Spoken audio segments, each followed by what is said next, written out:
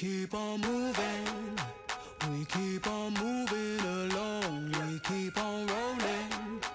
No, we ain't slowing it down. We ain't slowing keep down. on moving, we keep on moving along, we keep on rolling. Yeah.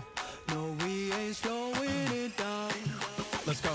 We ain't slowing down, baby, come and show me how. Gotta do it right now, you know you gotta hold me down. Can I let the moment pass? Good things, they never last. Pull up in a whip, you know I had to hit the gas. Yeah, that's premium, pull up with a team and ain't worried about the other side. They know that they ain't beating them on everything I love. Word to the man above, keep it cool, calm, collected. At this point you get the message.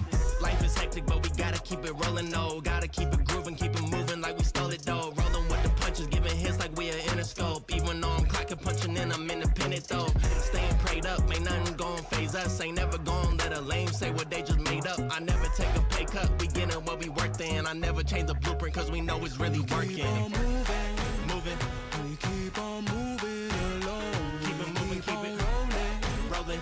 No, we ain't slowing it down. Never slowing down, keep never on moving, moving, we keep on moving along. moving, keep it moving, keep on it rolling. rolling. No, we ain't Keep it rolling, keep it slowing moving, it we down. ain't never gon' lose it. Cause we in it for the movement, if I'm lying, then I'm flying. Don't play into their amusement, if we trying, we ain't dying. Never sleep, never sleep, never. The moment that you rest your head, they think they can't compete. If you gotta skip steps, then the plan is not complete. Get your reps in, get your reps in, get your.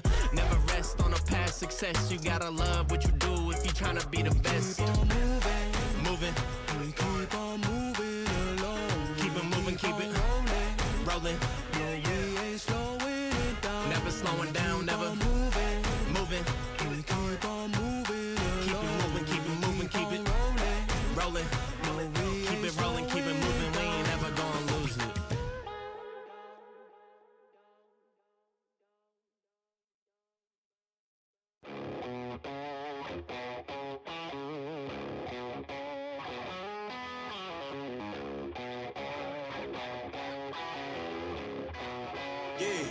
Yeah, came through flexing cause they know I got the sauce. Got the presence on me, I can't ever take it off. That's why I came country boy stepping, yeah, I'm country boy stepping. Country boy stepping, yeah, I'm country boy stepping. Yeah, they can't get like me, rockin' boots and white tee. Designer on my cuff, bling something like a movie. Country boy stepping, yeah, I'm country boy stepping. Country boy stepping, yeah, I'm country boy stepping. Artist out the ranch, I just told you that I'm bout it. I might take offense if you tell me that you doubt it. That's just what it is, yeah, I'm known to make it rowdy. Then I'm for the fit, and I drive a wide body. Who you know, but like this, nobody. Can't go slow, I gotta hit that body. I'm the top of the top, I can't never take a break. Yeah, I'm hot, and you not, that's why all my records bang. Oh, it's been a long, hard road, gotta go home. Yeah. Oh, and I know you love the way that I'm gon' keep going. Yeah. Can't do flexing cause they know I got the sauce. Got the presence on me, I can't ever take it off. That's why I came country boy stepping. Yeah, I'm country boy stepping. Country boy stepping, yeah, I'm country boy stepping. Yeah, they can't get like me, rockin' boots and white tee. Designer on my cuff, bling something like a movie. Country boy stepping, yeah, I'm country boy stepping. Country boy stepping, yeah, I'm country boy stepping. Yeah, why they mad at a man like me? I went too crazy. Better take that knee and kiss my ring, cause I be royalty. Everywhere I go, my scene, and they be hating. That's such a lame thing, yeah, y'all be lame teams. I could never ever go outside like that. Yeah, my people got my back, and I know that that's a fact. So I won't worry about a thing, I'm gon' keep on burning track. Do you get what I mean? I got faith in my dream. Oh, it's been a long, hard road, gotta go home.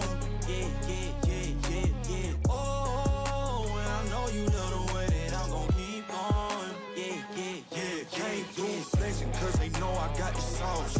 Got the presence on me, I can't ever take it off. That's why I came country boy stepping. Yeah, I'm country boy stepping. Country boy stepping, yeah, I'm country boy stepping. Yeah, they can't get like me, rockin' boots and white tee. Designer on my cuff, bling something like a movie. Country boy stepping, yeah, I'm country boy stepping. Country boy stepping, yeah, I'm country boy stepping.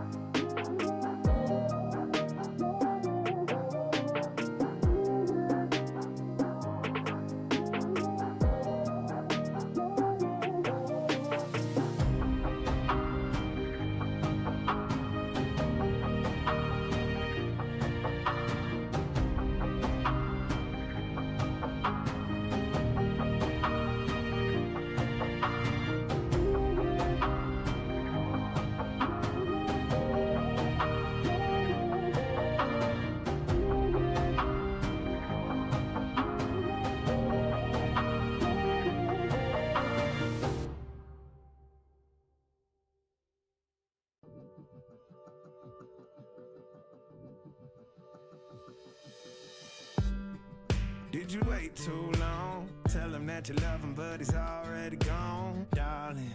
Did you make two wrongs? Know that daddy never made a right before, darling. You were never made to be the judge, darling. You never changed, just wait for me to budge, darling. It's feeling like a cold dark wind and the sun still behind the trees, yeah. She asked me if I had another minute and I ain't had the heart to eat, yeah. It's feeling like a cold dark wind and the sun still behind the trees, yeah. She asked me if I had another minute and I ain't had the heart to eat. One day I'll be everything you ever wanted. Until then I'll be out here fighting like it's nothing. Through the cold dark winter. Did you say goodbye, knowing damn well everybody gon' die someday? Did you waste my time, knowing damn well we can press rewind? One day I'll be everything you ever wanted. Until then I'll be out here fighting like it's nothing. Through the cold dark winter. It's feeling like a cold dark winter and the sun still behind the trees, yeah. She asked me if I had another minute and I ain't had the heart to eat, yeah. It's feeling like a cold dark winter and the sun still behind the trees, yeah. She asked me if I had another minute and I ain't had the heart to eat. One day I'll be everything you ever wanted. Until then I'll be out here fighting like it's nothing. Through the cold dark winter. It's feeling like a cold dark winter. It's feeling like a cold dark winter.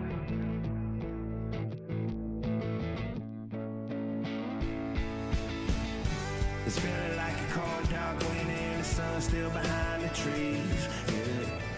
She asked me if I had another minute and I ain't had the heart to eat, yeah. It's feeling like a cold dark winter and the sun still behind the trees, yeah. She asked me if I had another minute and I ain't had the heart to eat. It's feeling like a cold dark winter and the sun still behind the trees, yeah. She asked me if I had another minute and I ain't had the heart to eat, yeah. It's feeling like a cold dark winter and the sun still behind the trees, yeah. She asked me if I had another minute and I ain't had the heart to eat.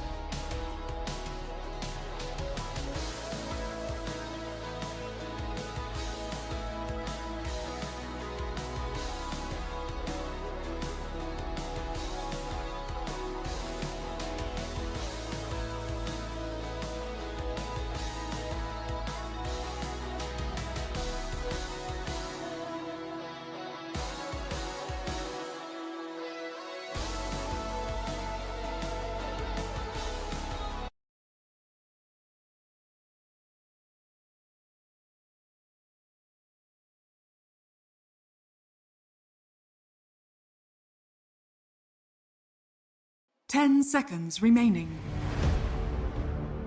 Radiant team ban.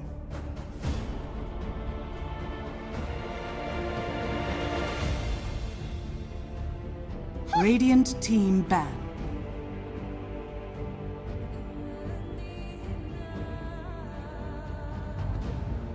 Ten seconds remaining. Dire team ban. Dire team ban. Radiant team ban.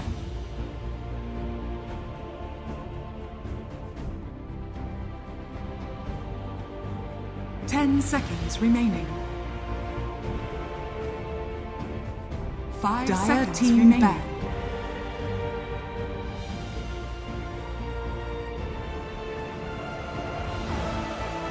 Ten seconds remaining. Dire team ban.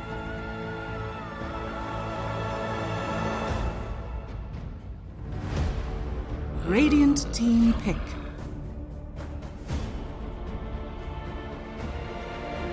Dire team pick. Invoker.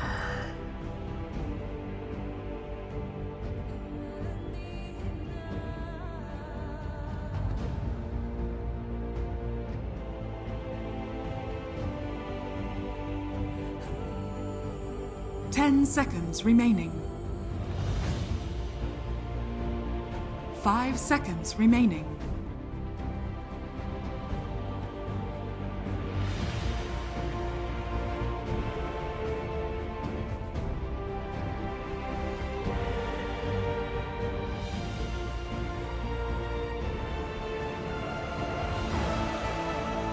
Radiant team ban. Ember Spirit.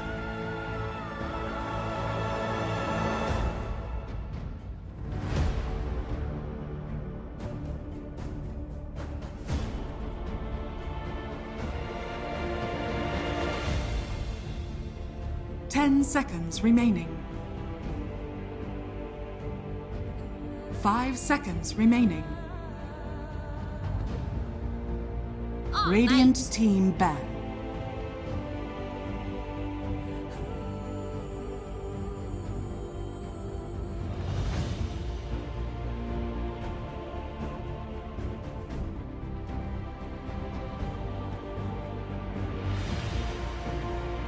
Ten seconds remaining. 5 seconds remaining.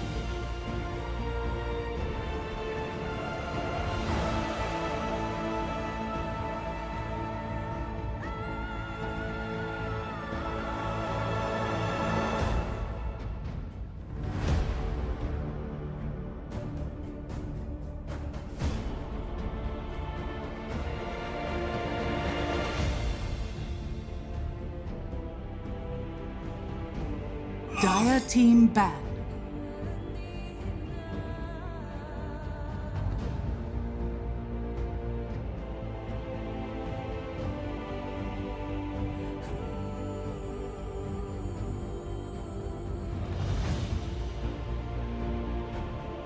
Ten seconds remaining. 5 seconds remaining.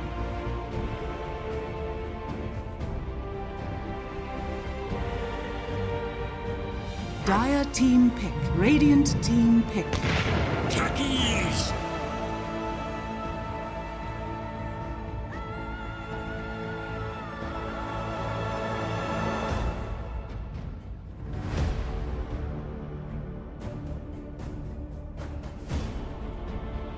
10 seconds remaining.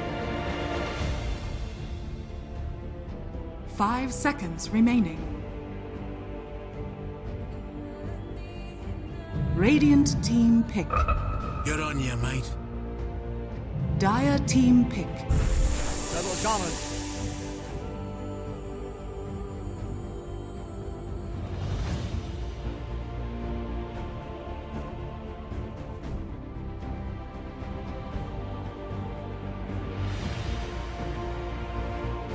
Ten seconds remaining. 5 seconds remaining.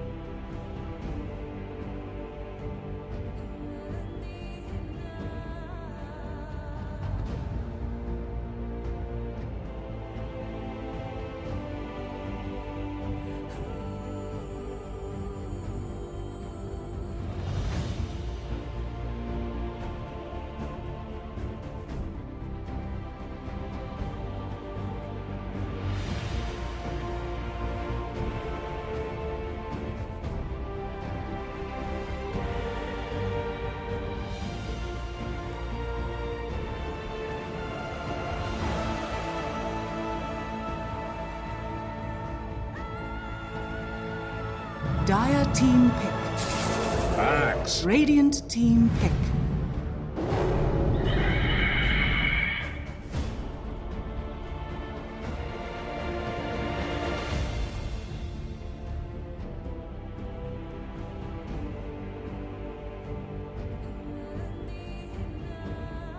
Ten seconds remaining. 5 seconds remaining.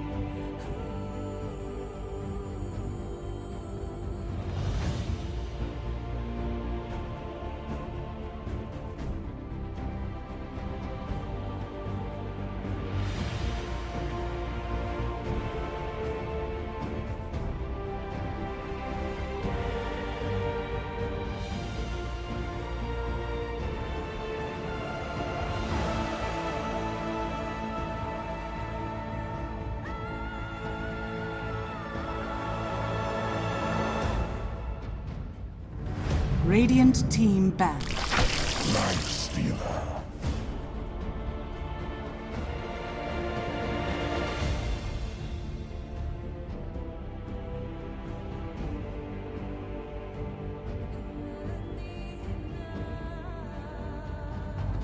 Ten seconds remaining.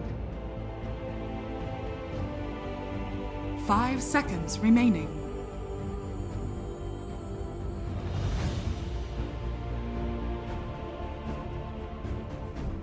Dire team back.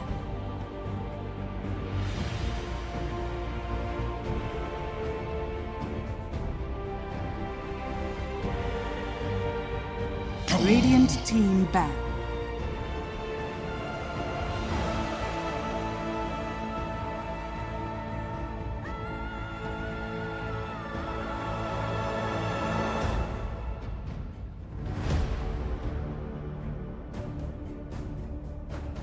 Ten seconds remaining. 5 seconds remaining.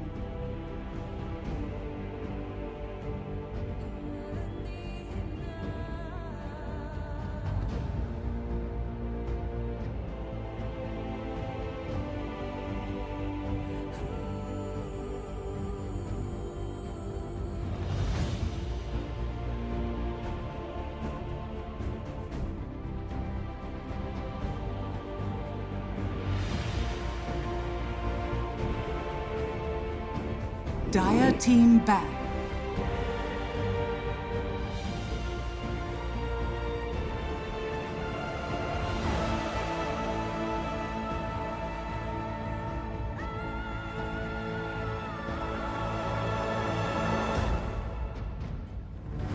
Ten seconds remaining.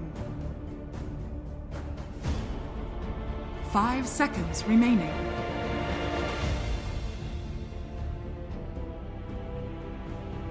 Radiant team pick.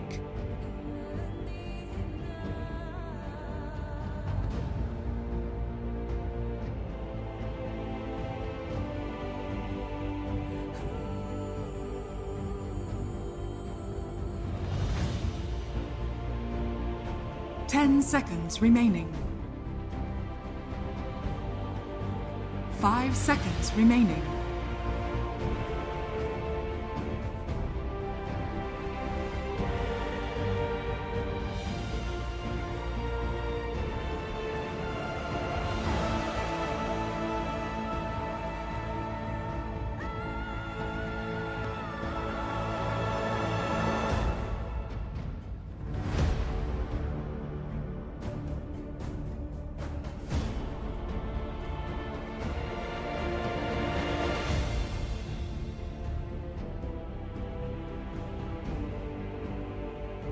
Dire team pick.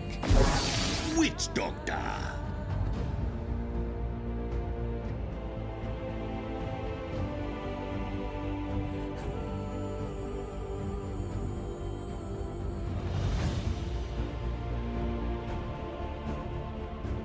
Ten seconds remaining. 5 seconds remaining.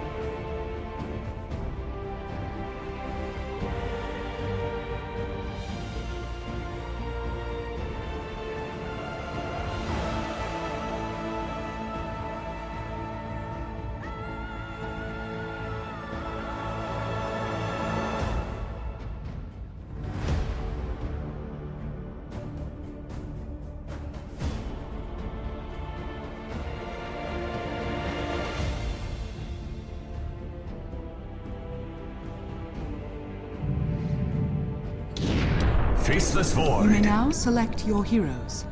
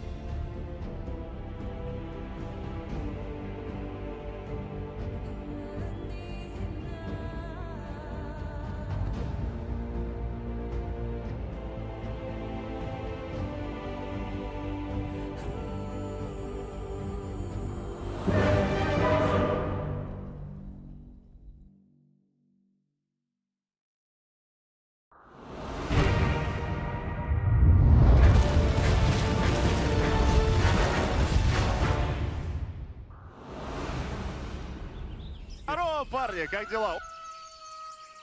Look into my eye.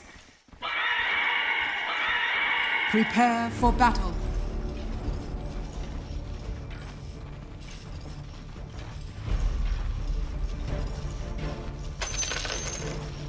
A moment for me, eternity for you.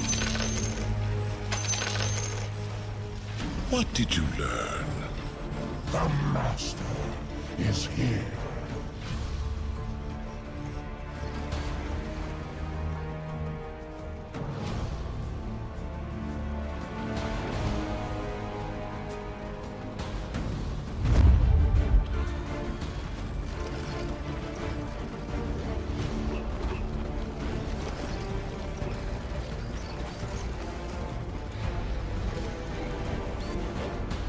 Thirty seconds to battle.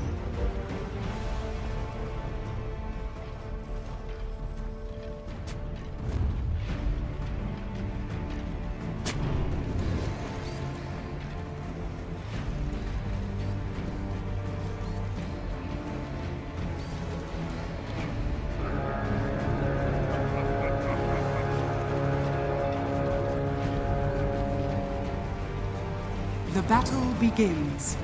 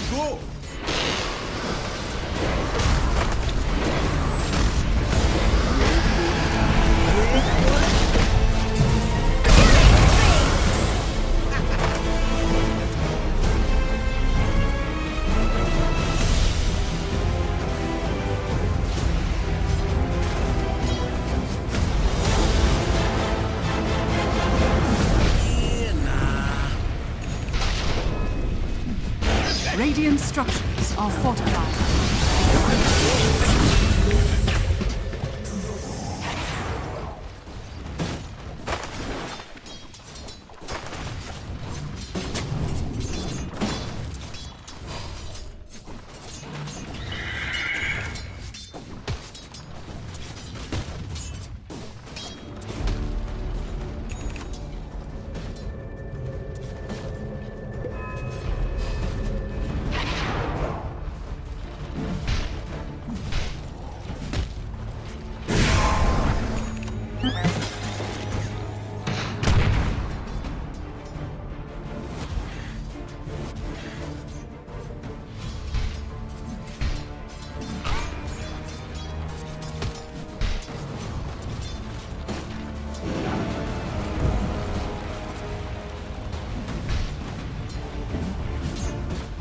Radiant's middle tower is under attack. Of regeneration.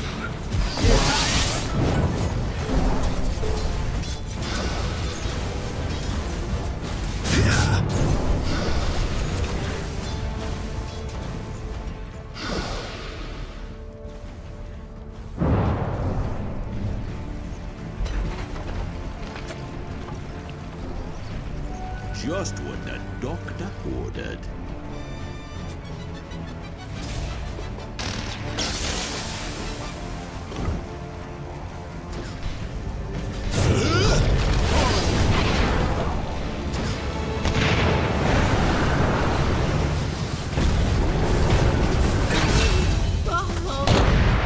Mark these words.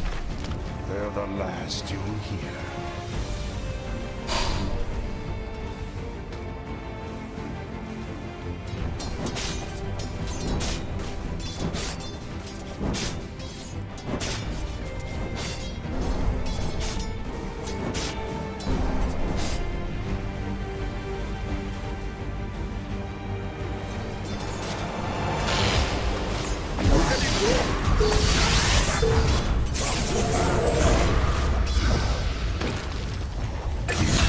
Dire's bottom tower is under attack. Dire's structures are fortified.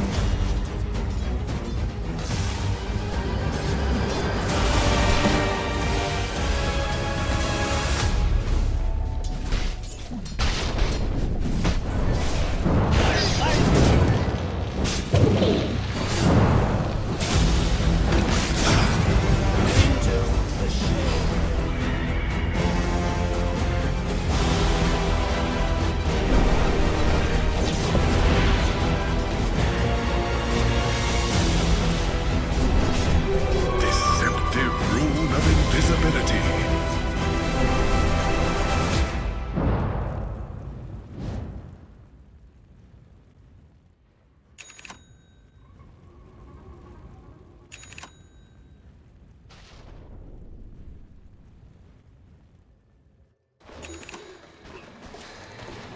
I'll take that.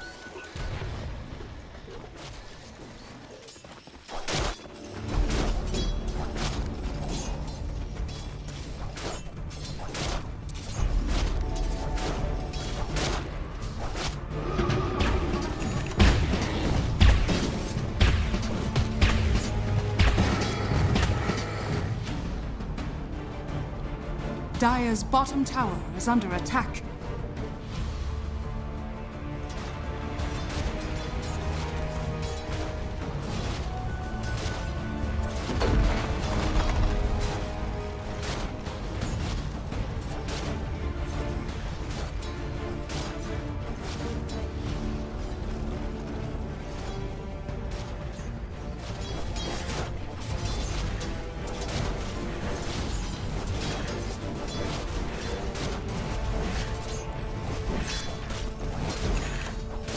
Dire's bottom tower is under attack.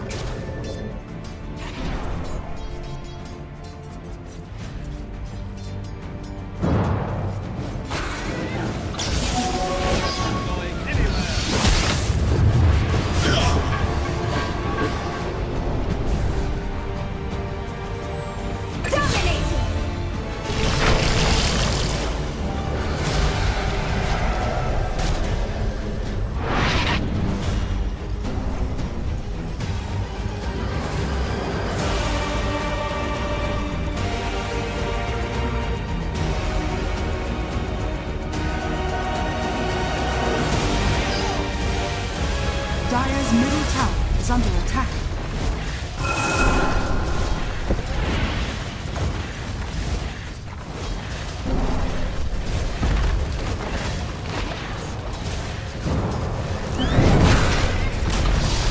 Dire's middle tower has fallen. Fearing heat.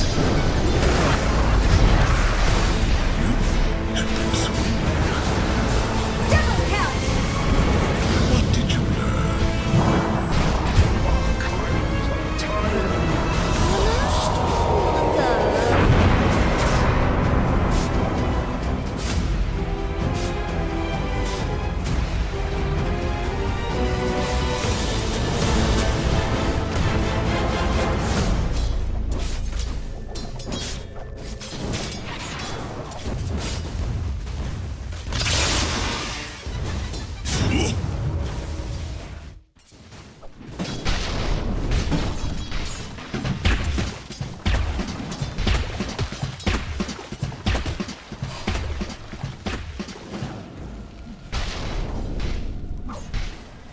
Dire's top tower is under attack.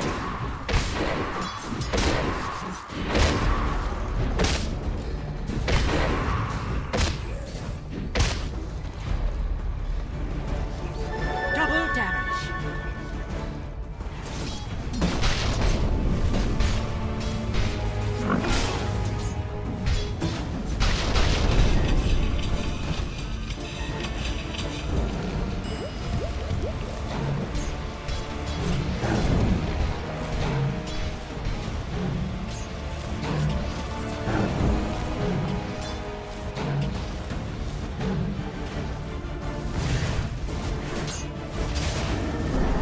Radiant's middle tower is under attack.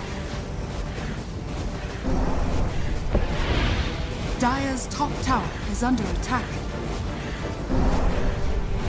Never refuse gold given.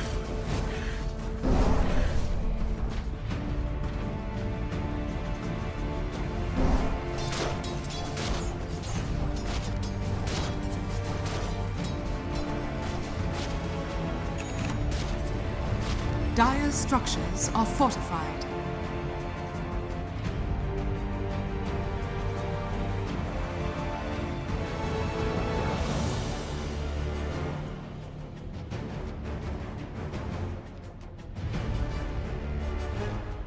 Gratitude would imply that you had free will.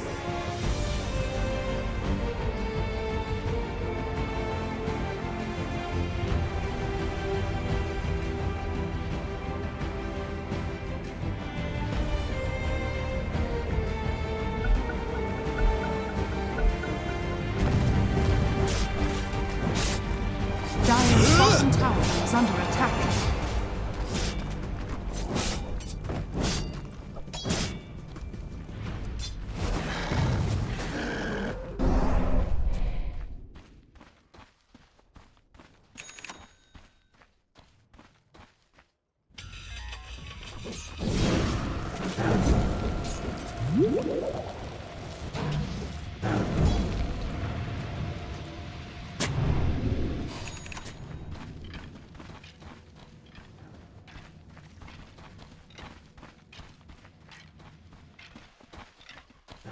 Radiant are scanning.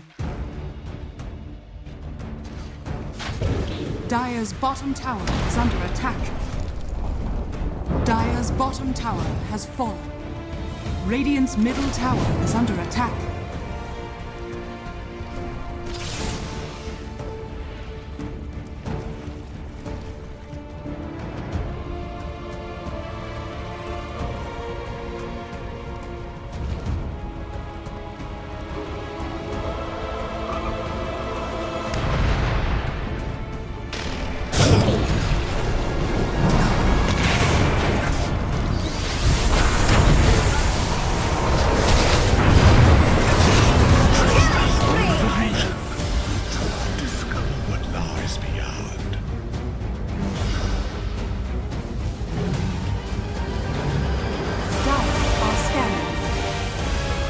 Dire's top tower is under attack.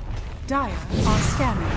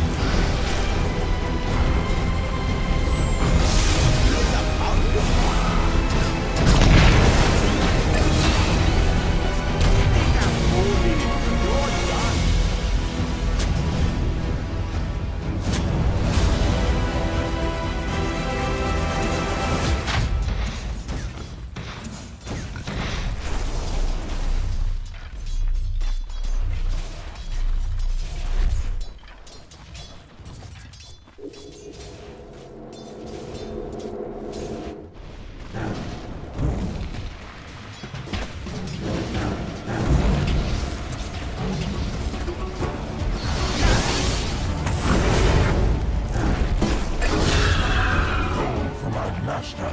You're not good, dead.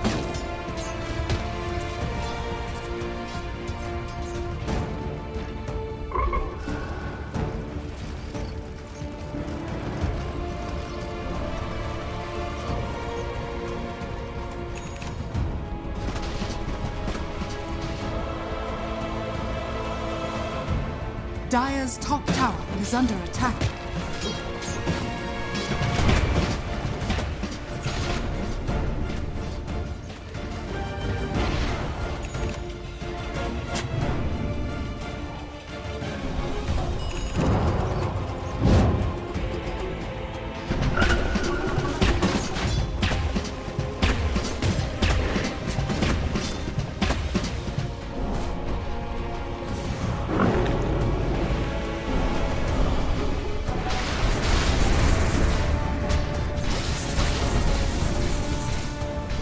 Dire's bottom tower is under attack.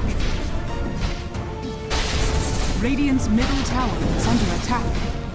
Radiant structures are fortified. Dire's bottom tower is under attack.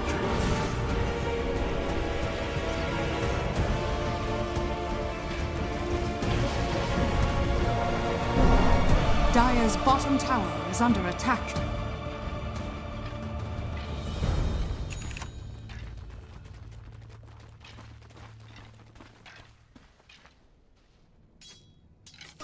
A tool to teach.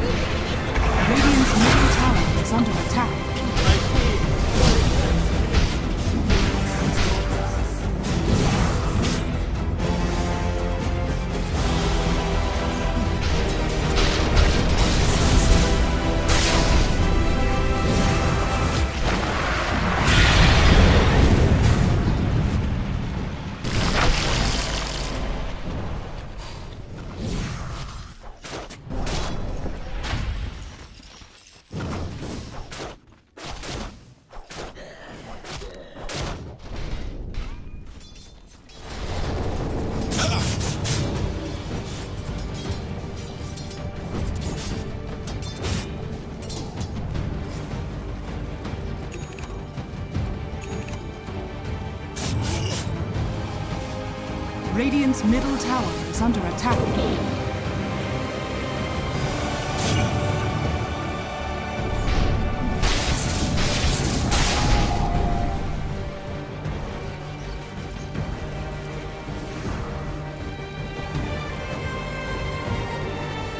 Dire's top tower is under attack.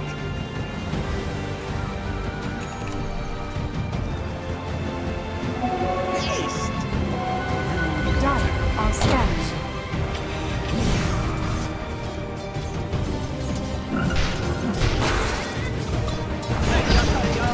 Radiant's bottom tower is under attack.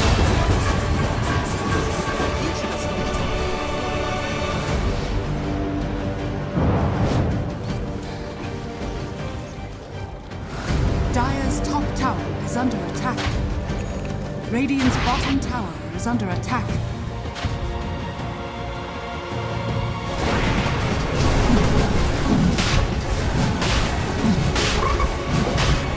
Radiant's bottom tower is under attack. Radiant are scanning. Roshan has fallen to the Radiant.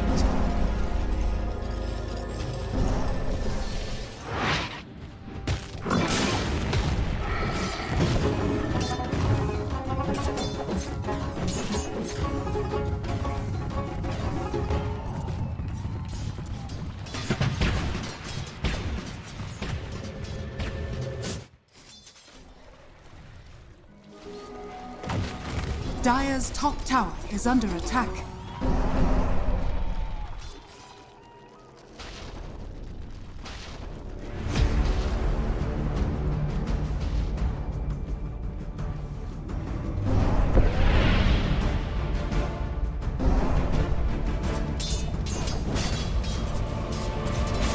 Dire's middle tower is under attack.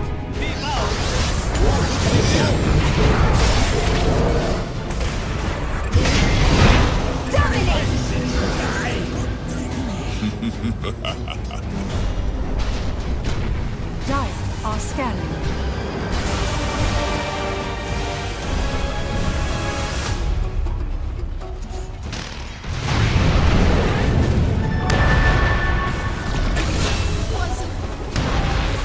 That wasn't half bad.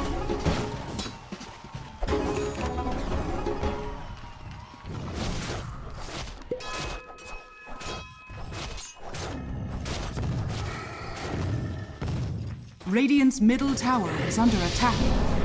Radiant structures are fortified.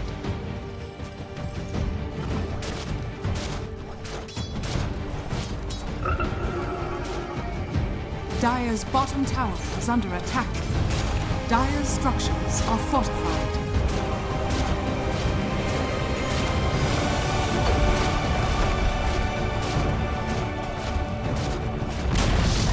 Dire's bottom tower has fallen. Dire's middle tower is under attack.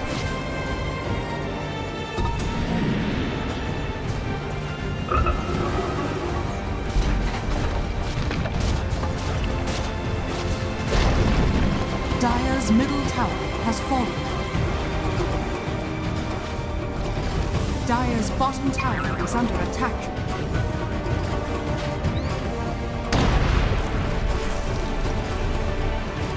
Radiant's top tower is under attack.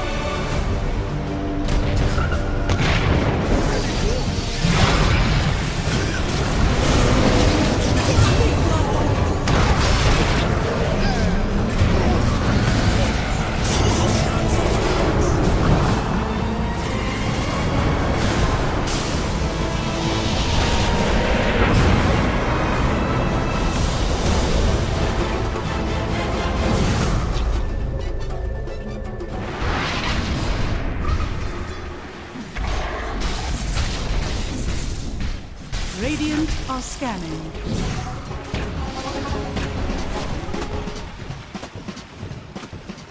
Bounty!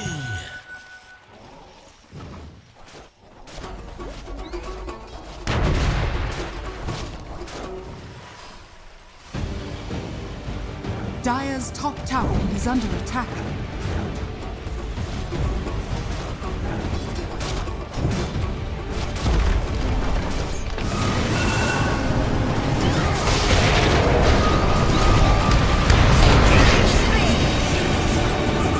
Dire's top tower has fallen.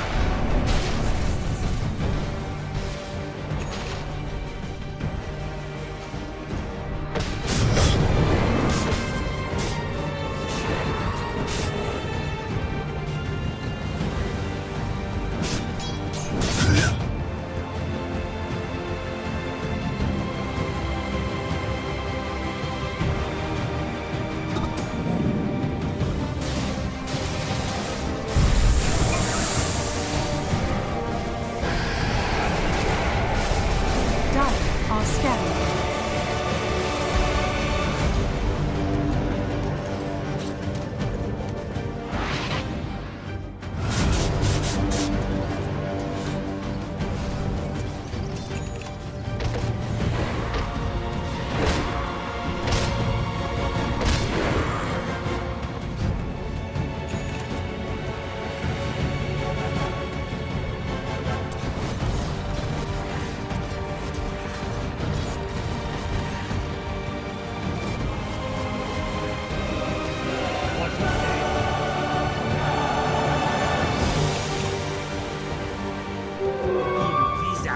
Fatality.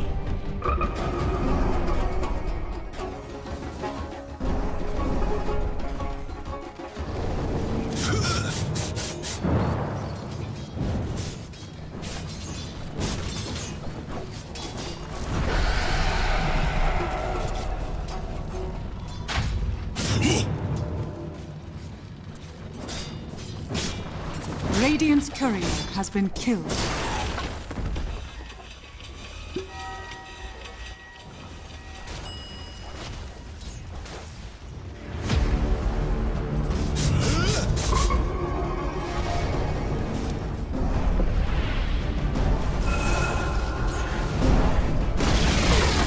Radiant's middle tower has fallen.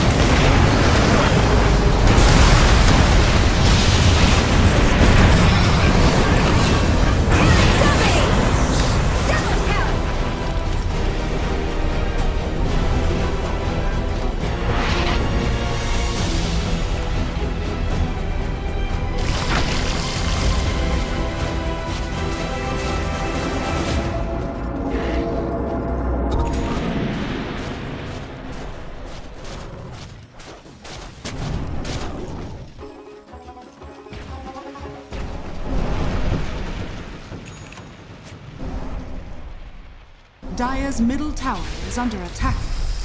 Dire's structures are fortified.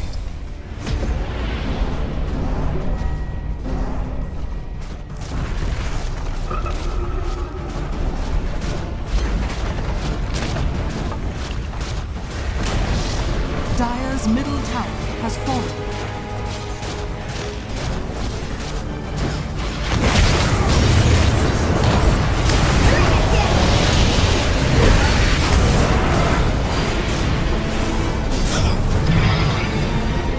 Radiant's top tower is under attack.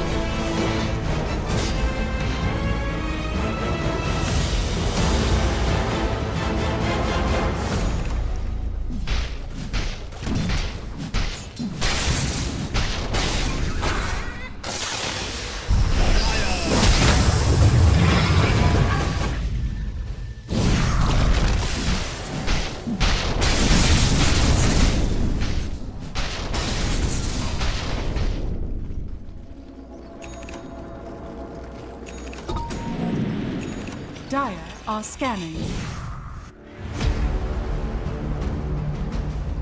I'll take that. Radiant's bottom tower is under attack. Radiant's bottom tower has fallen.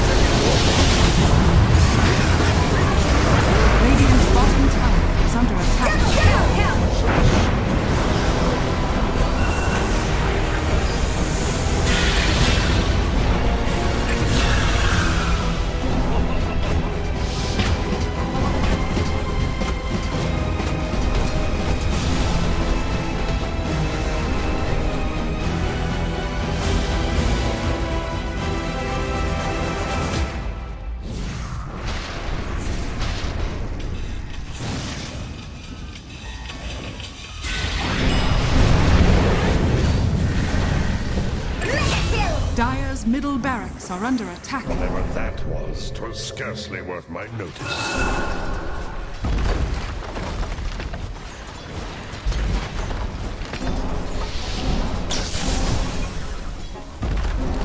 Dire's middle barracks has fallen. Dire's middle barracks are under attack. Dire's middle barracks has fallen.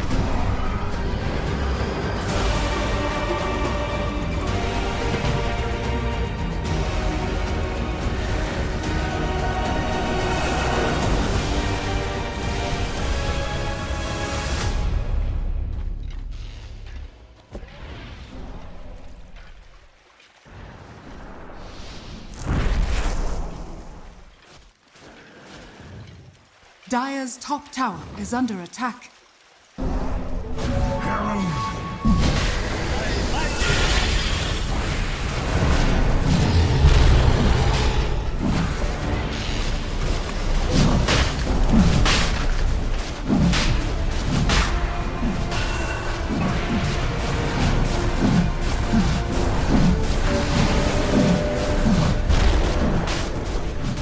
Roshan has fallen to the Radiant.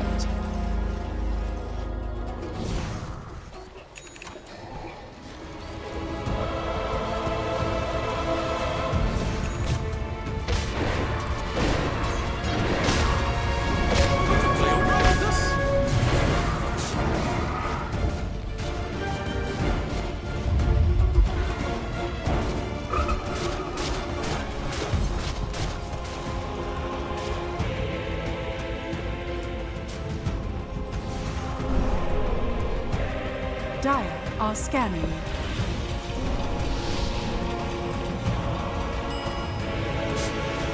Dire's middle tower is under attack.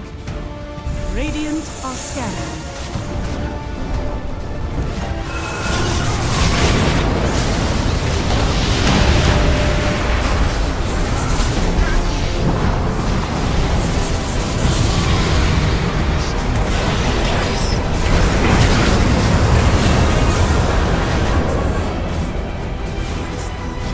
Dire's top tower is under attack.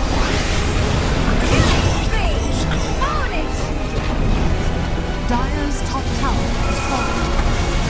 Dire's top barracks are under attack. Dire's top barracks has fallen. Dire's top barracks has fallen. Radiant victory.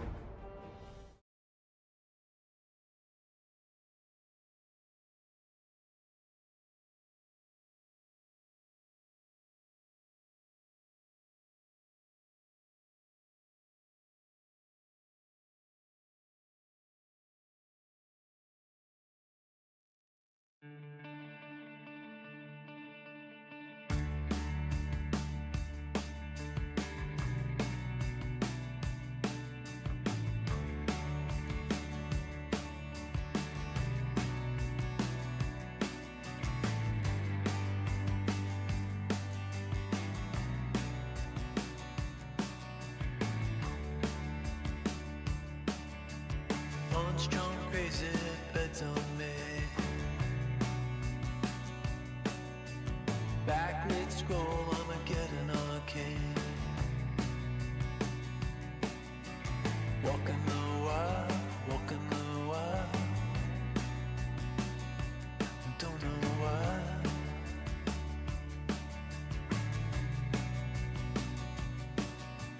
Cosplay cowgirls and numberless chats.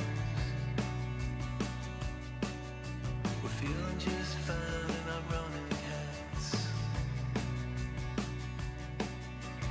Walking the wild, walking the wild. I don't know why. I don't mind the hustle and the tussle. I don't mind the grind. I don't mind pretending we don't see these signs. I don't mind the hustle and the tussle. I don't mind the grind. You and me dancing on the Gideon time. On the Gideon time. Try to unplug it, turn it back on. Try to unplug, but the feeling's gone. Walking the wild, walking the wild. You don't know why, you don't know why, you don't know why. Radio play in the cesspool stream. Oh, running down nightmares that used to be dreams. Walking the wild, walking the wild. And I don't know why. I don't mind the hustle and the tussle. I don't mind the grind. I don't mind pretending we don't see these signs. I don't mind the hustle and the tussle. I don't mind the grind. You and me dancing on a Gideon time. I don't mind the hustle and the tussle. I don't mind the grind. I don't mind pretending we don't see these signs. I don't mind the hustle and the tussle. I don't mind the grind. You and me dancing on a Gideon time. You and me dancing on a Gideon time.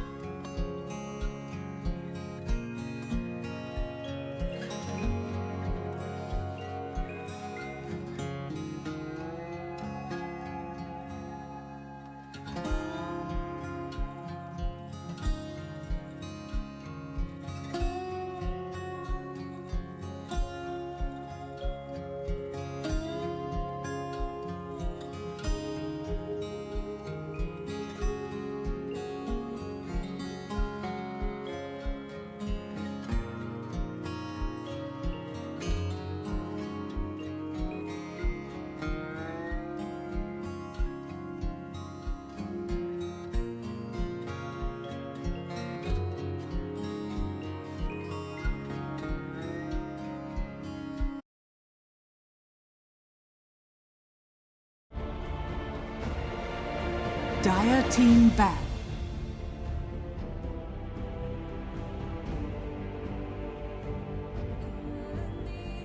Ten seconds remaining. Dire team ban. Radiant team ban.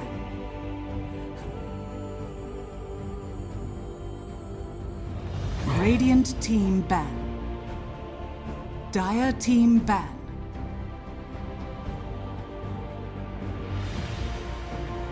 Radiant team ban.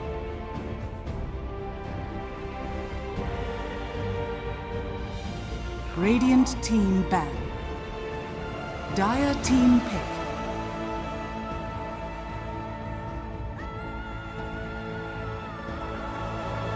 Radiant team pick. Lena.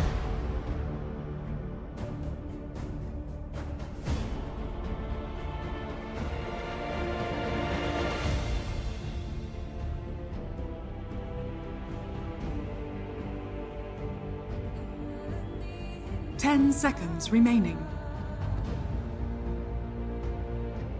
5 seconds remaining.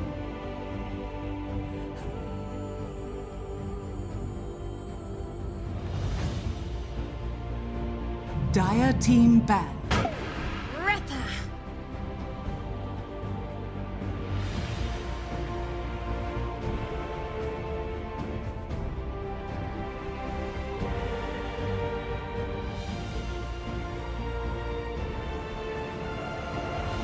Ten seconds remaining. 5 seconds remaining. Dire team ban.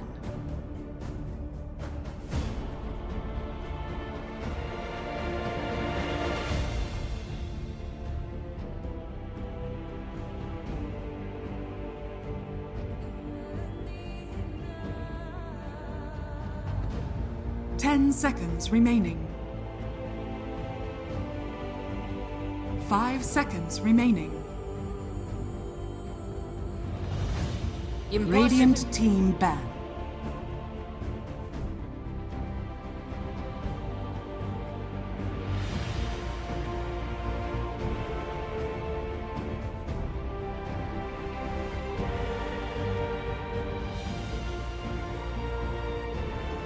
Ten seconds remaining.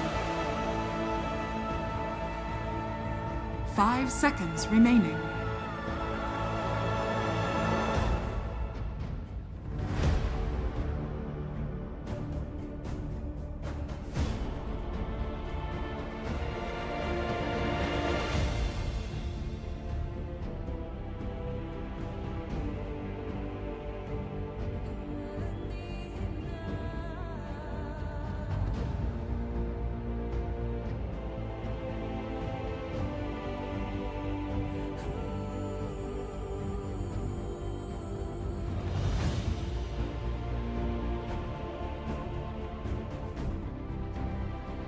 Radiant team pick.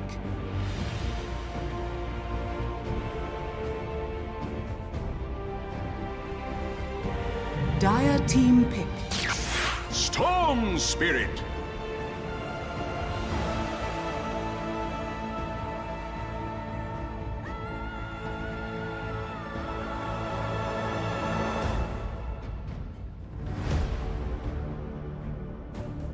Ten seconds remaining. 5 seconds remaining. Dire team pick. Bang!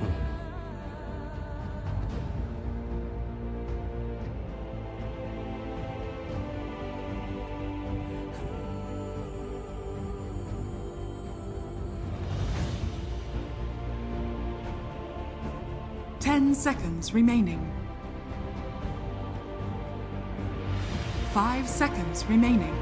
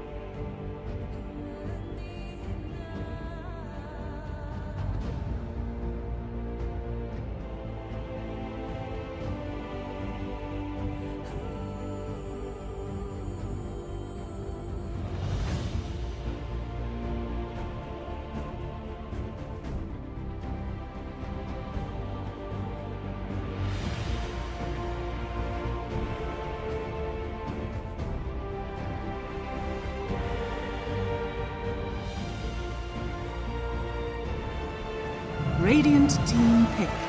Stare your death in the face.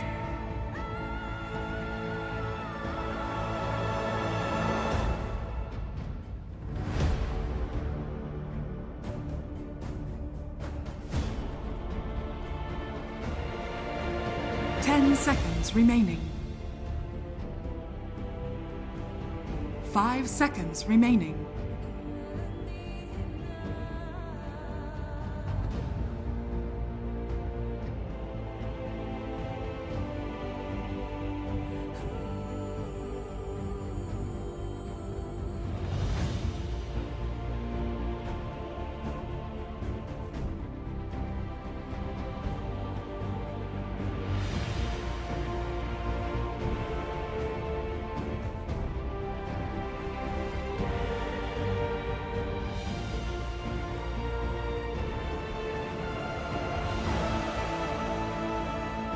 Radiant team pick. Dire team. Good on you, mate. Wind Ranger at your service.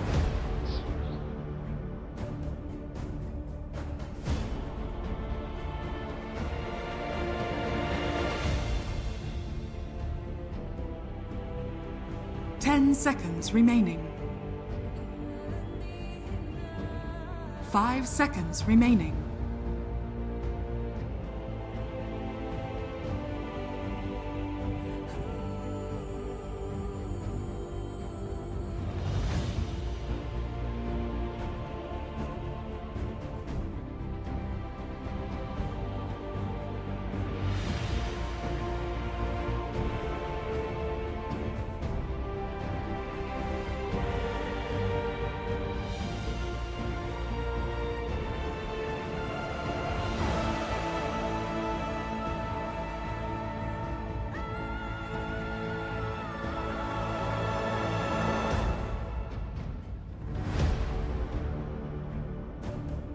Dire team back.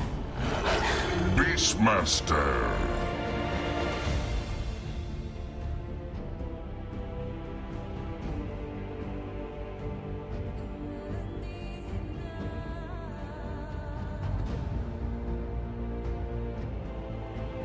Seconds remaining. Radiant team ban.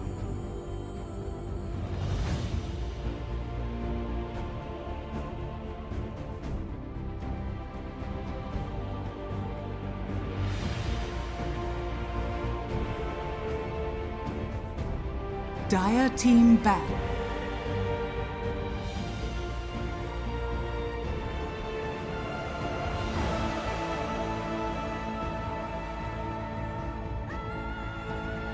Radiant team back.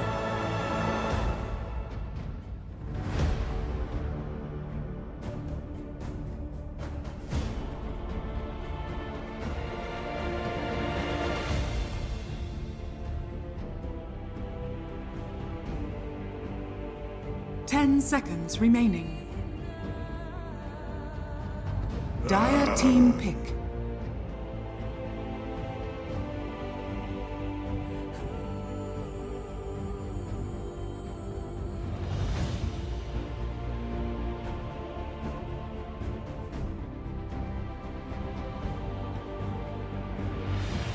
Seconds remaining. 5 seconds remaining.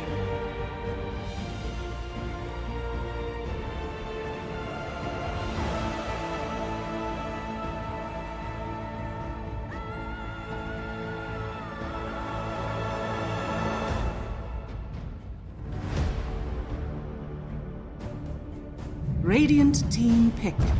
Earth Spirit.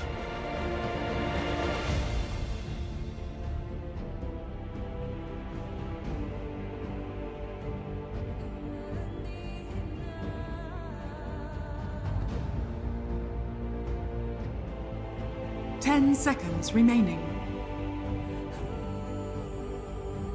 5 seconds remaining.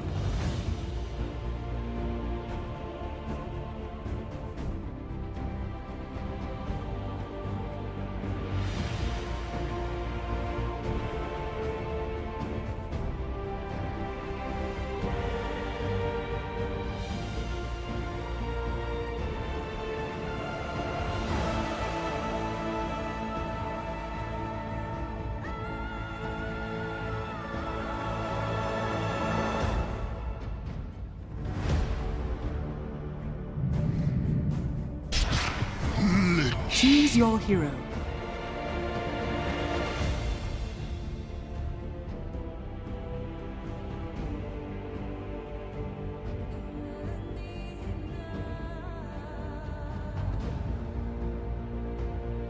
Five seconds remaining.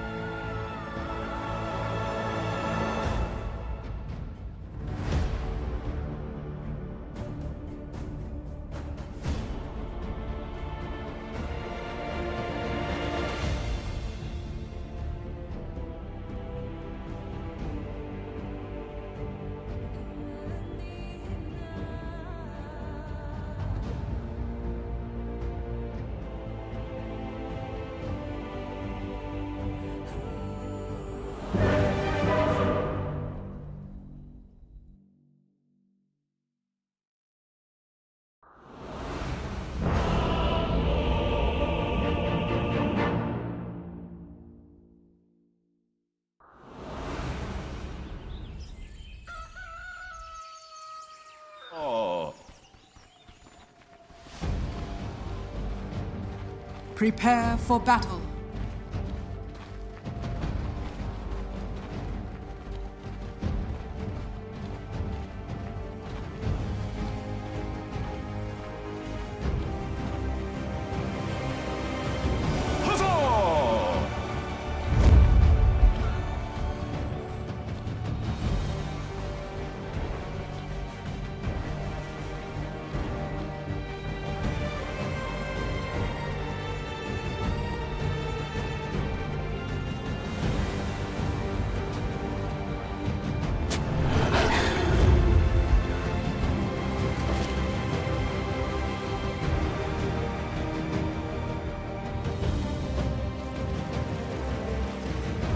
Thirty seconds to battle.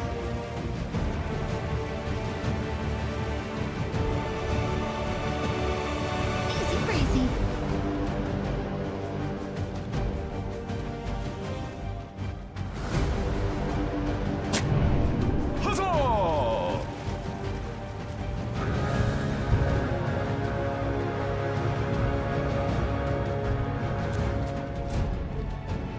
The battle begins.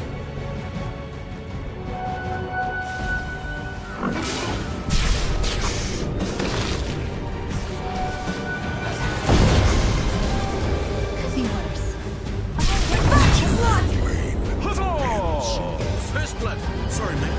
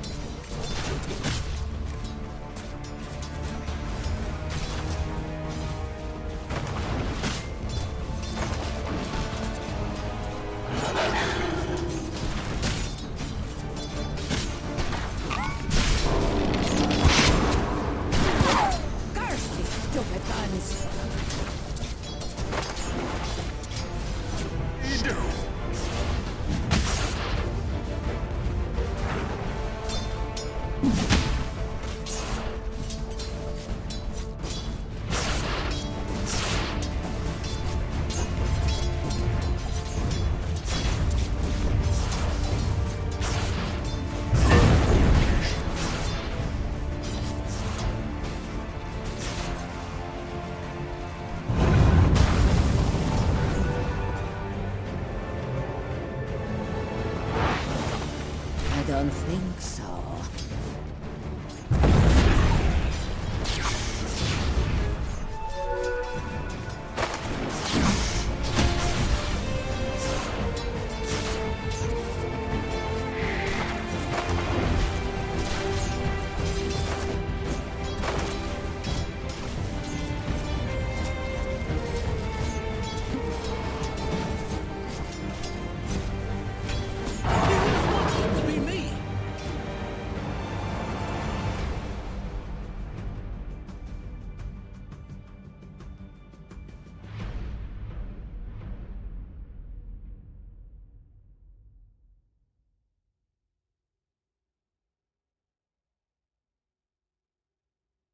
Дайте поиграть в доту! Дайте поиграть в доту!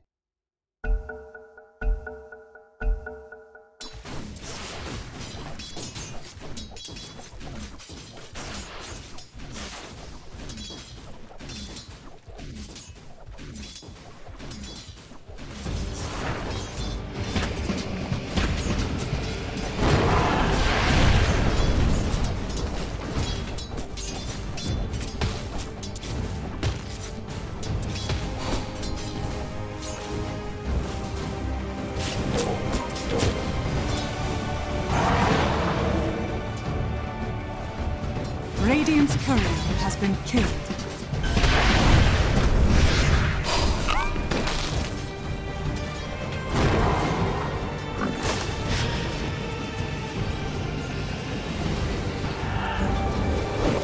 You've seen someone bleed out? I beat the odds, lasting this long. Radiant's top tower is under attack.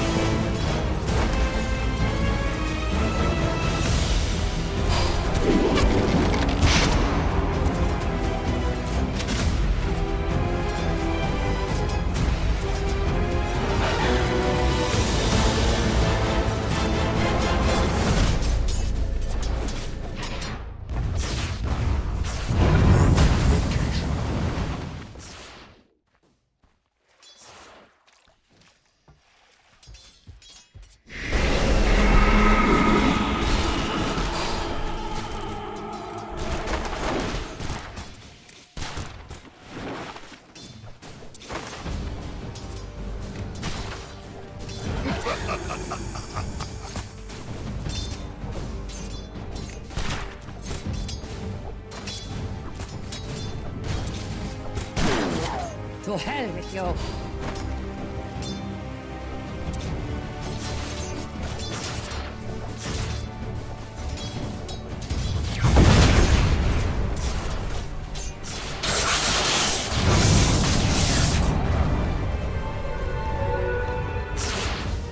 Dire are scanning.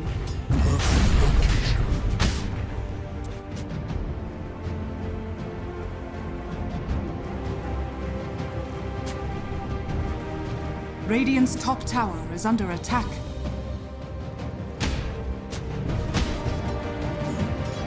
Looking for me? That's one way to turn fire into steam. Or is that just smoldering ash? Stone.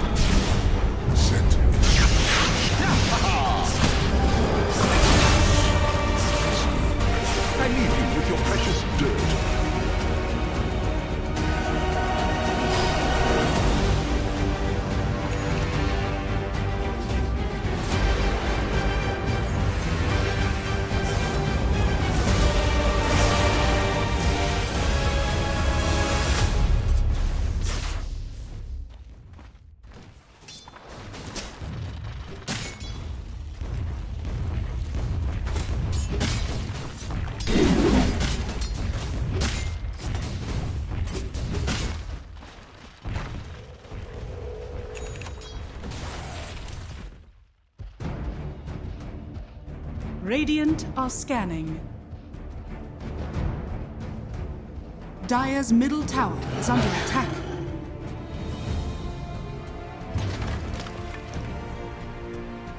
Stupendous!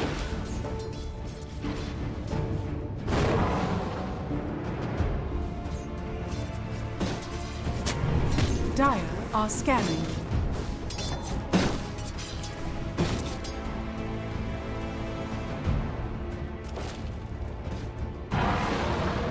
Radiant are scanning.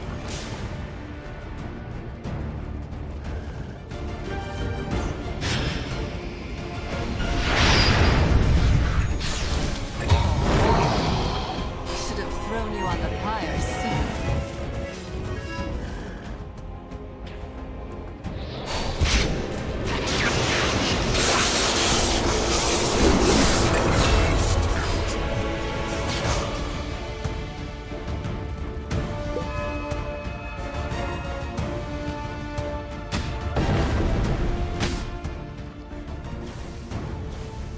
Radiant's middle tower is under attack.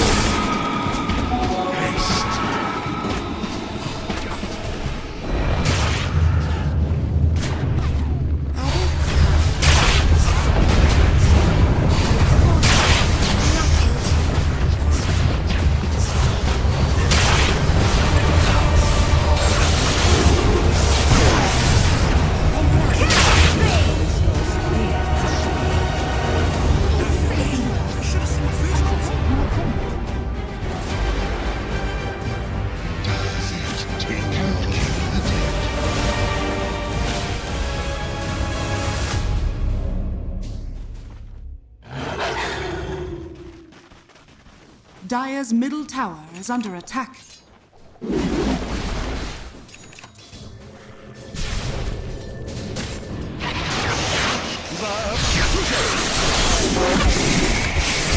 Radiant's bottom tower is under attack.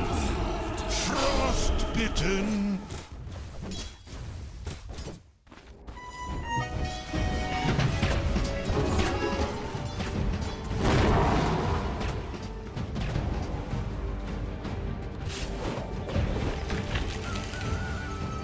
Radiant's middle tower is under attack.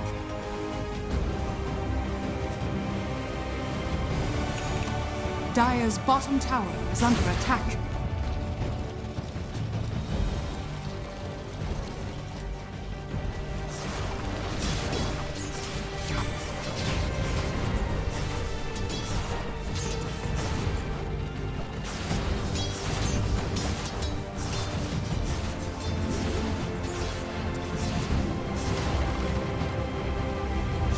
Dire's middle tower is under attack.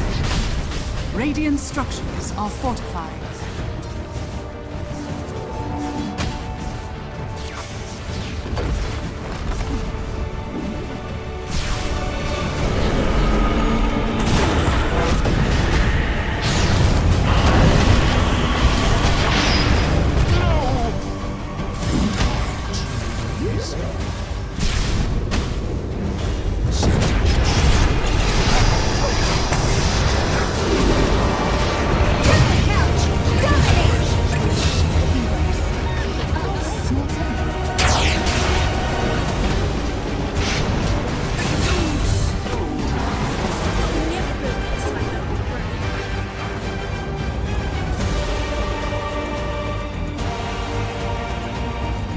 Dire's middle tower is under attack. Dire's middle tower has fallen.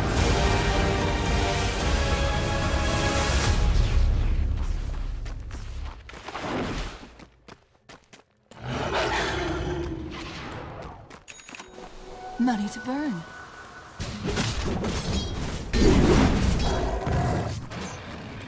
Dire's top tower is under attack.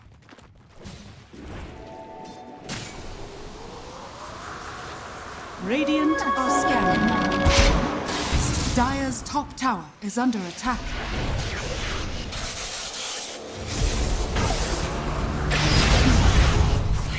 Blown away!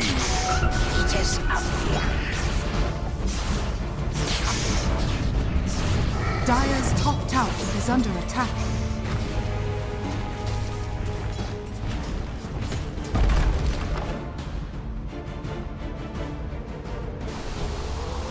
Radiant's bottom tower is under attack. Dire's top tower is under attack. Dire's top tower is falling.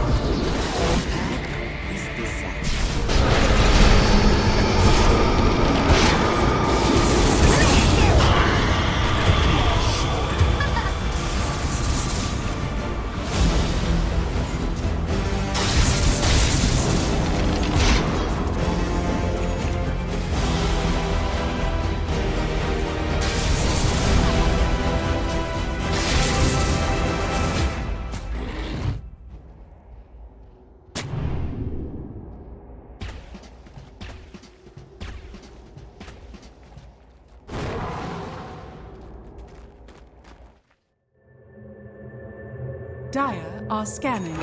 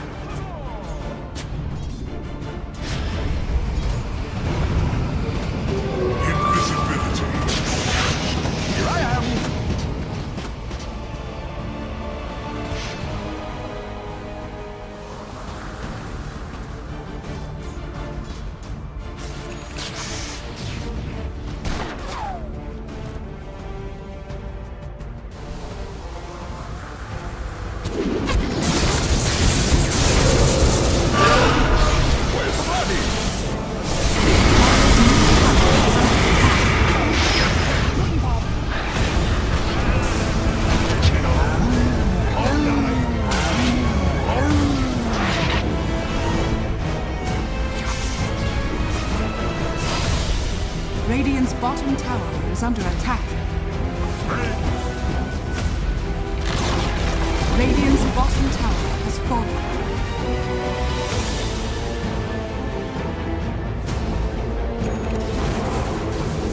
Radiant's middle tower is under attack.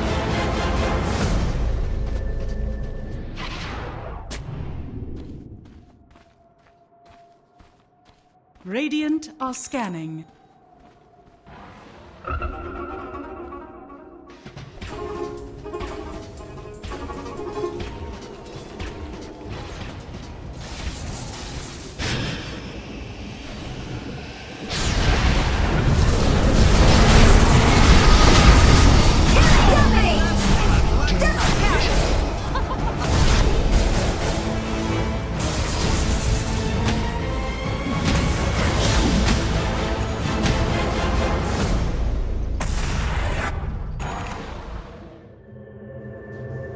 Ho-ho!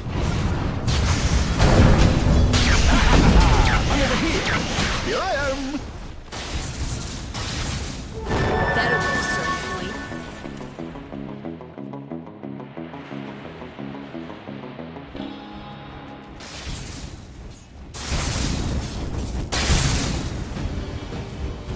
What have we? Just good old-fashioned? I don't think so.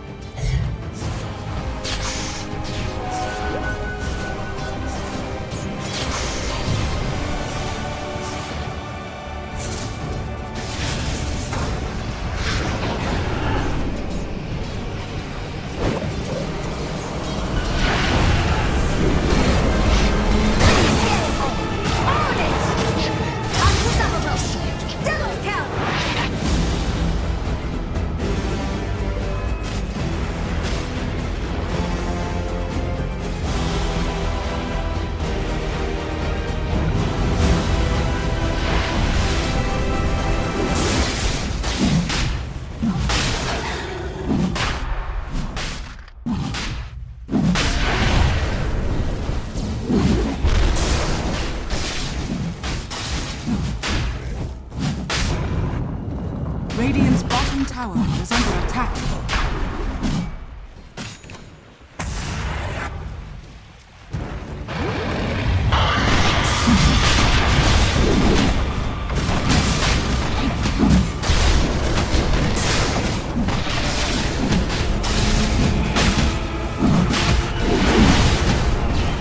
Roshan has fallen to the dark. Immortality.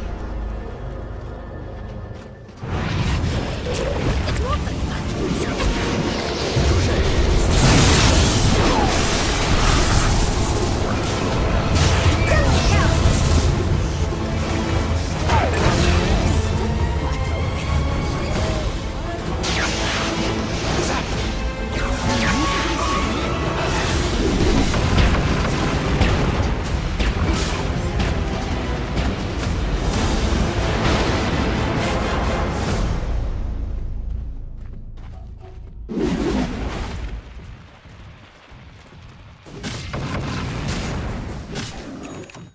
Radiant are scanning.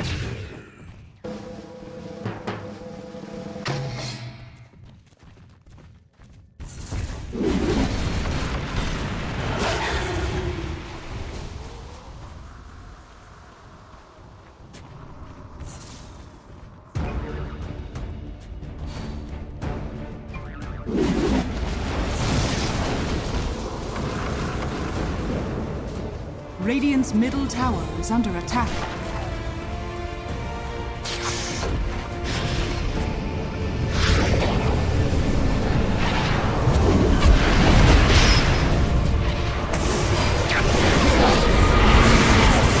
Radiant's middle tower is falling.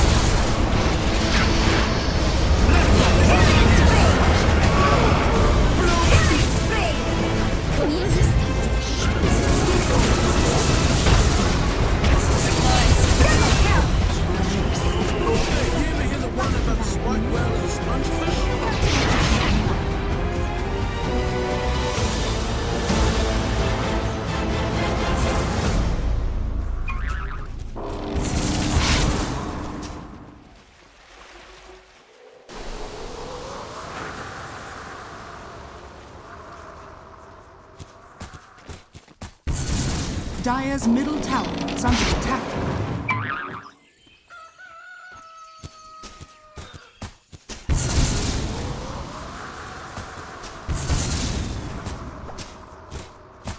Arms for the dead.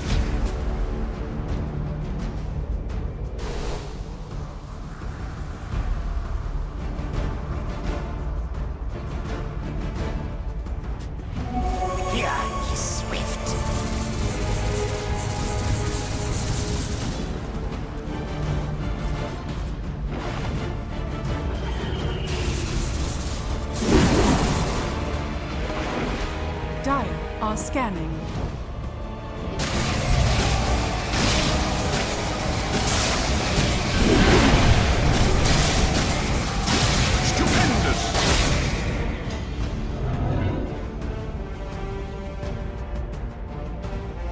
Radiant are scanning.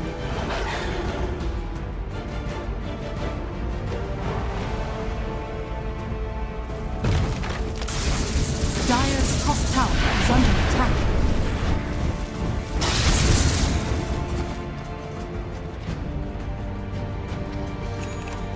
Dire's middle tower is under attack.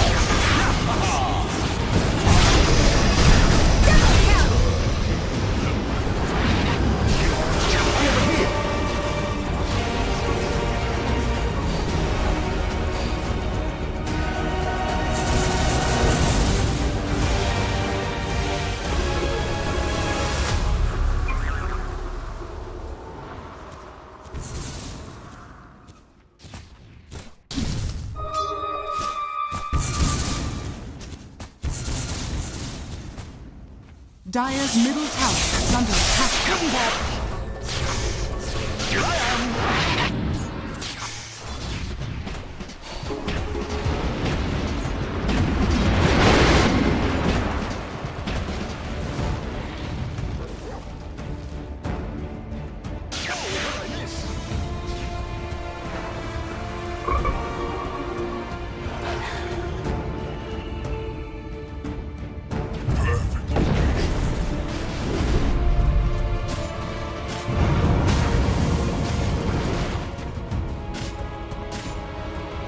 Dire are scanning.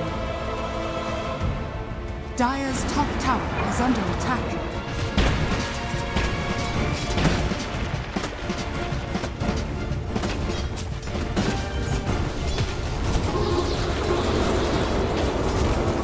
Dire's structures are fortified. Radiant's middle tower is under attack. Dire's top tower is under attack.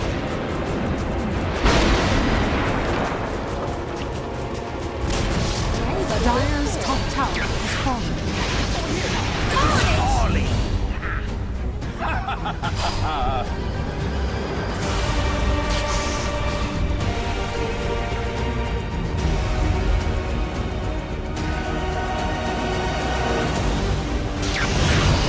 Set in stone.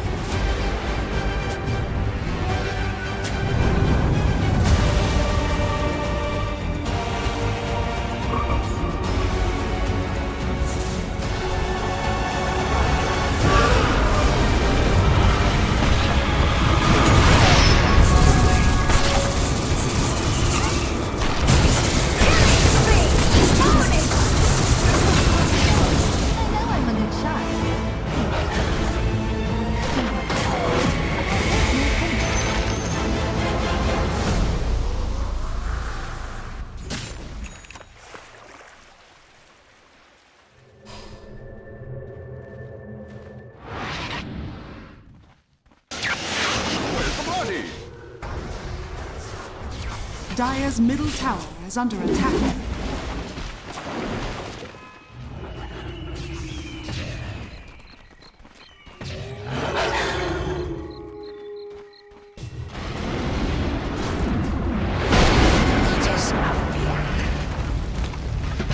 Dire's middle tower is under attack.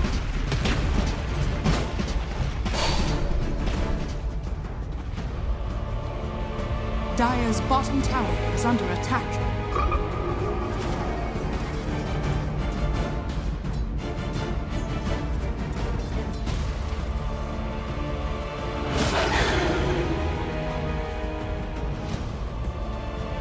Dire's middle tower is under attack.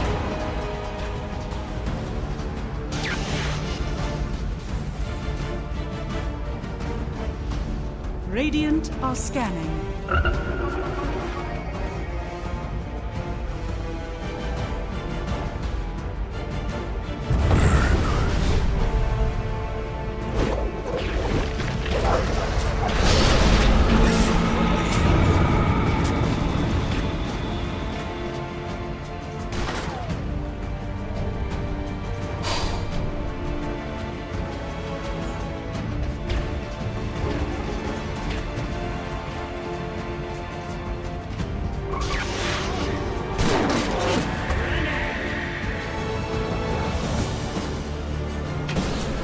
Dire's middle tower is under attack.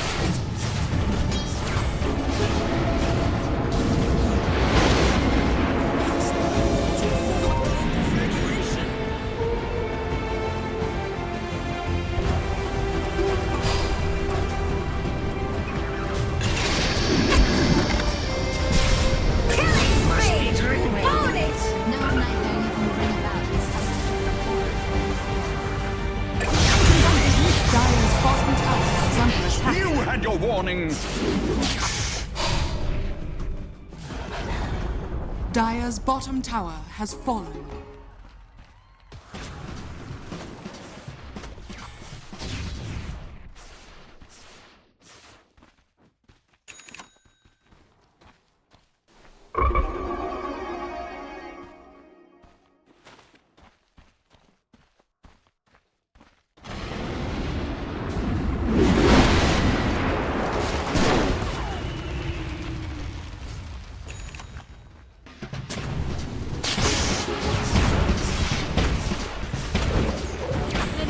bottom tower is under attack.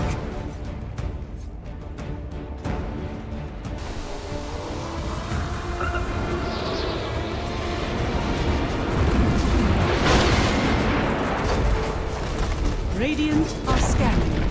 Dire's bottom tower has fallen.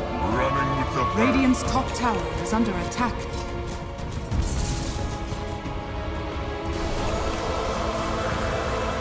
Up of the pops. Dire's bottom tower is under attack.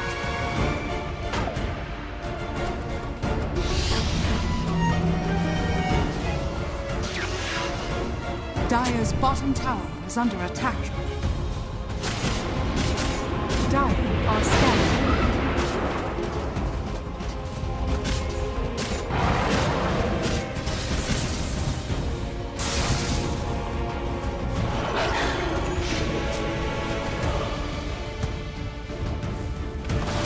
Dire are scanning.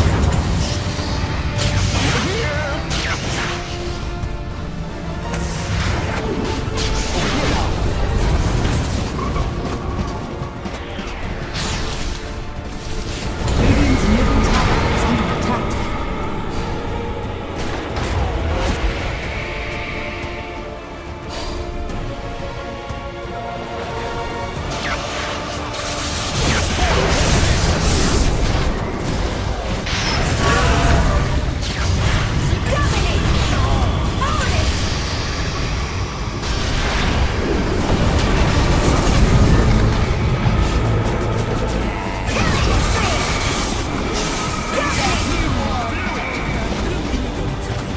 Never make a happy big guy.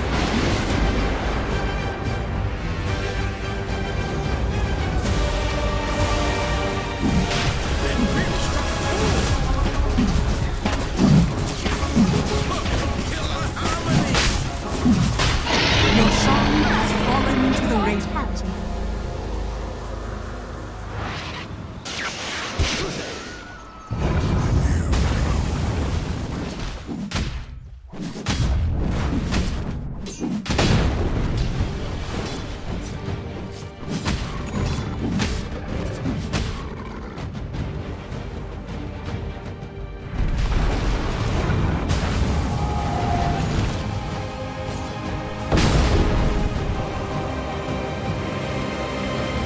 Dire's middle tower is under attack.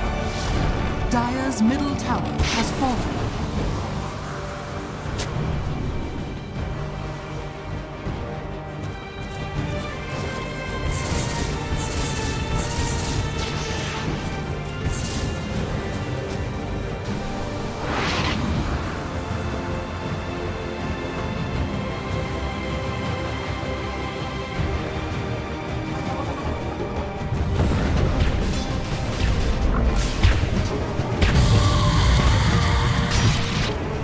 Jumping jamboree.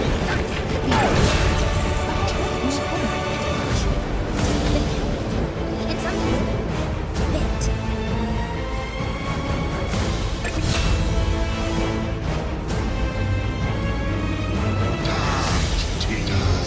tingle?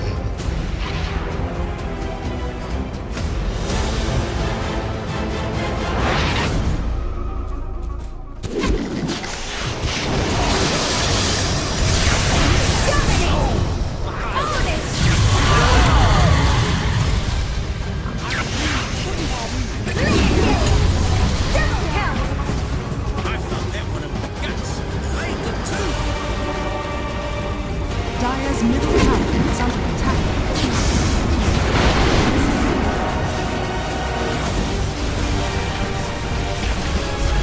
Radiant victory.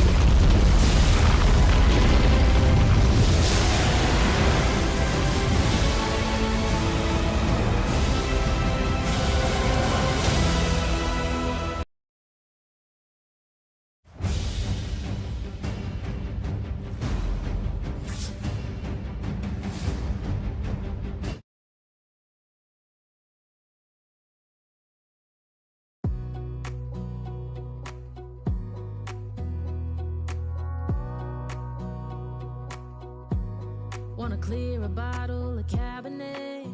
Wanna stay home, not even drink. Wanna get out of my own head.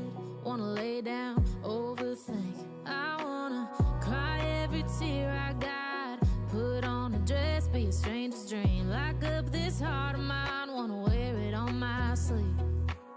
I kinda wanna hate you, but I wanna love you too. I wanna hold you close and let you go, find someone new. And I wish it wasn't, but my mind's made up in two. What's killing me the most is knowing two things can be true. Wanna throw away your vanity. Wanna wear it to sleep tonight. Wanna wipe our slate clean. Wanna pick this thing up right where we left off. Wanna block your number, take one last time, make it another. Wish I was one or the other. I kinda wanna hate you, but I wanna love you too.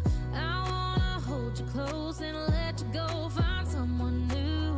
And I wish it wasn't, but my mind's made up in two. What's killing me the most is knowing two things can be true.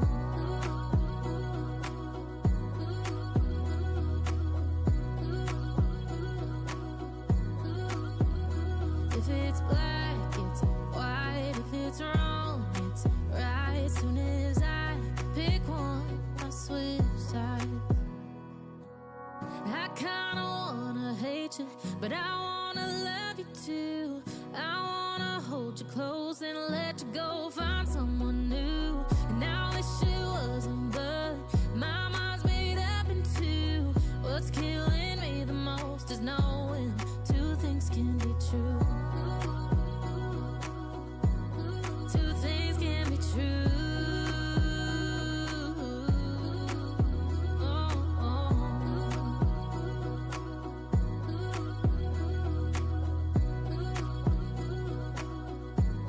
Two things can be true.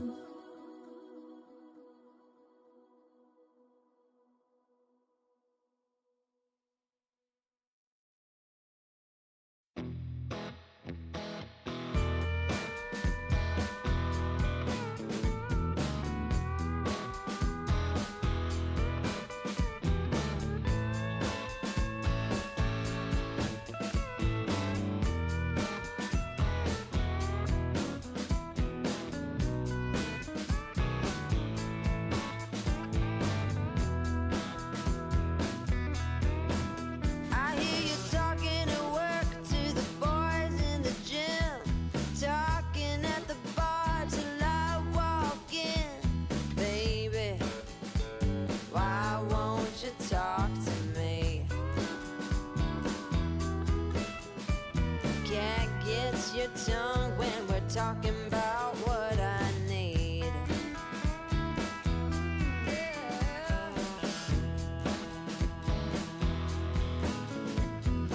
Say what you will at the hardware store. Don't get you started talking about sports, baby.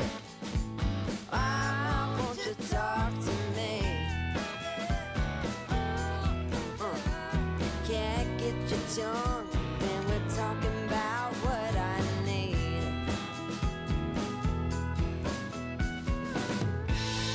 Think you're the silent type, but that ain't what I like. I need a man who knows how to speak. So talk to me.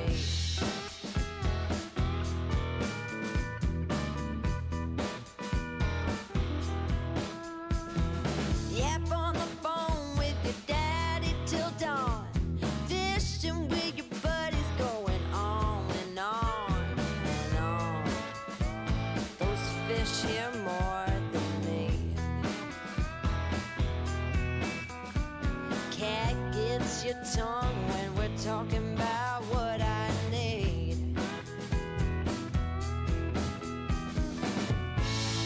Think you're the silent type. That ain't what I like. I need a man who knows how to speak.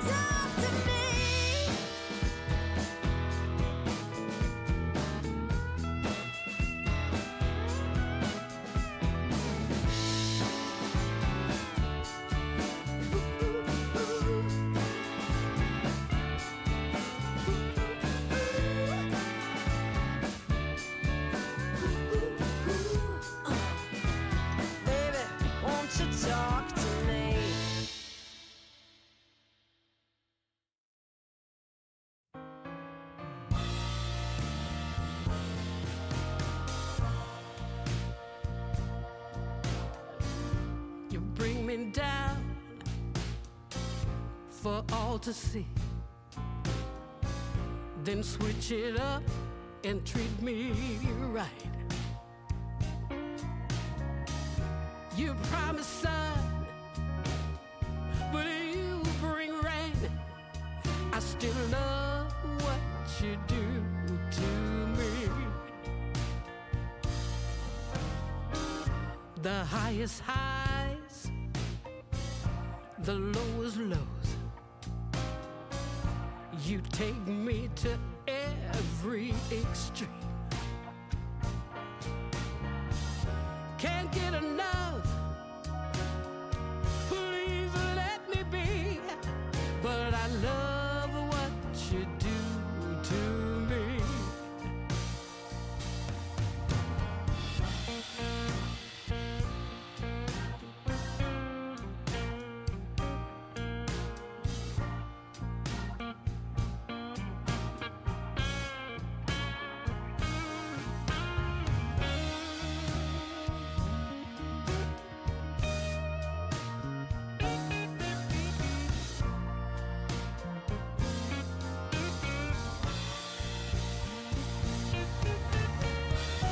The misery,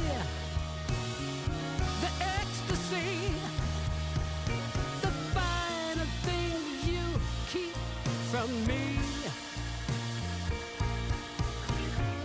And then you touch, and I feel so much. I just love what you do to me.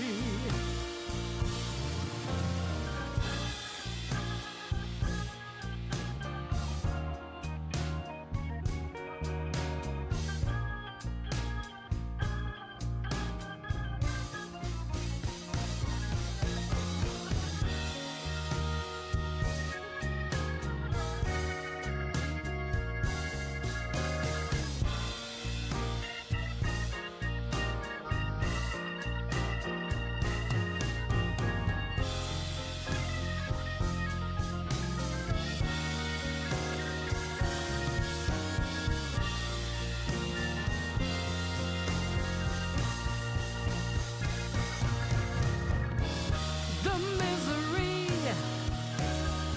the ecstasy, the finer things you keep from me. And then you touch, I feel so much. I just love what you do to me.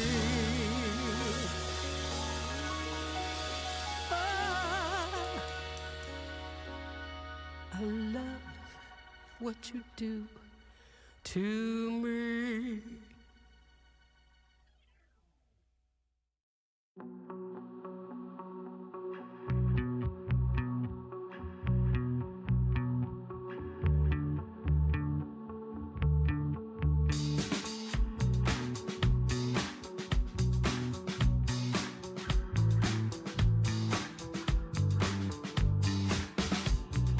But you think you're doing it wrong.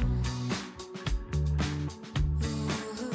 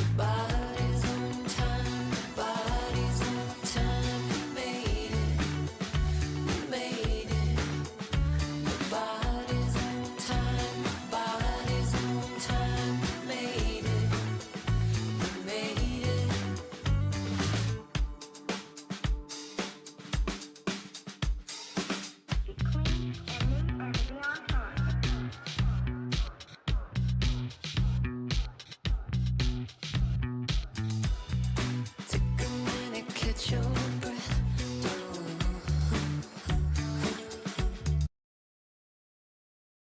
Game 3, by my side, Yuhin once again, and Power Rangers in front of us, and we have a full-blown switcheroo of what we've seen in game number 1. This time it's Nemiga opting in for the Witch Doctor Largo combination. Now in game number 2, they were really toxic with their draft. They took a toxic lesson from Power Rangers, and now it feels like they're doubling down on it. They have the great hero here on Nemiga's side. Both of these two heroes, they have pretty strong damage output from their ultimate ability. Even the lane from the Melodic Witch Doctor, also a very strong tools to get a kill in the lane. Even against Undying, I guess it's not bad as well. And here, Power Ranger, they go for the Undying, Bane, and Keeper of the Light.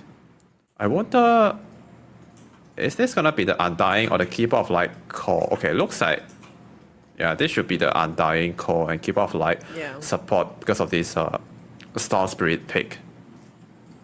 Yeah, I mean, Coddle is most formidable, like, for him to transfer into mid lane. And you were rooting for Coddle last game. So do you still believe that there's something interesting Power Rangers can do here? Because they have a very good combination for a single target lockdown and for a very strong execution.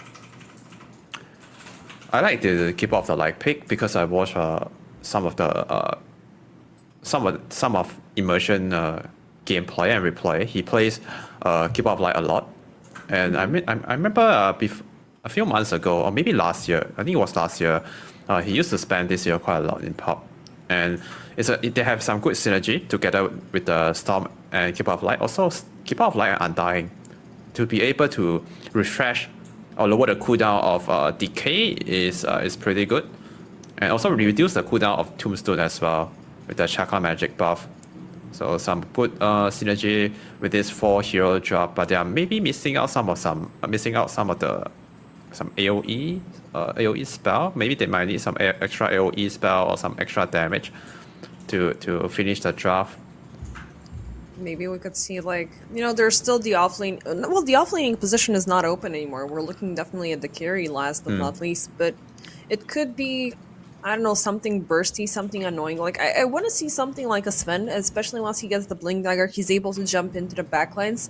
But also, I do like the fact, and this is something you pointed out, I believe, yesterday, when we did see a same Coddle and a Storm Spirit combination, where the Coddle is helping out the Storm Spirit a lot, because he does like these short-term executions, swift reinitiations, and he's benefiting a lot because he's insanely mana dependent, and you're reducing his cooldowns, and he can just keep that ball rolling. So you want the Storm Spirit to do that. Now, because Undying is going to be thrown as an offlaner, I'm not a firm believer of this hero, just because his itemization, it feels like a little bit punishing if he's choosing to go either double down aggressive or double down defensive, especially versus a double healing output from Nemiga. So some great band coming from Nemiga here. The Tiny and Cass, especially the Tiny band, it was the perfect band because it might be a perfect fit for Power Ranger. They require some extra AOE stun and some high damage output hero, and Tiny could be the perfect fit.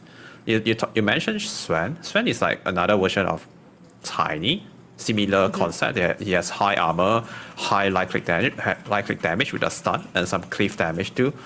But Sven is not. There's one more. Like, there's something that Power Rangers did pick up with T2000, and that is the Magnus. Yeah, Magnus. It would be fun to see that. Yeah, Magnus could be the other good option here. Not sure if Bashka, not sure if he likes the hero, because it's not easy sometimes to play Magnus. It's gonna be the Terrorblade. Okay. Another hero get very beneficial from the Chakra Magic, reducing the cooldown, not just the Conjure image, also the Metamorphosis form, the transformation form, and Terrorblade. And it's great versus the Wind Ranger because Wind Ranger mostly do a light click damage. Even the Maelstrom procs is magical, but still having high base armor on Terrorblade against Wind Ranger is not bad. And he's gonna have a good time too, I believe, against the Largo with the Bane. It could be interesting, like because on one end you can have a very nice setup sort of a lane if you're opting in for the TB and Bane combination. On the other hand, you can have this very explosive combination with the Coddle and the TB if you choose to pair them up as such. And it seems like I'm cursing all of your cameras. A couple of days ago, I cursed that plate with his camera going super blurry. Yeah, you're cleaned out naturally, so I didn't break you at all.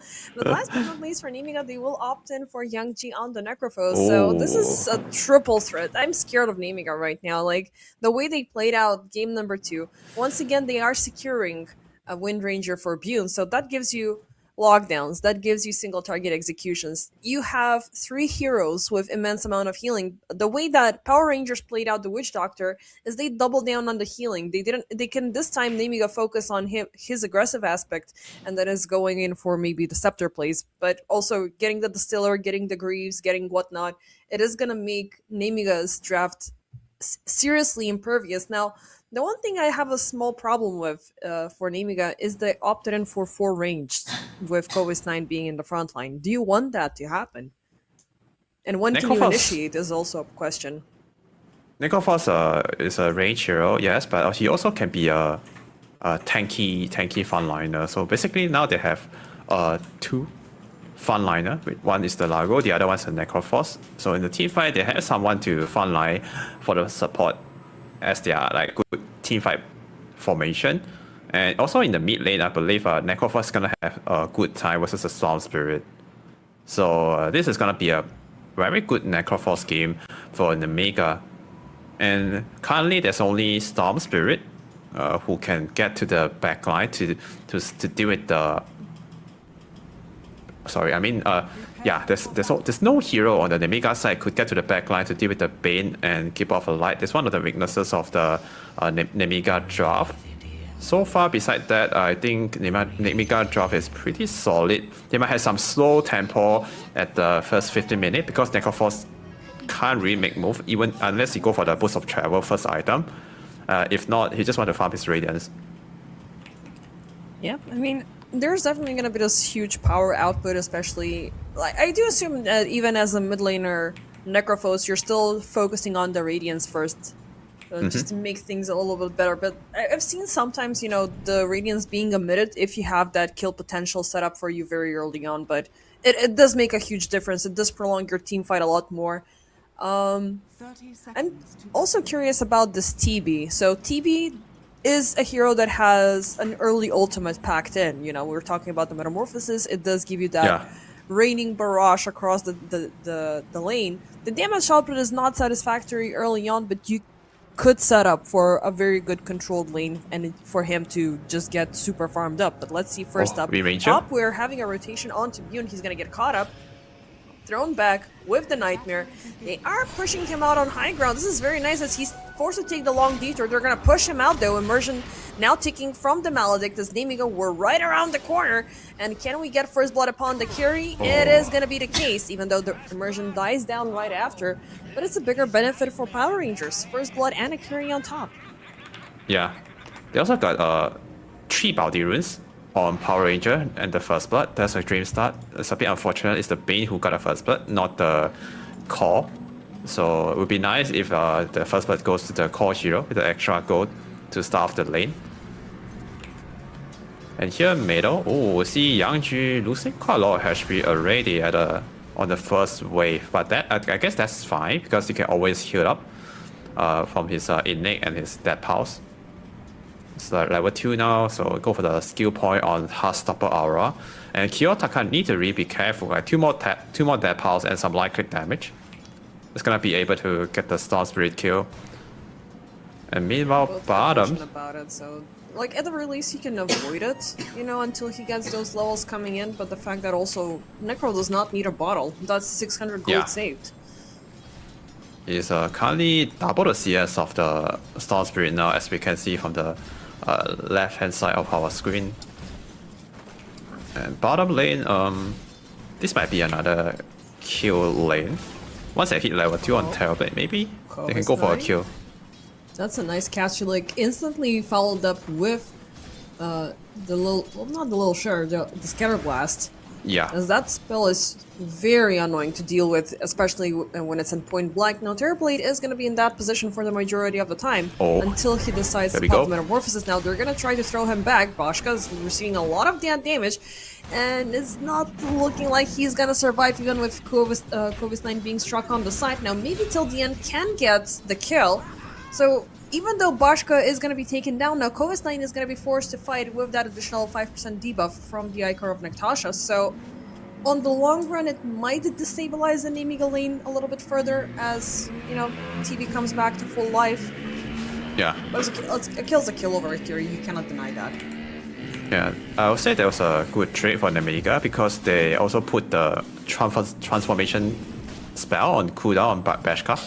So he didn't get a kill and he died. Also he used the spell already earlier before he died. So now he come back without the transformation form, which he's gonna miss out some of his power from that ability. Looking at topside, like I just saw Alberca deliver one single strike with the Soul Rip, and it was very disgusting. But thankfully, when you're playing versus an Undying, you always have a magic wand maxed out, so he pretty much popped back to half HP, to full HP, but Bune could have died there. Now bottom side, till the end is being harassed as Kovis 9 and Ariel will make the siege. He's popping everything he has, but the blood grenade is ticking, and he is gonna be gone. Okay. So far. Yeah, good kill again for Nemiga. Meanwhile, while they're killing the Bane, Bashka did sneak over the heroes and went to the Lotus pool and pick up the healing Lotus. That's something that might help him later. And the mid lane, Necroforce continue dominating against the Storm Spirit. Till the end, he called in a rotation. Nice Nightmare. As Youngji is currently low on mana, they will set up the Vortex as he's trying to climb up the stairs, but the Shroud will block any further engagement. Now, this is the strongest lane that Nemiga are having. Youngji keeping an active control over the Storm Spirit and his farm, and like obviously, not only is he scared, he's now forced to take the long walk back home, and we know what the Orb Lightning can do and how necessary it is, and especially since you do have a fast rinse and repeat combination with the Coddle later on, it could be a deadly setup that Nemiga are currently preventing it, or actually delaying it from happening. Yeah. So the 28 CS on Necroforce versus Storm Spirit 15. There's a huge gap between the mid laner now. And once Necroforce hit level 6, Storm Spirit just need to go jungle. He can't play the lane. He might just die to the Reaper side when he's lower than 50% health. Necroforce is like is halfway to level 6 now. I guess maybe 1 or 2 more crit wave away to hit level 6. They're a full level away. I mean, looking at Kiyotaka, he's 4 3/4 barely.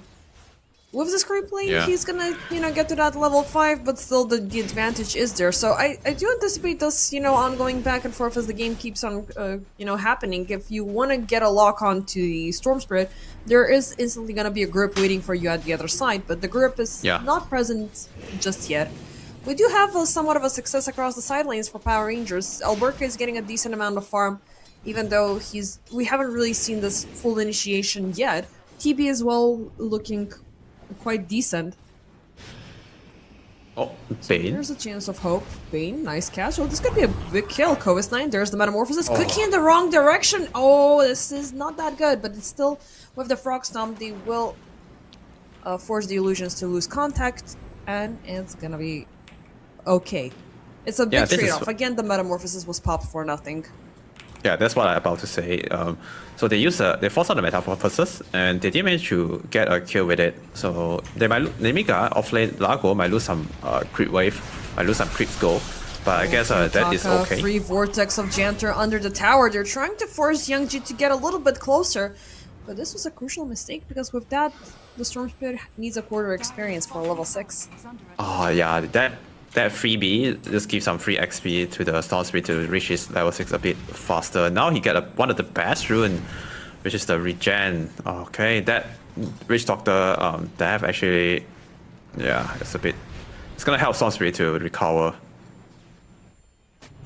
Meanwhile, Nemiga, they find a medium camp stack, but I mean, even though they secured the creeps, which is something that is insanely easy to do, they won't be securing the mats though. So Yeah. How crucial, like they moved back the timer for tier 1 items. Now they're able to arrive as soon as you get the math stones in your inventory.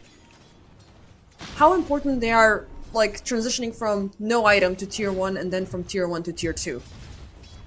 It matters a lot now because we can just collect the milestone since minute 0 after the camp spawn, or minute 1.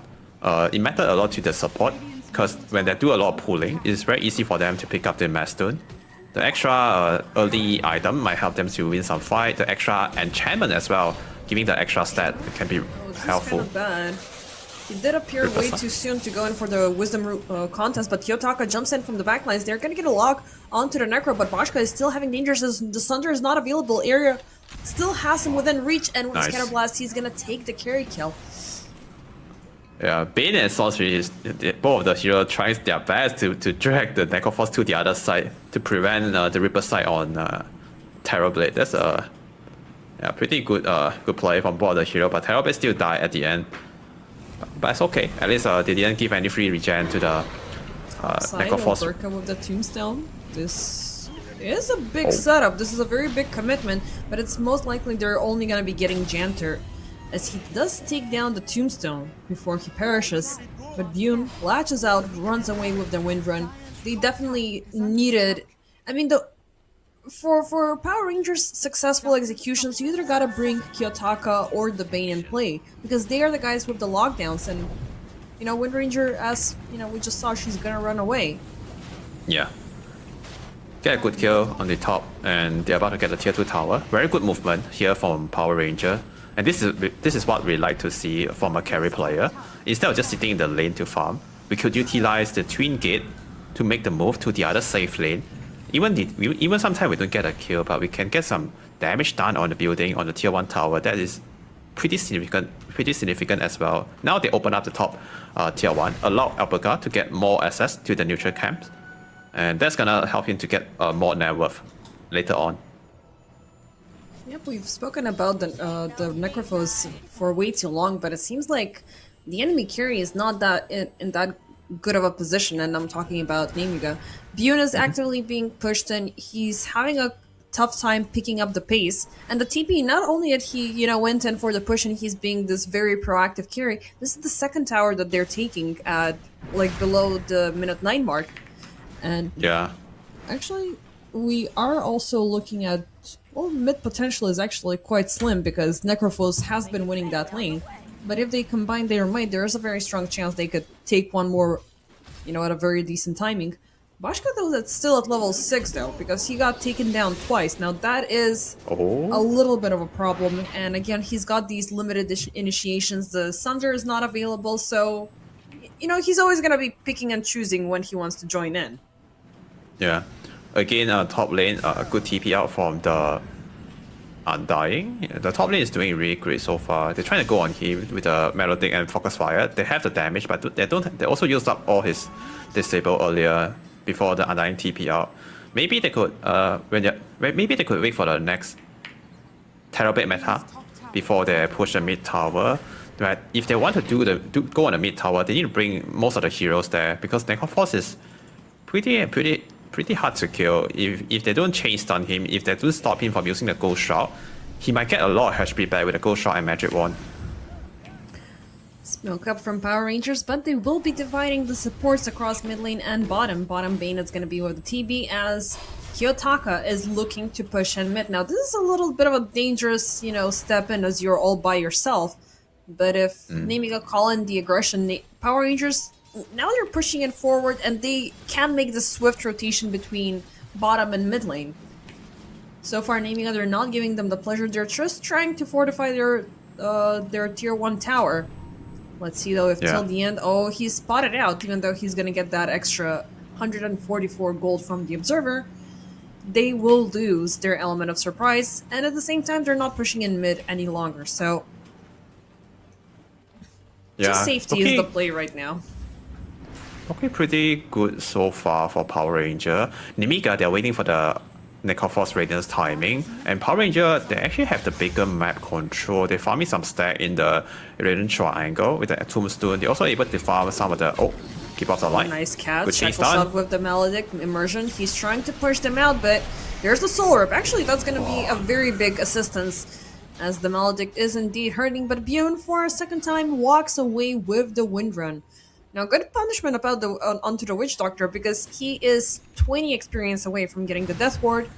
And also, you did convert a kill for a course, Yeah. so Alberca is definitely thriving on these early pickoffs. Now, Power what Rune. could be the next item for an Undying?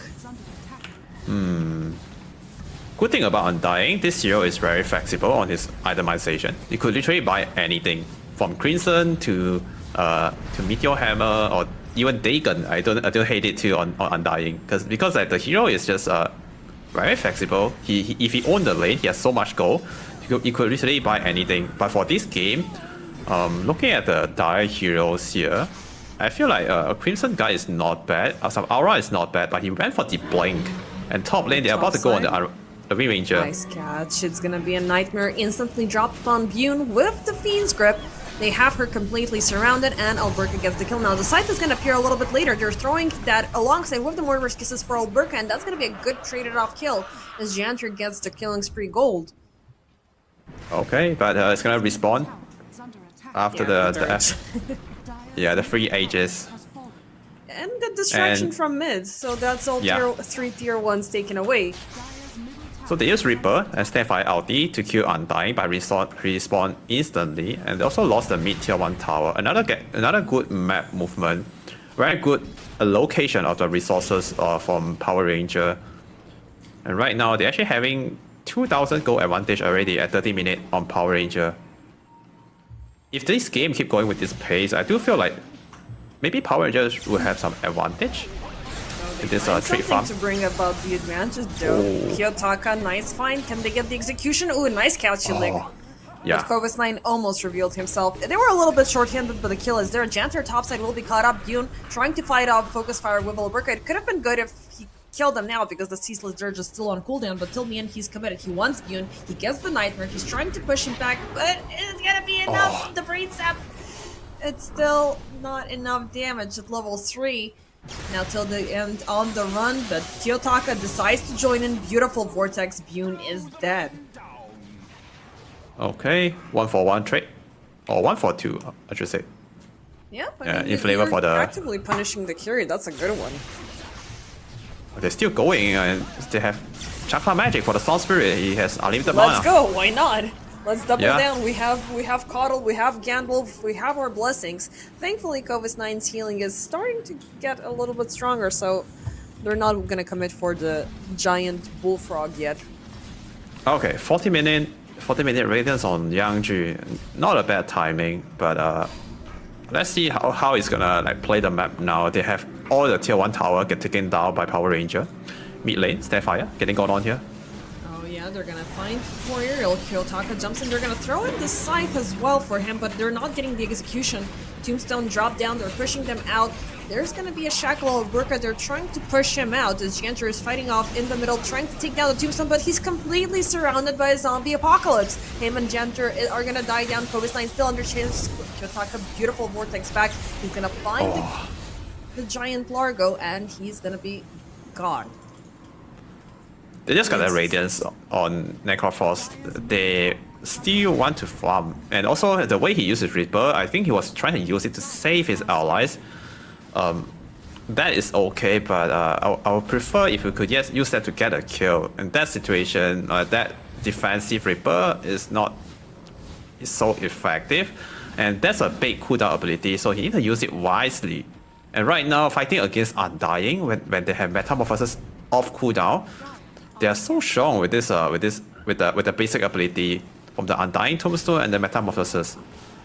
And they make I need to be careful.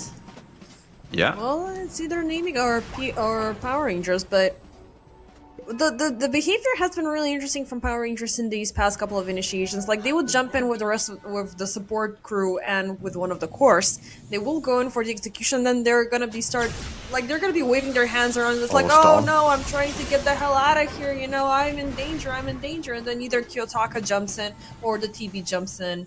You know, and they're able to get yet another execution. Meme Hammer available on Kovis 9, so it's a fun item to have, but he's gonna use it a little bit awkwardly just to try to spot out if there's another ward drop down. Yeah, the Meteor Hammer providing vision on the cliff, just trying to check if there's a ward up there. And right now, Metamorphosis will be up in 30 seconds. Power Ranger, the rest of the crew, they are doing a great job applying pressure in the middle and top. Undying and Storm, they're constantly playing under the tier 2 of the Dire side. And just apply a lot of pressure by just being there. Limit a lot of farm, a lot of space. Only Ranger get to farm some of the map down there in the Dire triangle and the bottom lane. But Necroforce is not getting a lot of farm. He don't have a lot of way to go because of the map movement for Power Ranger. They constantly push out the wave. They're just stopping Youngji to cross the line. But here they're gonna move as a team, as a group. And if they get a kill on the Undying, that would be nice. They also can get more farm on these neutral camps. Oh, but the blink. Yeah. Looks like he sensed That it. was a big item. I didn't see the blink until now. But Naming are also, choosing to put in another, new spell into play next up. But first off, we have Kiyotaka jumping in. Beautiful Shackle. Yoon, he's gonna break away from danger, but that's a focus fire bait.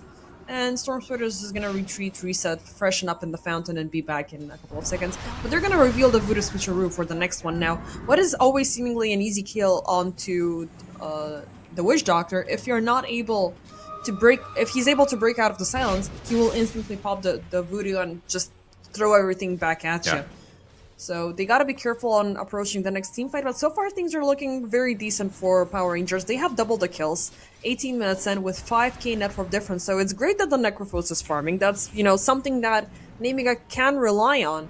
But, we know that he's bloated, we know that he scales out of control, but PR are so freaking close to the rest of them. It's feeling like they're gonna make contact. Kiyotaka jumping in the back, fighting and isolating the Snapfire, but won't get the execution. Meanwhile, till the end, he's gonna get the scythe, but he's gonna survive with the Nightmare! So freaking cool. Youngji gets taken down by Bashka. The Metamorphosis damage is enough from the sidelines. Till the end, Ariel, Youngji, all of them will die. Kovis 9 will be bursted down, and Kiyotaka is looking for more. Janter gets caught up. It's 4 for the price of 1, and all of those spells got thrown onto Till the End, who baited out 90% of them. He could have almost... He was alive after the scythe and everything. Yeah, that the Bane, that Nemiga took too long to go on the Bane, to kill the Bane. He did die at the end, but to save the heal. Imagine if Undying has a shot right there. If he used a Tombstone to counter some of the spell, I think the Bane will survive.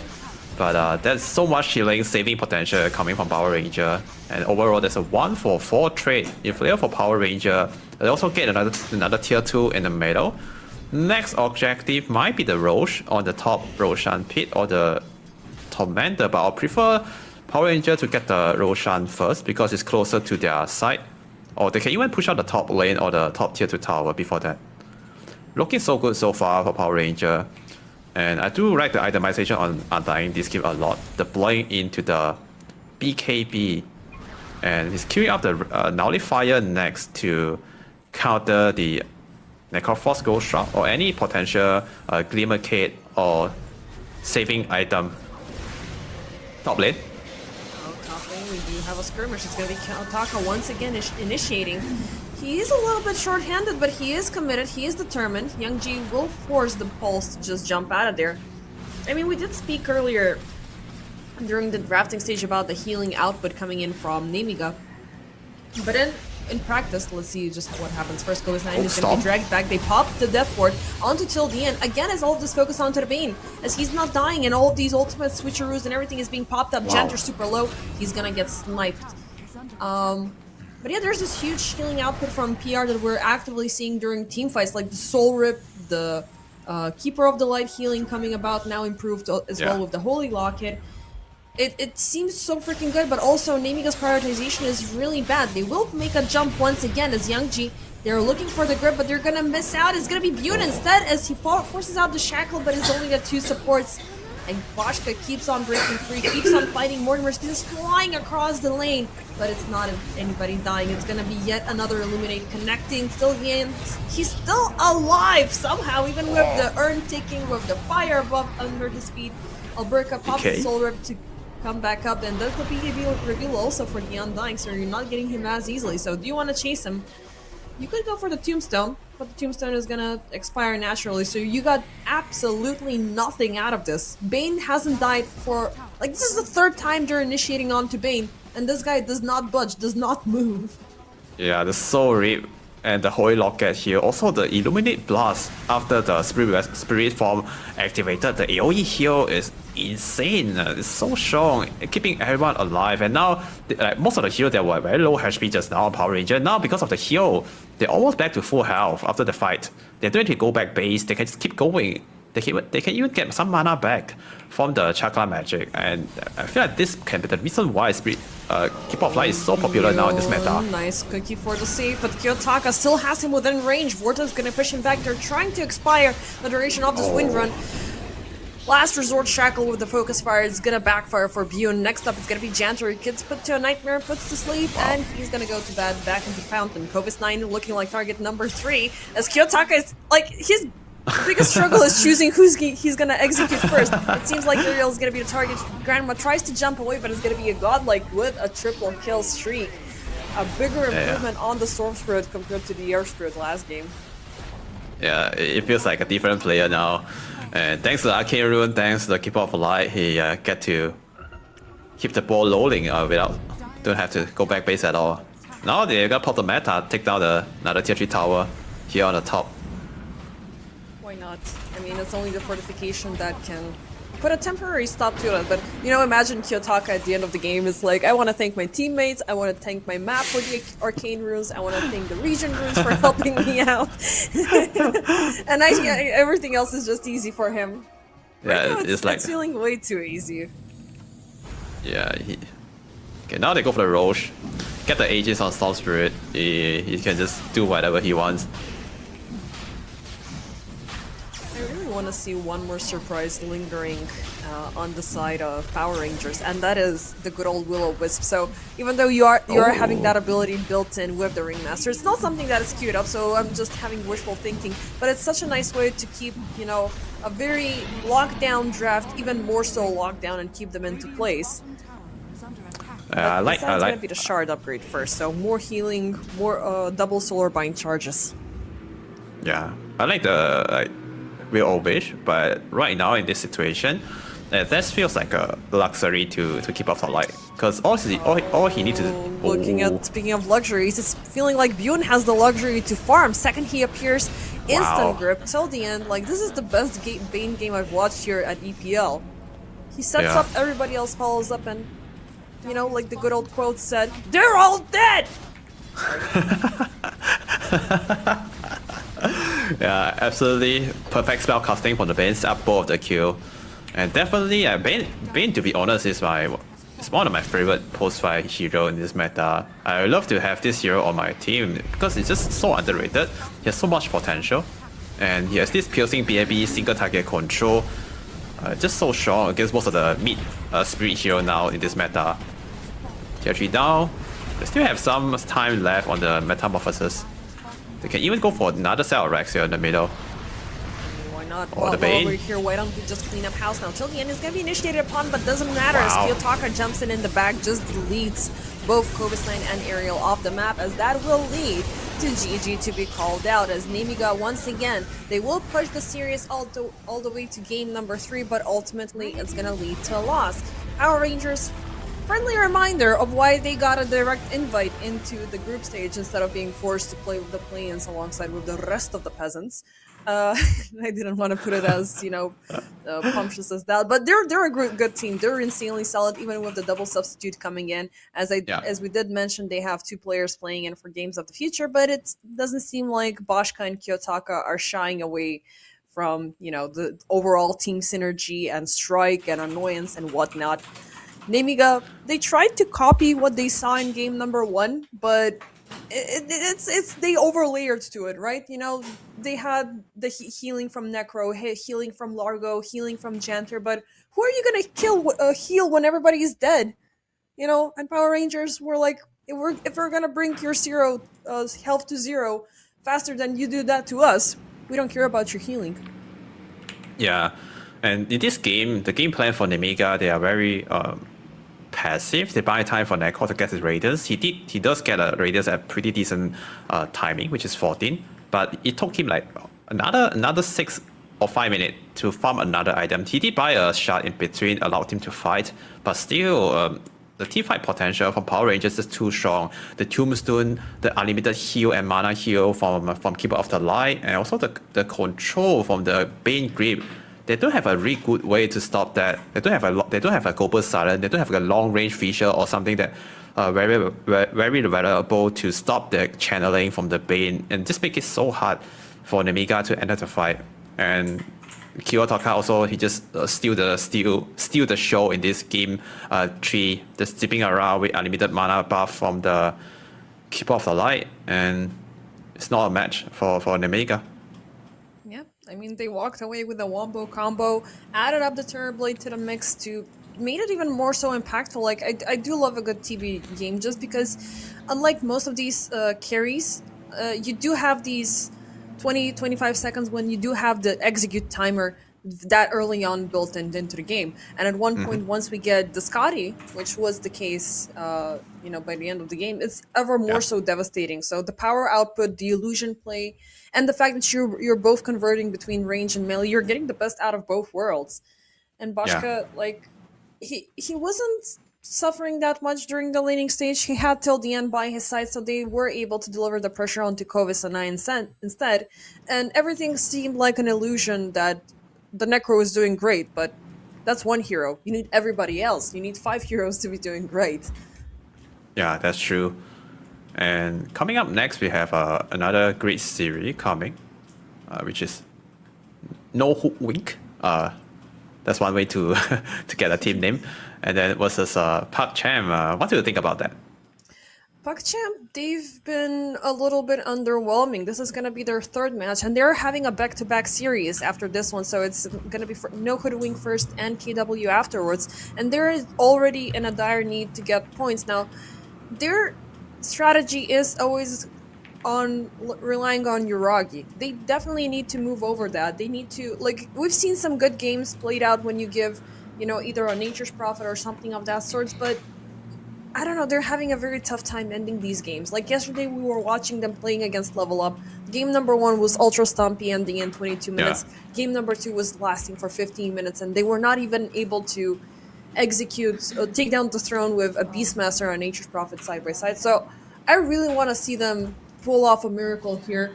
No Hoodwink are the first time appearing here as they came in as a replacement by Team Bolt, but Rubicon, Rabel, Mangekyu, Enclave, and Asdecor, this is a very, EPL veteran player roster. So these guys are not going to be messing around. Like, Rubicon was the last person that I've seen pull off a good tiny carry game. And I wouldn't underestimate his might, even though you have a former tier 1 name in your draft. We're going to figure that one out after the break, though. So we have about 15, maybe 20 minutes until we kick off with the next series. So anything else? So to log down this one? Yeah, I guess we'll come back. We will find out more after the break. Yep, I guess so.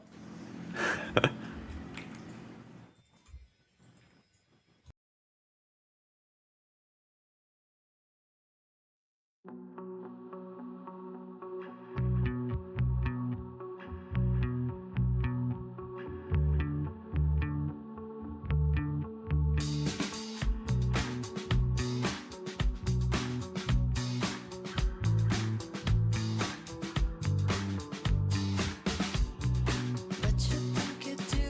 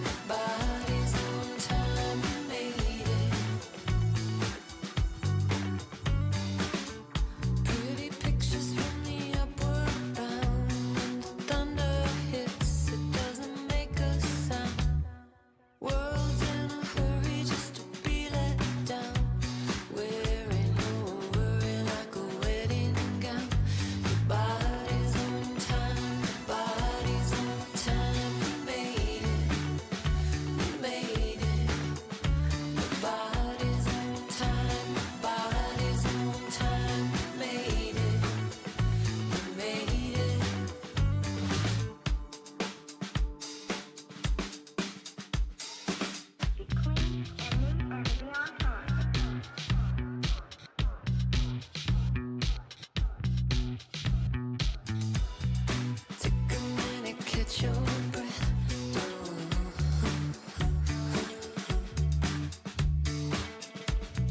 Take a minute, pass your test.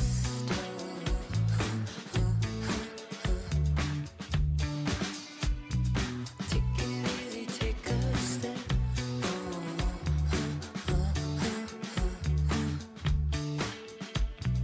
Take a seat and be my guest.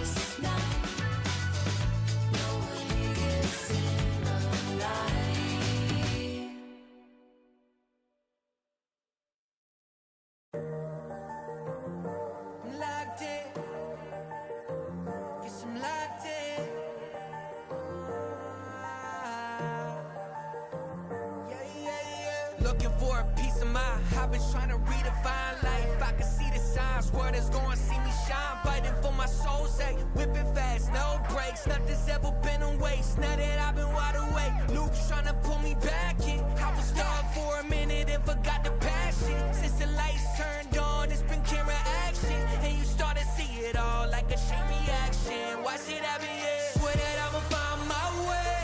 Past been gone, I'ma watch it all fade. Whoa, guess I'm going MIA from everybody's problems. Oh, guess I'm locked in, guess I'm locked in. I got this, and it's on my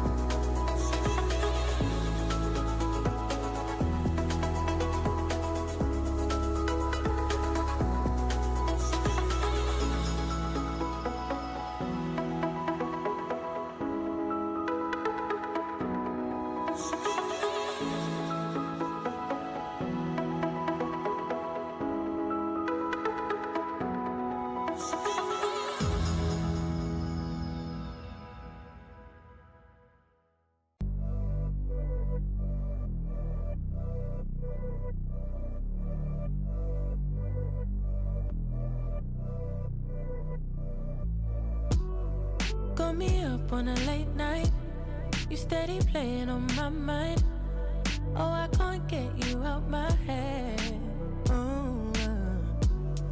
Got a feeling I can't fight. There's nothing left, but it feels right. I'm feeling you and I won't pretend. I don't wanna say too much. I don't wanna say too much. I just wanna feel your touch. I wanna be closer, babe. I just wanna give you my love. I just wanna give you my love. I just wanna give you my love. My love. Ain't no doubt about it, babe. You should be mine. Through the sun and through the rain, I'll stay by your side. And when seasons change, my love will still remain. 'Cause I got you. I got you. Been down, I stay close. Storm hit, I ain't let go. You the one I don't second guess. Late calls, I be pulling up. Never could I give you up. Got it bad, I must confess. And I don't wanna say too much. I don't wanna say too much. I just wanna feel your touch. I just wanna feel your touch. I just wanna give you my love. I wanna give you my love. I just wanna give you my love, my love, my love, my love. Ain't no doubt about it, babe. You should be mine. Through the sun and through the rain, I'll stay by your side. And when seasons change, my love will still remain. 'Cause I got you. I got you. Ain't no doubt about it, babe. You should be mine. Through the sun and through the rain, I'll stay by your side. And when seasons change, my love will still remain. 'Cause I got you. I got you.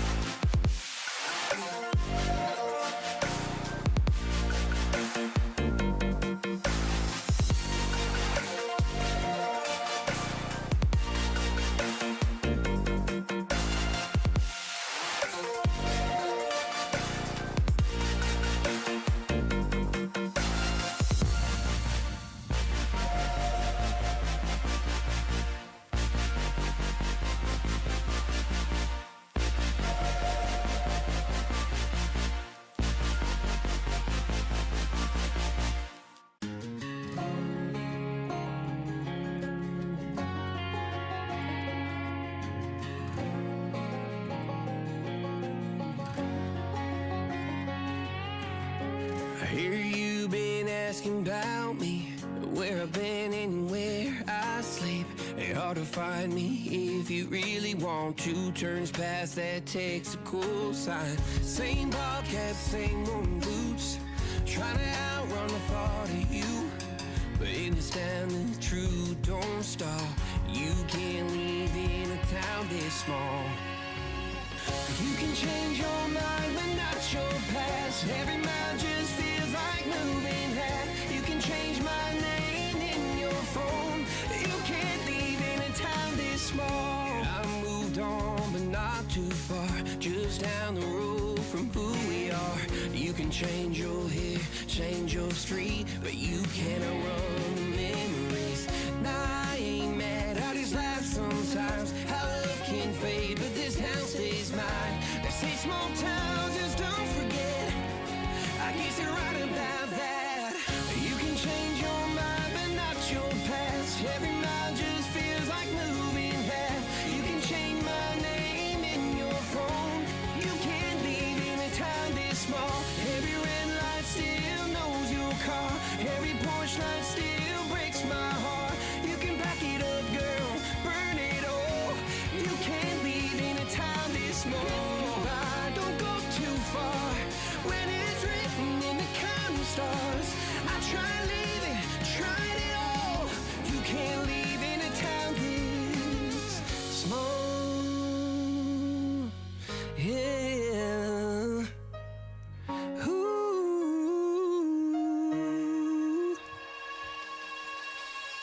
You can change your mind, but not your past. Every mile just feels like moving half. You can change my name in your phone. You can't leave in a town this small. Every red light still knows your car. Every porch light still breaks my heart. You can back it up, girl, burn it all. You can't leave in a town this small. You can change your mind, but not your past. Every mile just feels like moving half. You can change my name in your phone. You can't leave in a town this small. Every red light still knows your car. Every porch light still breaks my heart.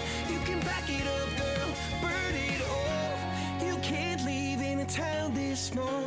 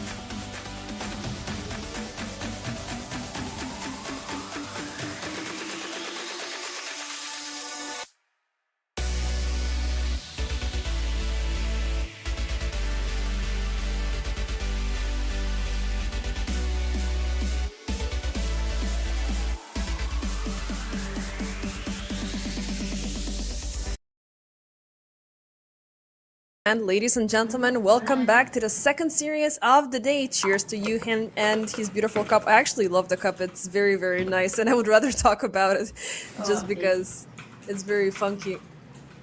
It's so nice. My camera Some says Disney like, appreciation. No, actually, yeah, wait, it's Disney. Yeah, it's it's the Daisy Duck. Daisy Duck, yes. I was gonna say Miss Duffy Duck. But yeah, we have No Hoodwink and PuckChamp, which it's already gonna kick off on two depressing notes. So one off, The reason why No Hoodwink are here is because Team Bald allegedly disbanded. If you want to know anything more about that, you can go and ask Board on stream. So it's his decision.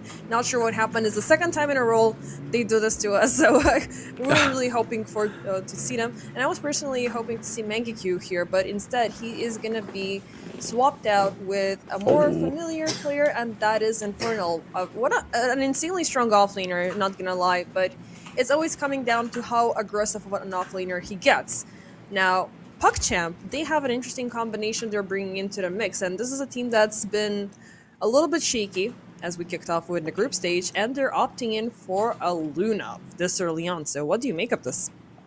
They also have Shadow Demon on top of the Luna pick. It's the traditional combo. Luna has really strong illusion base, and disruption of the Shadow Demon get to create more illusion of Luna. Also allow Shadow Demon to have some saving potential. So both of these two heroes has pretty good synergy throughout the game. Maybe not so much in the lane. Like Shadow Demon is not that strong in the lane, but besides that, this is a pretty good opening from PuckChamp. They also have the Pangolier. Not just enable the support, also providing some AoE control.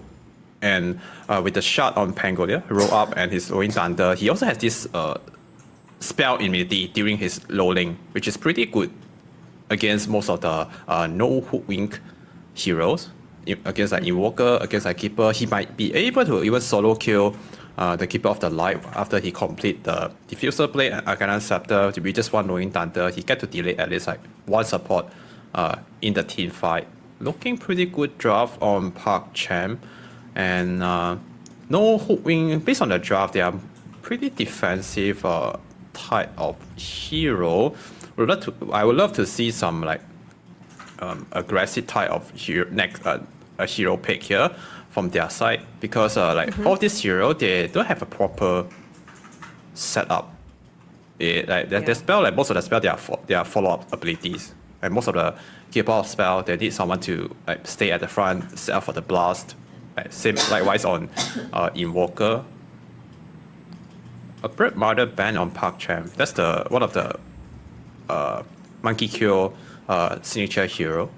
But you say that he's not in the team. I wonder why they banned it out. I mean, you can, you better be safe than sorry, because it's still a good hero to have about. We are looking at these bans though, so all of the majorly popular carries have been taken out with the exception of Drow Ranger. Now, it could be an interesting pick for No Hoodwink to bring in just to have that early damage coming up, but it could be a tough Drow game, especially since you have 3 additional ranges in the pool. You do have a lot of healing between them, which does tend to be a good sign, and you do have an Invoker. So, I don't know, like, it's feeling like they haven't really considered what they can bring in as carry, or they can bring something absolutely insane. But I do want to root for something that has a little bit of a lockdown, a little bit of a control, because for No Hoodwink, if they are failing to land those frog stomps, it's going to be tough to keep up with the remainder of the execution. So this is where Wind Ranger might come in as handy. Hoodwink is on the other side though, so that could be awkward. And now Night Stalker is the last pick for PuckChamp. They're just doubling down on the aggression. Now, this could be really good to suffocate Hoodwink this early on, or given that what we've seen from PuckChamp in the past couple of days, it could be just this very scary appearance of a lot of these heroes, but feeling an execution as the game kicks on. Looking at the last pick here on Hoodwink, looks like Faceless Void could be the perfect fit for this lineup, but it's a bit too slow for the tempo. Invoker require time to come online. He just want to play static in the lane, and okay, they go for another type of carry, which is the Spectre. It's great. He has the ultimate ability Horn, allow him to like gang around the map on the map, but it's still another slow tempo type of hero because he has very long cooldown on his ability. He has some good interaction against nighttime hero with his Spectre Dagger. I guess he can gain vision after he uses a spell on hero like Night Stalker or the Luna. He has the vision over the hero. So that's some good interaction with the Spectre.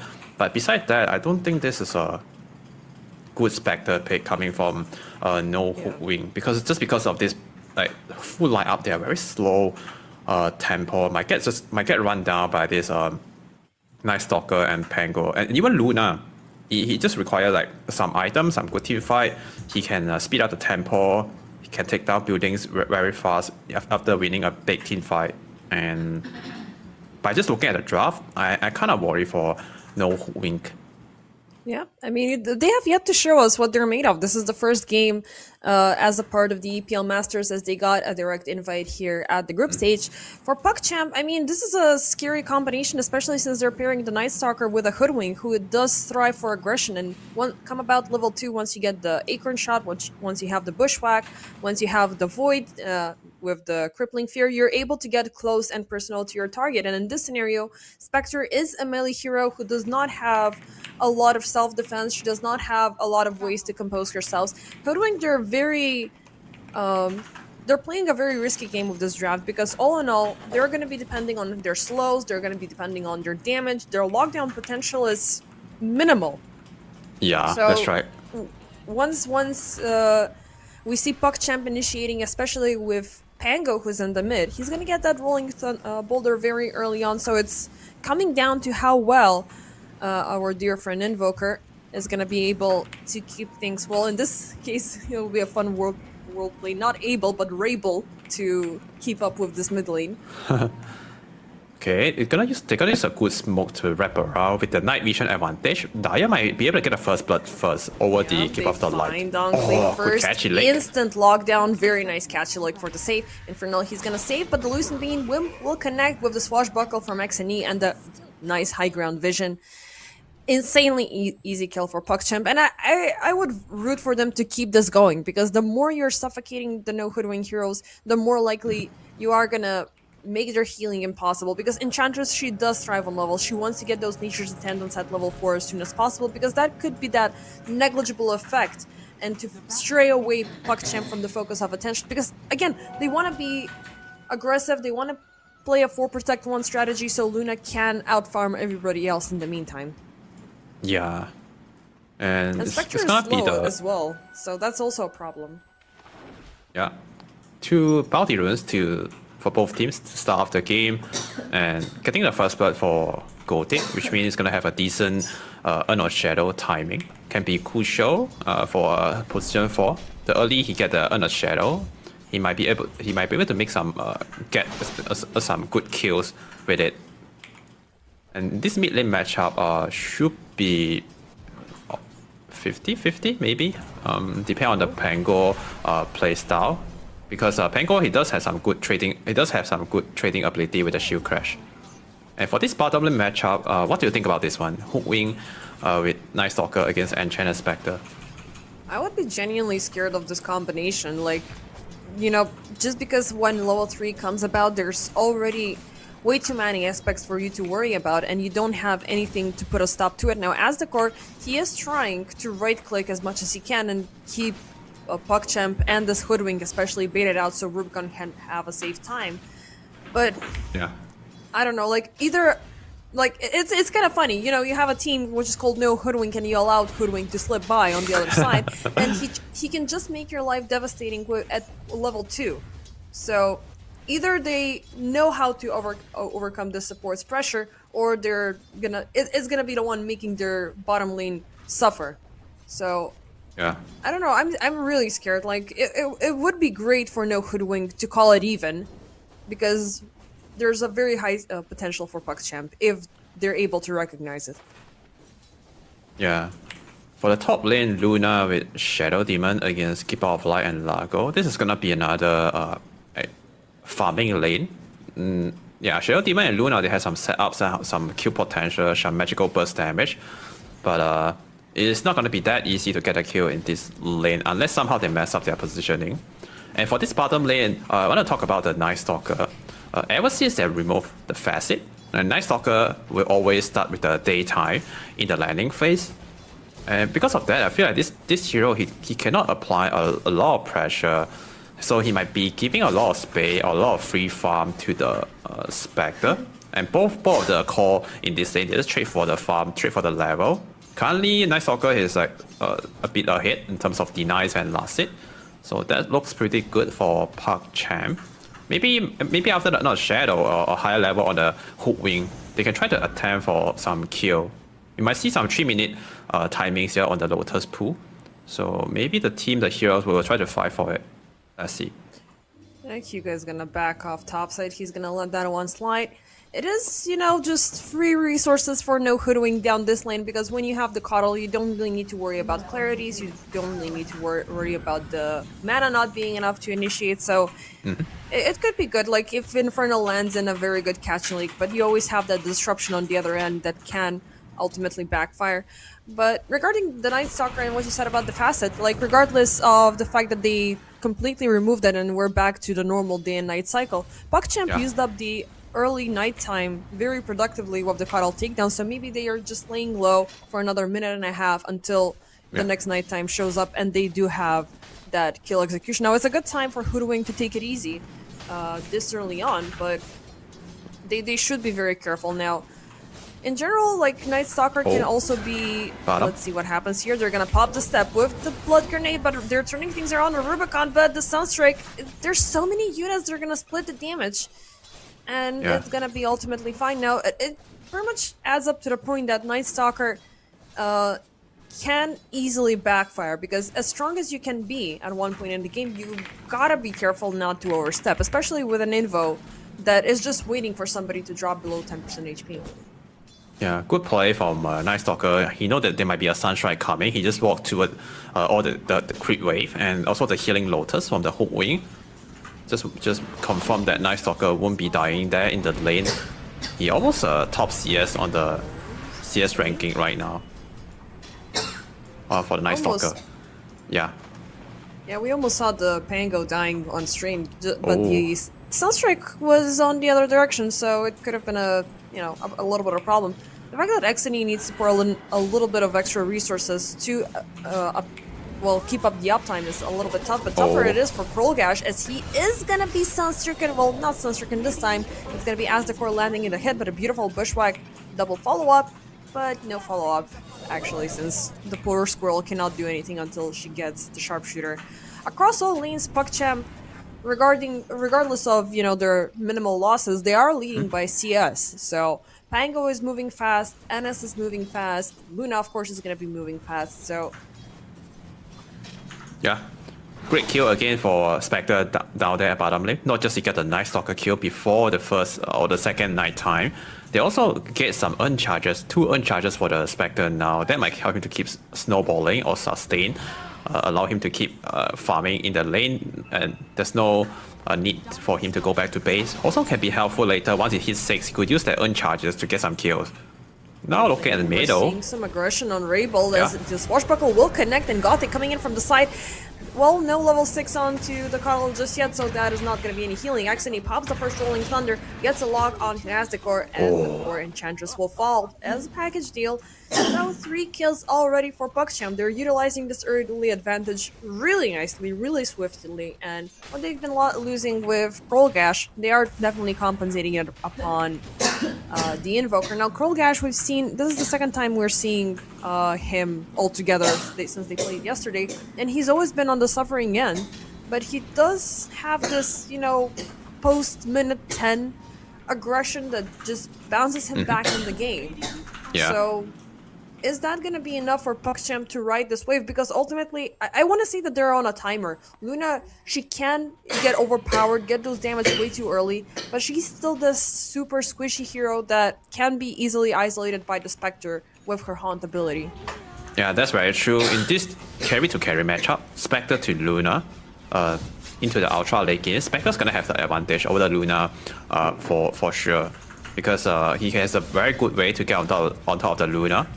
And even Luna farm faster than the Spectre, but still the damage, the passive or the Spectre is way stronger than the Luna. So in terms of like 1-to-1 man fight, Spectre's gonna win the man fight for sure. Also the Haunt create a lot of illusion. That might also counter the Eclipse a little bit by sharing all the Lucent Beam damage with the Haunt illusion. So there's a lot of ways that like Spectre can win against the Luna. Or beside the currently having some issues though. Like I'm seeing her HP bar drop down, but thankfully it seems like PuckChamp led to a small overextension, and it's gonna be good for Spectre as long as she's alive to get that Radiance on time. It's gonna be, you know, on par with Yuragi's passive scaling with just experience. Yeah. Still waiting for the level 6 power spike from the Spectre. Luna, he already hit level 6, but he go for the 1, 2, 3 build. No skill point at all on the Eclipse. So he's just planning to fully farming, which is okay this game. They have all the time in the world right now in the first 20 minutes. So around the river there's a little bit of a skirmish, but it's just, I know, just obtaining some information, making sure there's no early rotations coming in from PuckChamp, because Rubicon is a little bit on the suffering end. He was forced to take the long way back home. Returns back into the lane instantly to be initiated upon by Gothic, but with Aztecor on the side, he's not falling off as easily. And I gotta give credit to Rubicon. Like, you know, there's the specific aura farming with just that that position that he's sitting in. You know, like, I don't know if you've noticed, like, players that sit with their knees behind the table tend to be exceptionally good. 3-3, for example. Yeah, sitting posture, it tells a lot. The body language, there's a lot of way to talk about the body language thing. But here, there's a good rotation for the Pango. It's gonna get a freebie on the enchant. Super freebie, like... Yeah. I mean, it feels kind of forced because there were 4 heroes there. You know, maybe they can make it worthwhile their time if they get a catch on Rubicon. But it's ultimately, you know, sufficing the farming needs for this draft. You know, PuckChamp, they're already fast and they're just trying to occupy as much territory as they can early on. But do they have the tower push this early? Might be hard, but they can try to go for some fight now with the Spectre Horn. And PuckChamp need to be careful, especially Luna. He actually kind of vulnerable to all these ganks. He has any escapability on the hero, so I would like to see no hook-wing. Try to make a smoke toward top and utilize the horn to at least get a kill, or at least just use the spell to apply some pressure on the map. Like enchanters and the rest of his crew should just take the gate and go to a top now and use the horn to kill the Luna. Yeah, I guess it's a bit too slow to do it now. I feel like he should just do it like maybe half minute or a minute earlier. I mean, they will go up top because, you know, there's already this lingering danger as PuckChamp are still doubling down their presence around the Spectre. So, you know, if not, there's a higher chance for Hoodwink to take towers and they're going to go for it. They do have Aztecor already getting the Centaur, and you mustn't forget the Forged Spirits from the Invoker. So they're not as strong as, you know, what Beastmaster can bring in play, but you're ultimately gaining a lot of information. You're denying runes, you're throwing them back and forth. A tower returned down bottom as PuckChamp will even out the objective claim, but are we gonna see a catch there? Yuragi's been exposed by Aztecor. And you always have that lingering fear, you know, if you appear and if you give away a little bit too much by Hoodwink, there's gonna be the Hunt, there's gonna be the Invoker messing about, but meanwhile, Hoodwink are busy with farming, so look at those... Huge ancient stack right here. Yeah, with the Ice Wall. And Infernal, yeah. Yeah, and the Meteor Hammer. Hitting both came at once. I guess that's the meta item build now on Invoker. Rushing the Meteor Hammer and then build into the Travel, get the shot, and then just play around with the Ghost Walk to do damage and farming. It's pretty fun to play Walker this way because he just clear wave really fast and allow him to scale really well into the mid and late game. Oh, they did manage to cancel the Meme Hammer as it's not gonna land on the tower, and now everybody coming in from PuckChamp for the fight. Krollgash, they completely surround the Invoker, keep him silenced up, and he's gone. Even though they do claim the tower, but PuckChamp, they're bringing in the fight. 2 for the price of 0. Can they go in for more, or maybe they can just go in for a tower instead?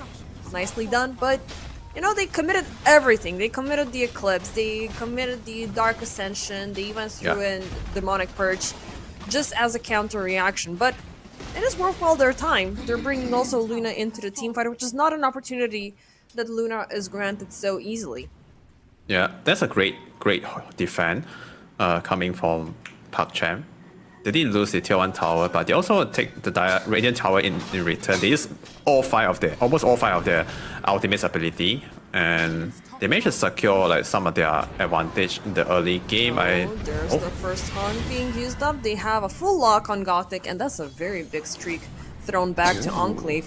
And I think during this little skirmish, actually no, the Spirit form has been available for quite some time as Coddle is level 7. And that's a good thing to have, you know, that's already a big change in how you're dealing with team fights, how much control you're having, how much healing you have brought upon yourself. As Infernal, he's AFK right now. So this Largo is again waiting for his right time to shine, waiting for the rest of the crew to get online, and he's not going in for the Kaya prioritization, he's going in for the Sanj instead. He already has it complete as coming from the courier. Yeah, but first off, there's going to be an engagement brought upon him. He's locked into the tree, bushwhack with the sharpshooter, and he's trying to avoid everything, but the poison stacks, they're a little too heavy to handle. Okay. Yeah, he's been farming quite a lot on the Largo, but now he's going to give quite a lot of gold away as well to the Shadow Demon. Yeah, the Kaio is on its way, so yeah, I thought it was gonna be like, are you getting the Sanj just because you want to play passive a little bit more? I think getting Kaya is always the first priority on Largo because he's very mana hungry, and Kaya just provide him extra mana regen amplification, so it's a must item on Largo. Luna. Yeah. Oh, and they're gonna find Yuragi as he pops the Eclipse instantly, but even though it's impressive on how many targets it bounces, it's not able to take down anybody. Nice protection from Hyuga, but Yuragi will suffer. Okay. That's a pretty big... Not enough time for PuckChamp to respond to this. Yeah, that's a pretty big kill. Slowing down the Luna farming speed. That's the first step for Luna. Even he's a top net worth hero. Now, still, after the death, but they can keep applying pressure here on the top side of the map. If they do not keep coming back here to the jungle, they should just try to do this again. And with the Horn as well, will be up in 20 seconds. So after Luna respawn, they can try to set up on the Luna again with together with the Spectre Horn. And speaking of the Spectre, like, this is an interesting take, and it's not a Radiance prioritization for Rubicon. He opted in for the Urn of Shadows, and now he's gonna go for the Radiance after, so... It is 15 minutes in. One might expect that, you know, she would have had the Radiance already completed. So what's the logic behind it? The Urn of Shadow is a great item, because since he could be very active on the map with the Horn. So getting an Urn, not just giving him the extra stats, also the mana regen, and being able to participate in all this fight, it's gonna allow him to gain some charges. It's just a casual item, allow him to get to the Radiance timing better.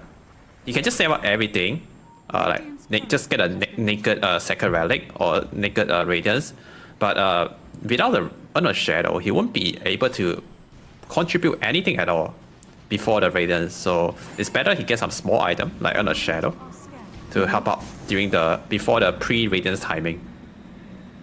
Right, so it's just, you know, to make sure, like, you know, he's having a safer time, because every single time he chooses to initiate, there will be somebody dying. He's gonna get those charges, he's gonna have a little bit more of a secure uptime, which, you know, I haven't really seen it through that perspective, because usually some of these items, they're great to have, but you're not gonna have enough safety, you know, to get to your bigger items. So the more you're being stalled, the more things are gonna go slower for you. So you want to think efficiently. You want to get to that big one in time, regardless of what the circumstance is. Yeah, that's true. Meanwhile, Exony on the Blink Dagger now. Pango Blink with the Diffusal and everything. It's some scary stuff. Nice soccer. Bottom attempts are being made upon Rollgash, which is going to be a scary opener, but nice soccer. He's not going to die, and it's also time of night, so he's got the advantage. Instead, PuckChamp rotate some heroes down bottom, maybe to go in for Rubicon, but Rubicon, he doesn't have a courier, but he is 300 gold away from getting the Radiance, so, you know, ultimately it's looking good. He is 2,500 gold away currently from Yuragi, who is having some AFK chill time, and a Manta already completed. Yeah, once he complete the Manta, I think he could just be more active on the map. Maybe they can go for a smoke play with the Luna since it's level 14 already. He has the Eclipse with the full level of Lucent Beam. So it does a lot of damage with the Eclipse if they get the kills right now. And they can control some of the map of no hook wing. And they can also sell for the Tormentor later if they want to. But they're also fine with just keep farming and trade farm because Luna is going to outfarm Spectre anyway until maybe minute 30. Yeah, so now Luna can just enjoy his time in the jungle, keep farming, can wait for one more item, something like BKB, but he's going for the Shadow Blade or the Hurricane Pipe instead, but that is okay as well, just need to survive during the Horn duration. And finally, 80 minutes, Radiance complete. I mean, it's a decent item to have. Well, yeah, swift and easy kill. Free farm for PuckChamp. I mean, I do appreciate the notion of getting the Hurricane Pike with the Dragon Lance, yeah, just because you can force staff yourself out. And we do have a Haunt in play. And so, Cold Gash in danger. Now, this is a big one. He's gonna pop the Dark Ascension for this, but PuckChamp are not gonna use it as a follow-up. But going back to Yuragi, BKB is way too crucial for you because you are a Luna, you are way too squishy, and you have an Invoker on the other side. So, you know, what we're seeing in the quick buy for Yuragi right now, it is his wish list, right? Your reality might force him out to do something better or different. Now, if that's the case, you know, he's reacting very well, but it doesn't seem like topside. Oh, actually, as Invoker walks under the Sentry Ward, Drabble, it's gonna be found. Okay, that's an insane freebie right now. Yeah, very quick reaction from the Pango. Once he saw the Evoker within the Sentry range, he has no hesitate. He just instantly using the decisive Rolling Thunder to chain stun, allowed Luna to close the gap and take down the Evoker with the Eclipse. That's a pretty big kill. Yeah. And 20 minutes soon in 10 seconds. Maybe the team needs to rotate to the Tormentor down there, bottom. That's another big objective at minute 20 to gain a big net worth boost for the team. Yeah, PuckChamp, they're heading to it down there. Yeah. So based on the RNG, it should be granted to the Hoodwink. Now that will amplify the magical damage even further. So even though there's, you know, there is plenty from the course, but it will mostly amplify Hugo. Now the Shadow Demon, I do like this is a very interesting prioritization, and there's been a lot of back and forth with the skill build for Shadow Demon. So we've seen. It's coming. Let's see what happens here first. They have a catch. It's gonna be Yuragi. Manta popped out. Aztekor still keeping up the chase. He is gonna enchant one illusion to keep up the pressures in the backlines. Xeni, he's trying to roll in, but he's only gonna get the swashbuckle kill. Is 3 seconds are left remaining until he gets off cooldown, but now he doesn't even have mana to use it. Enclave is gonna take him down. Yuragi, Rollgash on the run, Rabel still keeping up with the chase. The illusion is gonna get closer to Gothic, and they're within range to take down the squirrel. Now Yuragi still within the siege. Rabel slowing him down. He's got the Eclipse, but I don't think you want to use it here, buddy. Manta is gonna be enough to save him to break away, but they're still committed. This could be a bad move from Hyuga because he's still keeping the Luna within enemy range. And just one more strike from the Forge Spirits. Come on, he's at 20 HP. He survives. Oh, very nice play there. They will be dropping the Seeds of Serenity, and it's gonna be enough to save him. Meanwhile, Infernal, he's being chased. Axini, as he gets back amongst the living, will turn this into a triple kill for Rollgash. Oh, that was a really close situation, and they almost got the Luna under the tier 2 tower, but I guess it's because of the healing from the Seed and also the Demonic Cleanse, the extra tower regen from the tier 2, keeping Luna alive. He was so close on dying, and the Essence Distiller almost take him down, but he pressed the wand at the very moment, managed to survive all that damage from no hook wing. That's a pretty crush moment. Oh, meanwhile, Rabel, a little bit of harassment, but by the way, like in the meanwhile, the net worth did change, so the RNG did prefer Hyuga for the shard, so the cleanse came in really handy there. I loved it. Yeah, without that, I think the Luna might be dead, I guess. It's not so often that, like, oh, it's always coming down to the RNG of what the game gives you for the neutral items. But it's not often that you see Luna opting in for a healing item. Yeah, that's true. But that seed actually saved his life. Yeah. Meanwhile, down bottom, there's a big catch coming in from PuckChamp as they find Rubicon. He's gonna be forced to pop the hunt just to move out of there, but lands right into Krollgash's hands and he's gonna die. And, I mean, yeah, you got Gothic in return, but that was just so sad. Hyuga. Okay, maybe getting Hyuga. Now that could, you know, alleviate the pressure and the tension just a little bit. So, you know, we could call it to some extent even, but you still need this Spectre to climb above the ranks of Luna. Yeah. He's slowly getting there after all this fight. He's able to keep up with this net worth. It's still acceptable. He's like 4,000 behind. It looks a lot on paper, but the net worth, the value on Spectre is way higher than the net worth on Luna, because Spectre is just a stronger hero into the late game with a better passive. And once he finished the Manta style, he's able to threaten the Luna alone by himself in the team fight by jumping in and popping the Manta on the Luna, since Luna don't have a BKB yet, so it's kind of vulnerable to the spell follow-up from Evoker after the Haunt. She's about to get it though. Look at this courier bringing in a fresh BKB off the shop, and with that, PuckChamp are arriving with a double BKB reveal for the upcoming team fight. Same could be said for Invoker, but this is gonna make his life a lot tougher. Meanwhile, Aztekor and Hyuga, they will meet up in the dire jungle. Hyuga's trying to throw everything he can, but the Enchantress with the healing is so far keeping herself up, but XNE arrives with the Rolling Thunder, keeps her locked up on the stairs, Enclave, charging up everything, healing targets up. I mean, this is two ultimates wasted for an inch. Of course, she is gonna die, but this puts PuckChamp in a little bit of a vulnerable situation. I would still be scared to initiate, but, you know, this was something from No Hoodwink that it was really funny to see. Yeah, that's a pretty big commitment just for a support enchant, post-fight enchant. Meanwhile, bottom, right at they're the edge catching. of the dust, he's gonna be caught up, turns around for the tornado. He's trying to fend away from the Hoodwink, and he's gonna roast her down, but now it's a Krollgash who is problematic. They're gonna pop a BKB for a BKB. Rabel will be able to walk away from the void, get healed up, and Yuragi is chasing. He's got 1 more minute left remaining on the Eclipse, so he will stand down.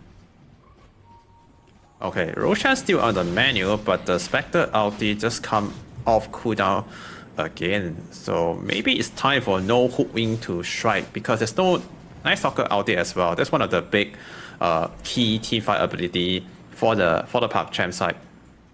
I would like to see no Hoodwink make a move now toward PuckChamp.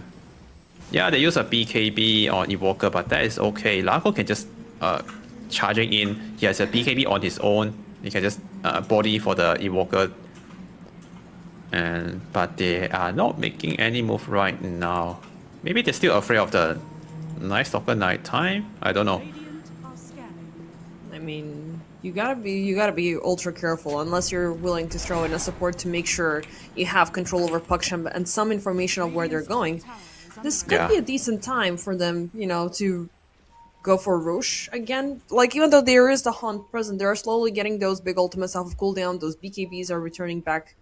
So they do have the upper hand if they're choosing to use it, but nobody's going anywhere, as both sides are focused a little bit more on farming. Rabel going in for a next item, Octarine Core, so I always love that addition. And on top of the Coddle being present, you know, there's a whole lot of cooldown reduction that you can deliver. Yeah.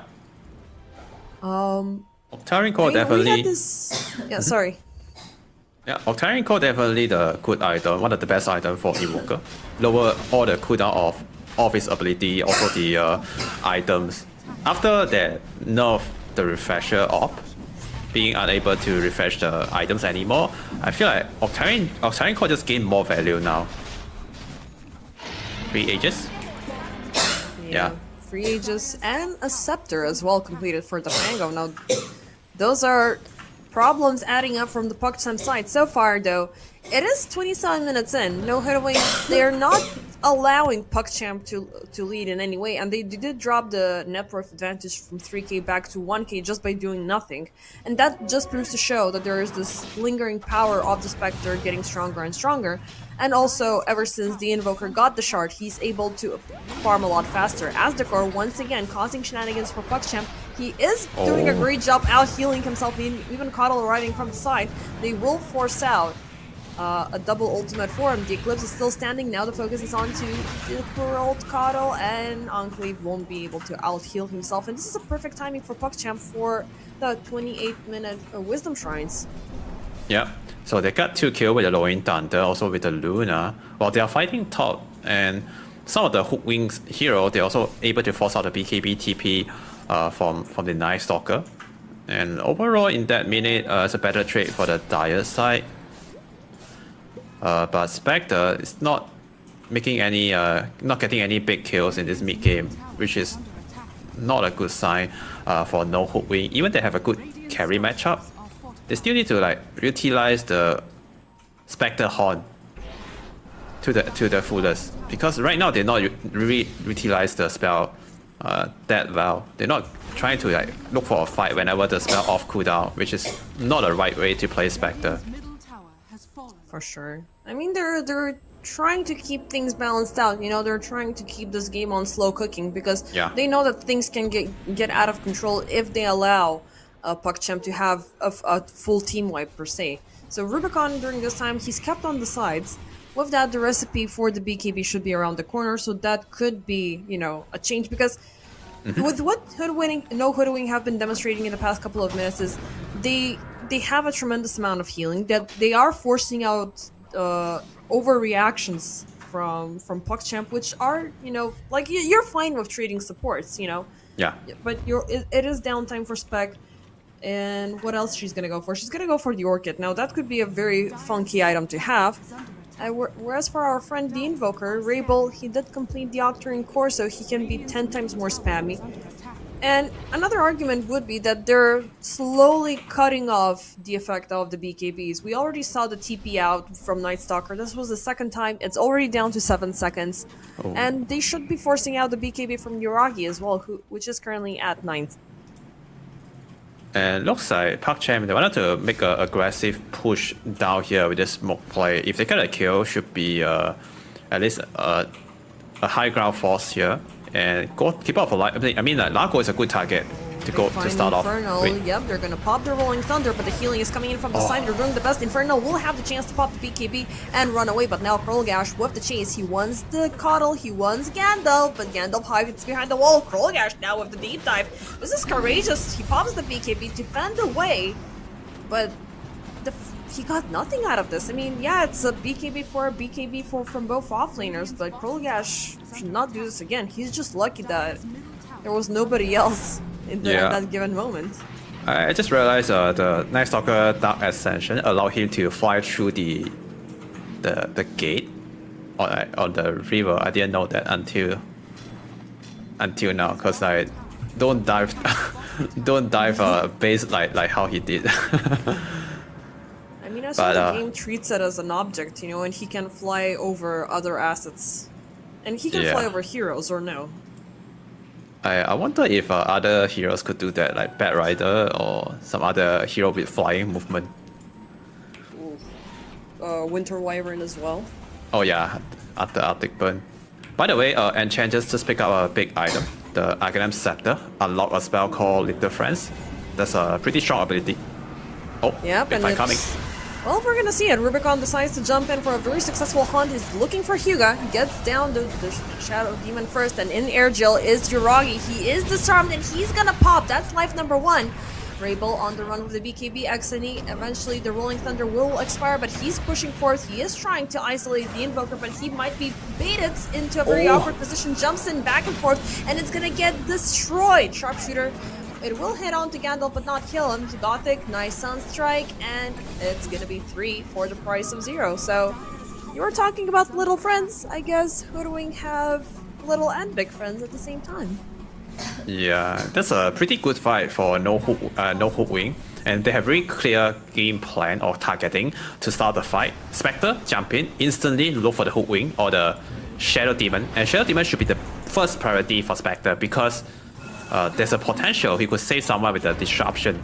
So he need to always go on the Shadow Demon first, or at least threaten him to use a spell on himself. And then only Spectre could kill other units. And that's a very good, clear and game plan from the Spectre. He also has very decisive BKB usage. He use it at the start of fight, not saving it for the very moment. I feel like that's okay. If I know. He's gonna get caught up, but with the Shivas, with the BKB, he is, you know, looking a little bit impervious, and he will bait out Yuragi to fight. Now, Hyuga getting a lot of that impetus damage. They will take him down, no Sunstrike needed, but Pearlgash, he jumps out, BKB enabled, silenced up. He is gonna punish Infernal, but no Hoodwing, they're on the double, and they have Yuragi surrounded. Now, he is managing to run off and hide as much as he can with the BKB, but he's still taking from the urn. Luna Will survive, but the rest of the team will not. Now, right Tornado. at the edge, they will get the tornado with the Sunstrike, converting this into a team wipe. It was the Shiva AoE effect bonus. This extra 75. It makes it like slightly bigger, able to hit the Luna at the edge of the tornado. I think without the Shiva, the extra AoE bonus buff, I think that the tornado won't be able to hit the Luna. Nope. And that's clipped by a pixel. Yeah, it's like one block away from the yeah. And that's a pretty good fight once again for no Hoodwing. And that fight, I think they played the fight without the Spectre Horn, and somehow they clean up the fight. That's a pretty good fight. Maybe it's because that PuckChamp make a mistake to go on the tankiest heroes on no Hoodwing, which is the Largo. He has BKB, he has Shiva. He also has this buff from his ulti. So Largo definitely not the easy target to kill, but they throw a lot of spell, wasted a lot of time on the hero, and bought enough time for no Hoodwing to turn the fight around. And now all of a sudden they are hitting the tier 3 tower with 7,000 gold advantage at 34 minutes. Yeah, and during the skirmish, like, we did speak about the Enchantress Scepter appearing earlier. Little Friends was used up twice, which means that one target had been exposed for 6 seconds, and, you know, we had all of those bonuses coming about. It was, you know, it appeared twice, so one, it could have been for a bigger execution of Pearlgash, the second one would have been for Luna. But my question lingers, what does improve for Enchantress when she gets the Scepter? The fact that she's having that huge debuff, or the fact that she is able to control an unlimited amount of creeps? He's able to enchant maximum 2 creep from 1 to 2. Yeah, instead of just 1, which is pretty good, because the enchanted creep allow him to push out wave. He's kind of playing like a Chen now, once he has a Scepter. But there's a fight going on in the middle. First off, yep, they are gonna have a lock. He's gonna roll up and get the hell out of there. Trying to get a lock on Tiazikar, but so far he's being healed up. And now it's a question whether or not Pango is gonna land into a wrong position, but he's gonna back off and hide. Meanwhile, Rubicon jumping from a target to a target, takes down both supports, snipes them down, forces out Yuragi to move out from the base. And he needs to be careful because that BKB is gonna run off. Okay, good fight. They got 2 support kill with the Haunt, and they didn't lose anyone. The healing keep coming in from the Largo and Keep Up the Light. Look at that. Oh, everyone's still on full health because of the heal from no Hoodwing. It's so freaking good. I mean, we don't see healing done during the team fight, and it's something that I've always been angry about, you know, the recap. But it was obvious, like, everybody's still standing, everybody's still at 100%. Not only that they converted this into a mid lane push, they're moving in down bottom. There's no Pango for 60 seconds. Even he buy out right now, he don't have the Lone Thunder, and Luna also not ready to fight yet without a BKB off cooldown. So it's gonna be 2 set of racks. For the team with the Spectre, this is kinda, I mean, the other way around, I think looking at the draft, we are expecting Luna is gonna be the one that take down 2 set of racks at 36 minutes. But because no Hoodwing, that wants a good big fight, and the other one that with 2 set of racks advantage. And once they complete, it only takes 35 minutes though for Rubicon to get close to Yuragi in terms of farm. Yeah, one more fight or one more death on Luna, Spectre is gonna take over the top 1 network ranking. And once Spectre complete the Skadi, Luna is gonna have a hard time manning up with the Spectre already. Oh, there's a Hex too on Evoker, extra control. Yeah, in the team fight. And so Luna need to be really careful on how and when he uses BKB. If he uses BKB too late or too early, Evoker is always watching him with the Hex. There's already going to be a reveal as the core appears first. It's going to be an early Eclipse used up just to take her down. Now, okay, it's a good kill, but you know, you got more heroes to take down. Rolling Thunder jumping in. They're trying to push out Infernal, who is walking away with a BKB. Gash, he is going to pop the Dark Ascension, so that's two ultimates being used up as the core buys back. Now, like you were talking about BKBs not used prematurely, I do agree with the notion that, you know, you're also needing to count your ultimates as well, because they're way too impactful, and right now you are realizing the weight that those ultimates have. Everything is to maintain as much uptime of the heroes just for Luna to hit the damage, because if any of them start falling apart, there's nothing else that PuckChamp can do. Now, Yuragi, he does have the safety grace of having the Satanic as well, but you know, you have this awkward moment, like, do I want to force out my BKB later? Do you want to focus up my Satanic later? Am I going to be forced to use both of them at the same time? You know, just so I can avoid sudden death, and yet another hunt is going to be popped as Gothic, and the rest is going to be falling off, and now the rest of the crew still pushing it at the same spot as they did earlier. Hyuga's going to go down as next. Now Yuragi, there's the BKB and the Satanic used up at the same time, but he's got nothing else to throw during this period. Rubicon a little bit chased out, he will find Gash, and Enclave will take him down. Catchy lick, very nicely done. Almost a team wipe. Yeah, and they caught it. All the dead hero on the dire side has no buyout. And now they realize they can't handle the Spectre anymore. Just press one button, just one taunt, and PuckChamp, they have no way to run. Both of the support position get exposed, and the Shadow Demon has no way to hide away from the Spectre, and without a proper position, he couldn't use his spell properly. And that fight also started with only the Evoker, and they delete one of the hero at the start of the fight. Just make it so easy for Hookwing to fight, no Hookwing to fight the rest of the fight. It's a solid team fight execution, and also they have a better carry to carry matchup. And I feel like PuckChamp didn't play the mid game very well. They didn't utilize the high net worth advantage they have on Yuragi, because when we have big advantage on hero like Luna, we should just keep pressuring or keep applying pressure, take some tower downs, buy the right item, and look for the good team fight before Spectre get the proper fighting item. But they missed the window and allowed Spectre to take this game number one. Yep, I mean, I guess the reason why this team is called No Hoodwink is because they are able to erase Hoodwinks off the map. I mean, PuckChamp, they definitely did not utilize this downtime properly. You know, Yuragi should have been left alone to farm, and, you know, XNE, Gothic, and Gas should have went in with a little bit of a harder push. Like, they allowed Rubicon to slip through their fingers, so, you know, once that happened, once we got the Radiance online, everything else was pretty much ancient history. I do love the fact that they opted in for a double Shivas, one on Rabel, the other one for Infernal, regardless of who's going to be the initiator within the team fight or who's going to be initiated upon, because we saw so many jumps on Infernal. Like, he's able to pop the BKB every single time. He is able to get healing from everybody else, and it was just this vicious triangle of healing. If you want to focus as the core, everybody's going to heal him up. You're trying to focus Enclave, everybody's going to heal him up, and all of that effort is just going to be obliterated. With that, PuckChamp are going to be losing the first map. As again, it feels like they're in the same ballpark these past couple of series. Everybody knows you need to focus down Yuragi and what he's doing, and then PuckChamp no longer have a game. Yeah, that's true, and he does have a good game on Yuragi. He does have a good game, but I guess the team didn't enable him good enough. They didn't play the map really well when they are strong, when they are ahead. At some point, at Luna, he has 5,000 gold ahead of the Spectre. 5,000 gold is equal to like a one big item. That's a lot of like net worth gap between the hero. But from the gameplay, we can tell it doesn't seem like that at all. Maybe there's something missing out on PuckChamp in the first game. Yeah, no Hoodwink. They just saw the net worth. I mean, maybe like after the game, they saw the net worth difference, like jumping from 5,000, and it just scratched 1-0 at the end, making it down to 500.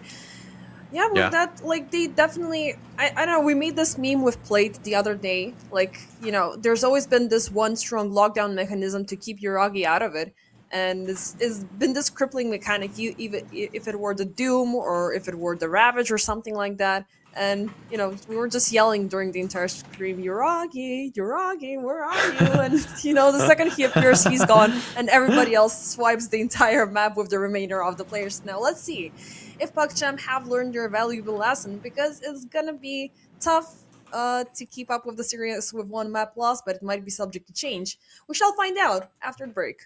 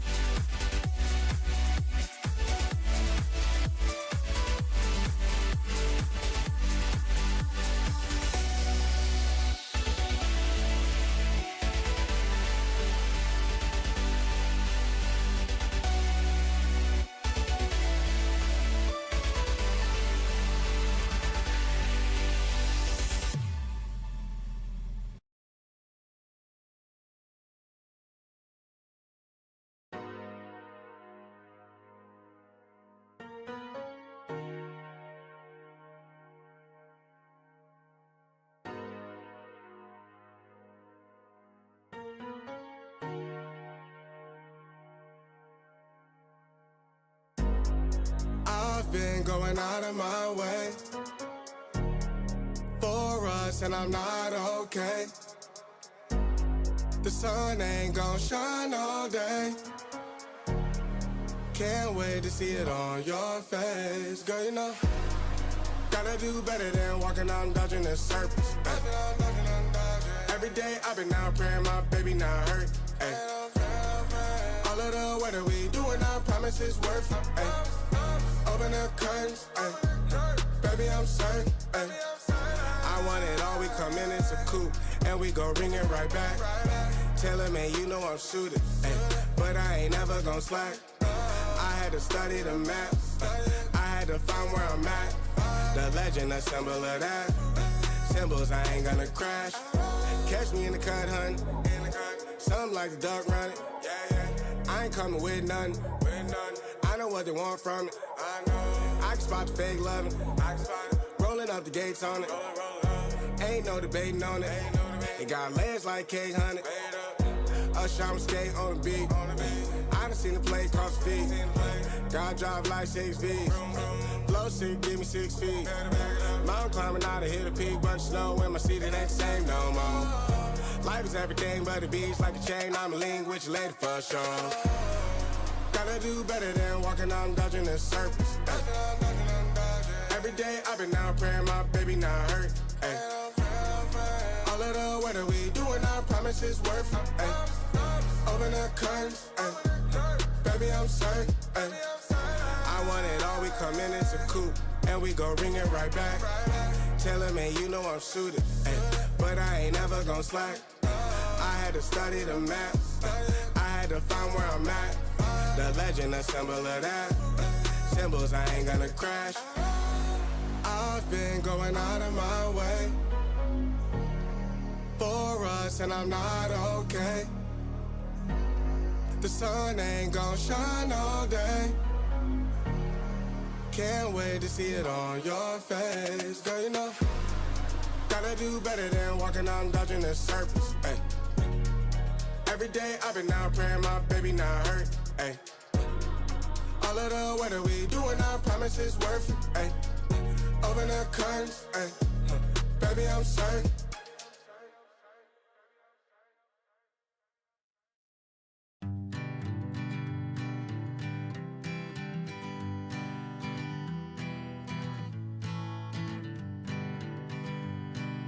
Hanging on, walking tall.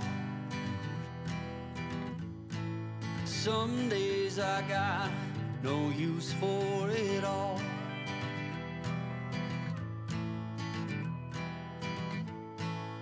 Working hard, making less. Some days are bad, bad at best.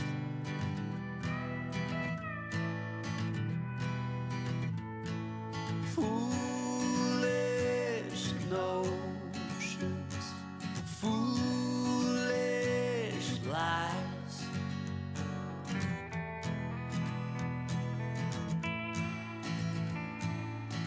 I set to thinking I could make something of me, playing every game except the lottery, serving everybody else and told myself I'm free. Misery is a showy state of bad company.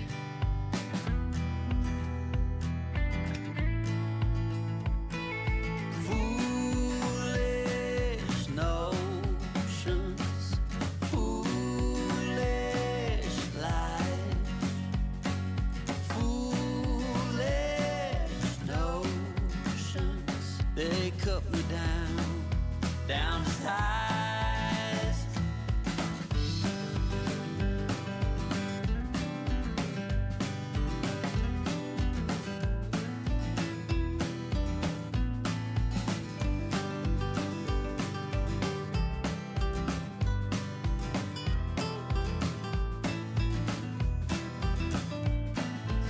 You came along and lifted me up.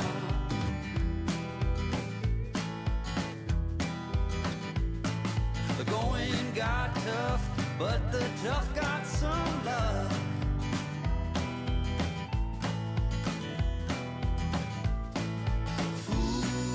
Foolish notions, foolish lies, foolish notions that made me wanna cry. Foolish notions, foolish lies, foolish notions. Well, I said goodbye.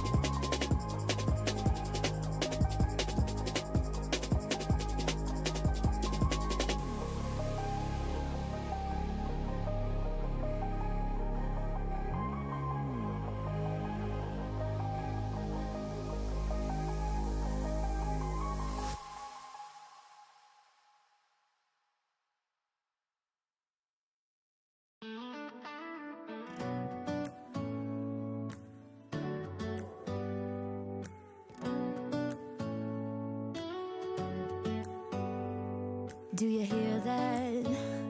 My sanity about to break while everyone I know's out. On a trip, on a boat, on a lake. I'm tired of feeling all FOMO, babe. I don't even care if we stay home. Put our to-do list on ice.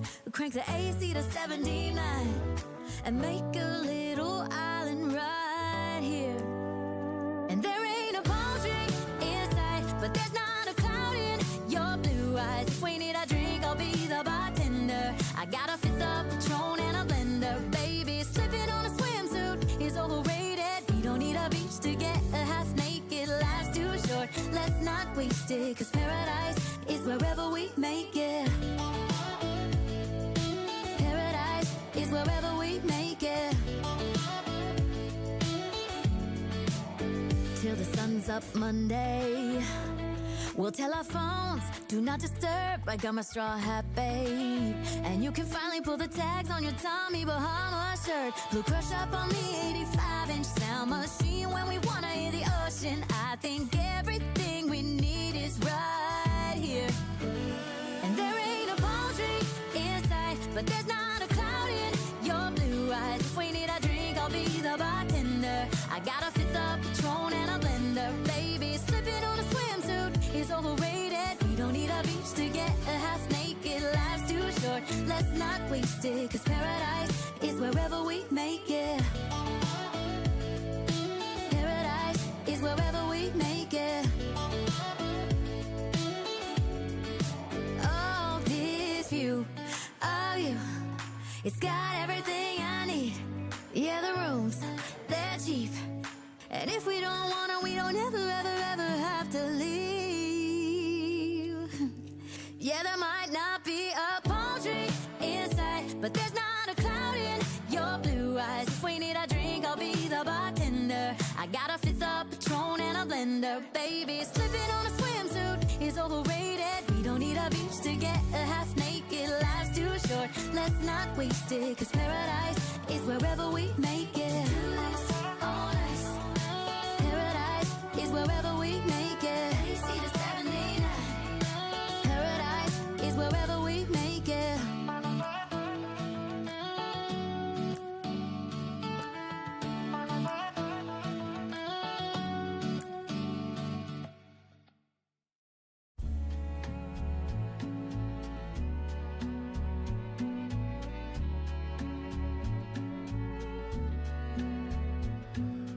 What can you say when love goes away that hasn't been said before?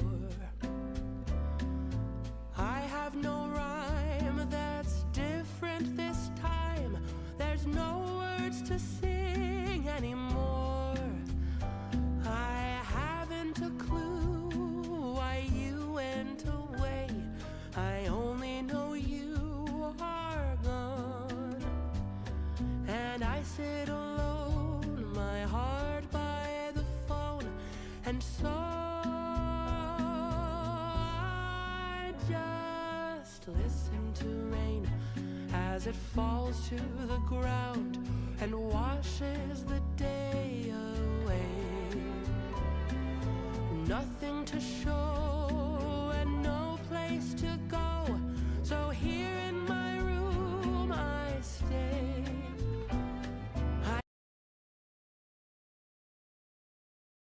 For game number 2, for the 5th game today, we have Yuhin on my side to give me the maps and the quirks and crannies of these drafts. So for No Hoodwing and for both PuckChamp, 2 insanely toxic heroes shall arrive, and one is the SF, the other one is the Lone Druid paired up with Lycan. So No Hoodwing, they're definitely cooking with this draft, but PuckChamp, they're not short-handed themselves. What do you think of these?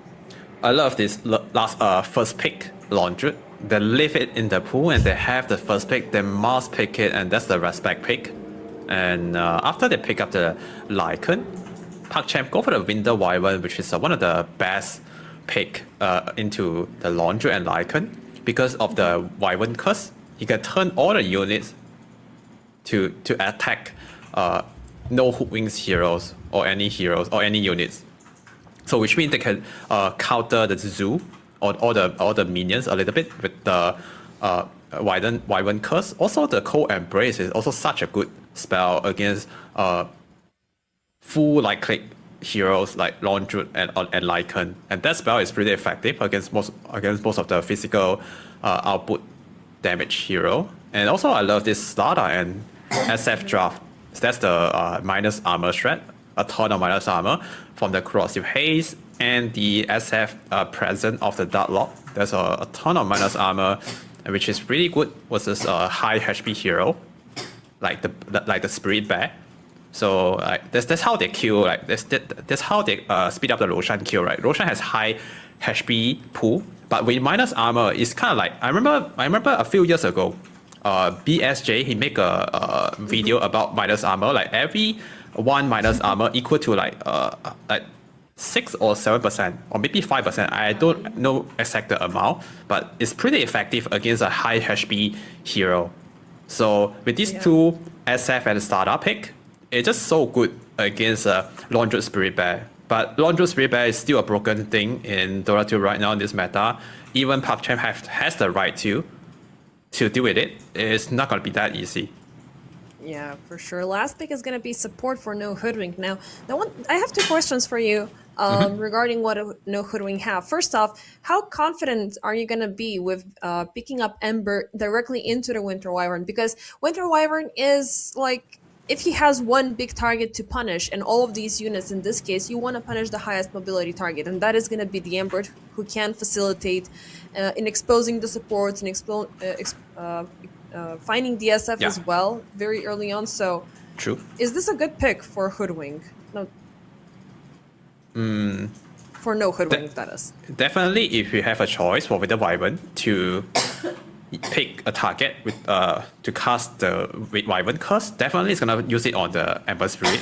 They want to kill him to start the fight. Also, he needs to use it when there's a lot of units around the target.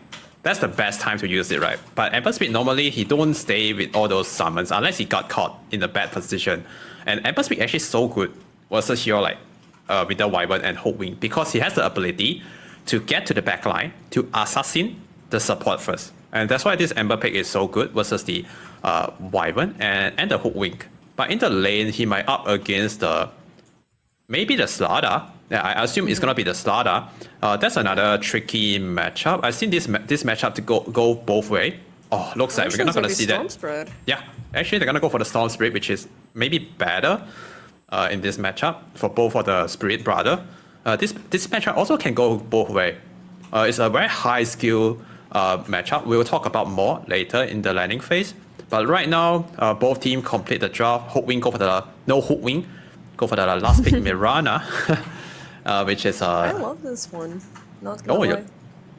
You love the Mirana? You mean the cosmetic or the hero? The hero for sure. I mean, I'm not seeing the cosmetic because I was looking at production. So because it's, I don't know, it's a lot more convenient because everything is packed up within visual sight. But Mirana is always very reliable because she can go in for these very big setups, not necessarily not only relying on smokes, but also stacking up the invest with the smoke to make approaches a lot more interesting, and you can take a detour, divide the team fight into your own favor. The arrow is very powerful as well, and the upgrades that Mirana is getting are also really, really nice. So I do like that element of nostalgia, but you can also set it up really nicely with the Bramble, and it could be a nice counter reaction towards the Cold Embraces. Now, the Cold Embraces can be in a lot of situations you're saving Grace, but it can ultimately be set up at the wrong place at the wrong time. So Dark Below has proven to be a very impactful hero. When she sets things up, she is able to destroy, to devastate. And also, here comes my second question from earlier. Can the Entangle stack over the Cold Embrace? You mean the hit count, is it? I think the answer is yes. He does not take damage. That's also going to be a problem. Yeah, he does not take damage when the target got affected by the Cold Embrace. He's not going to take damage from the Laundry. But I guess the hit count still progress. The Entangle hit counts to trigger the root. It still counts, I guess. It still works, even the Cold Embrace. Yeah. So that is ultimately like that win or loss condition for PuckChamp, and I don't know, like as good of a hero as Winter Wyvern can be, covering a lot of aspects, like he could set things out between a life and death scenario. Like for example, imagine Exini trying to jump around, getting away from the rest of his teammates, and he's out there in the fray, and you're trying to save him, but ultimately it just backfires, and you've already secured No Hoodwink, a kill that they're really gonna be looking for. This SF during the laning stage, it is gonna have a funky time because so far unit-based offlaners have had the better impact out of him. 3 bounty runes obtained. The bear is gonna help things out. Good start for No Hook Wing, getting 3 bounties to start of the game, which means only 1 for the Dire side. And it mattered a lot to the mid laner because of the extra gold from the bounty. It's like almost like 1 crit gold, and it's gonna allow the mid laner to get the bottle timing a bit faster. So I want to talk about this Spirit Brother matchup, the Ember versus the Storm. We've seen this matchup a million or 10 million times. It's a very high skill based matchup because for Ember to win against Storm, he has to play around the Southeast and all the random. I mean all the Flame Guard. Because I need to use these 2 spells to negate or to block the damage coming from the Storm Spirit random. So the better he managed to like dodge the damage, he's gonna have a better time in the landing phase. You need to use the Southeast when Storm Spirit trying to throw the random at him to dodge the explosion damage. If you could time it well, it's gonna be easy for Ember Spirit to win the matchup. Yeah, I mean it's one of the battles of the brothers, and you Yeah. know, like when you say the Storm Spirit versus the Ember matchup, like it always rings with Stoikov being on one of these sides. Now, unfortunately, we're not seeing Stoikov for quite some time since IC unfortunately also disbanded, so he was a part of the Inner Circle team, but he was one of the most successful Embers when it comes down to Storm Spirits, even to the point of killing them is impossible, but forcing them to walk back all the way to the fountain is already, you know, a very big show of skill. Now, I'm hoping that we're gonna see this on this Ember because definitely he's gonna be super impactful in counteracting Yuragi very early on, because all in all, the focus will be shifted on these ultra toxic carries. Now for Lone Druid, things are picking off at a steady pace. He's farming about with double units. He is trying to push off and punish off Slaughter. But, you know, soon about we're gonna have level 3s, level 4s coming in, and we still don't have any first blood, so which side do you reckon will Get the first blood? this? I think top lane, we might be seeing the first blood on the top lane, except with the Wyvern. They have very high kill potential in this lane, and also the Shadow Racers is gonna go through the Shadow Realm. And once SF hit level 3 and put 2 points on the Racers, they should attempt for a kill, or maybe now, because 3-minute Lotus is coming up soon, and bottom, we might not be able to see a fight because Lonju already holding the right side of the pool area, so Stada can't go for it. And here, just both support playing for the camp.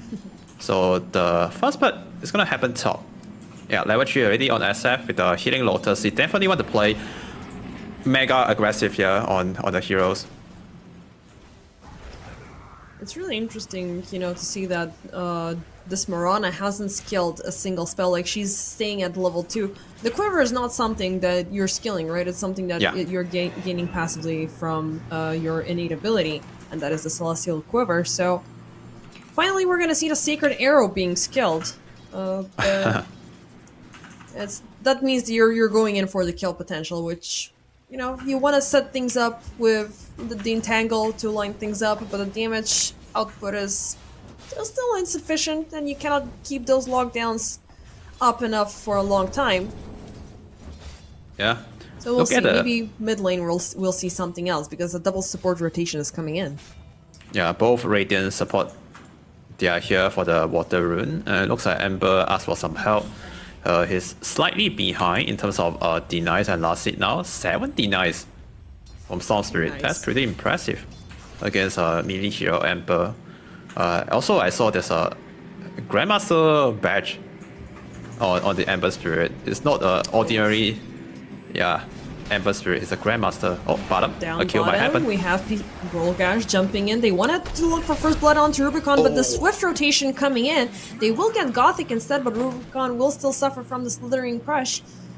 This is a good opener for Golgash, a good start for Slaughter. So, you know, maybe controlling the Lone Droid will be further control as the game keeps on going. But also, like you mentioned the Grandmaster earlier, there's 2 types of Dota people. Dota people who pay for Dota Plus, and Dota people who don't pay for Dota Plus. Now, Xne, he's got that bronze icon, you know, upon him, so it could be him not paying for the Dota Plus and maybe even reaching up a master level of Storm Spirit as well. So you never know. Yeah, that's true. We should never judge a book by his cover. Maybe he's gonna roll it on the Candy Works. Just give this man 1 month of Dota Plus and see what happens. Yeah. Oh. So far, 5 minutes in, we are even in terms of score, but down bottom, there seems to be a little bit of aggression, but no, we're just looking at top side right now. Yuragi leading by last hit, same is going to be set for the Storm Spirit. No Hoodwing, they're not shy about it, but Krolgash, like, even though he got the kill to, you know, compensate for his misery, he's not getting a lot of farm, so... Still far behind in terms of last hit. He has only 22 over 3, and Laundry has 39 over 8. Mid last hit. lane, Rabel is gonna get bushwhacked. Remnant to try to get away from there. The Arcane Rune will spawn in the very last second, but they will throw their Blood Grenade. Exony, however, will be taken down by Asdecor. Nice rotation coming in. Huga now under raining fire from Enclave and Asdecor. They will jump in with the Remnant. They will not get the chain off, but Huga is not gonna survive even with the Fairy Fire. Now Gothic jumping in. He's gonna get the counter kill upon Rabel. Now this is a good one, but he's still dancing around the brambles.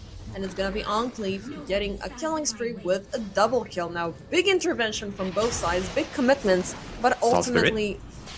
Let's see what happens here. If Exony gets this kill, actually it's gonna be even. Yep, it should be done.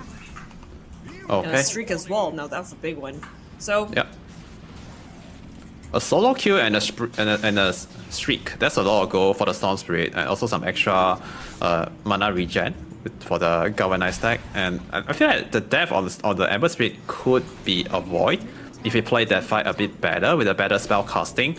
And here bottom, we're gonna see the 7-minute shrine going fight. in for the steal, and Rabel jumping in. The Slithering Crush is gonna connect onto both, but the Cold Embrace is keeping him still over the shrine, but it's not gonna win the contest. Now Huga 1v3.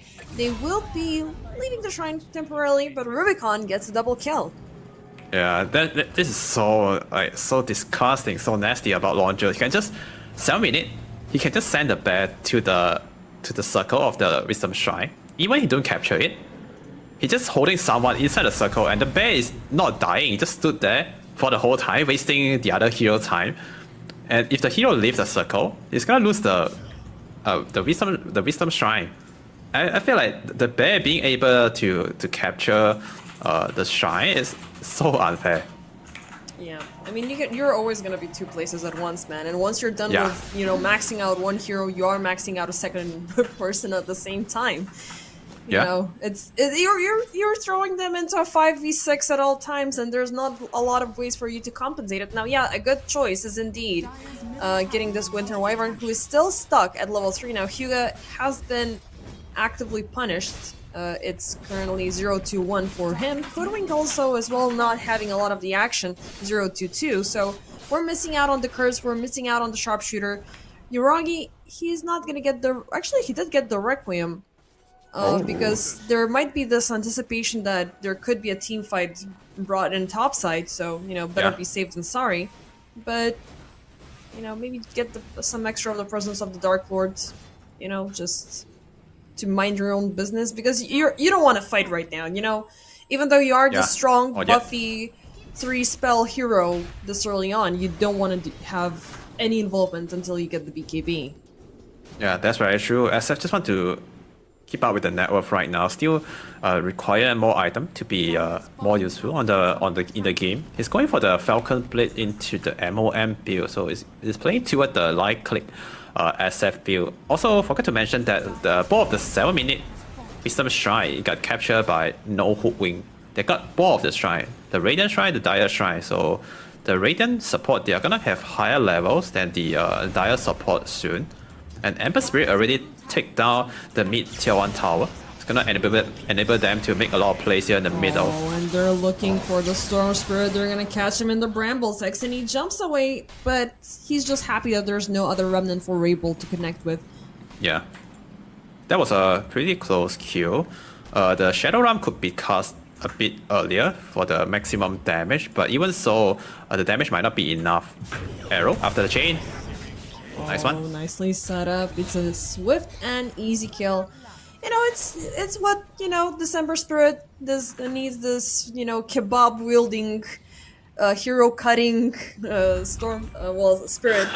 He doesn't want to Yeah. stay back and farm. You know, that's the worst thing that you can wish for this guy. If he's non-stop killing, you know, it's giving him the upper hand in terms of control, in terms of, you know, presence, and they're gonna go in for a smoke right after. So this is a very we good still smoke. don't have the Moonlight Shadow available, but it is gonna be a Ninvis rune to aid him with finding Exony from yet Arrow. another time. And hello, brother, how you doing? They're gonna miss with the arrow. Oh, that's unfortunate. I blame the Marana for this.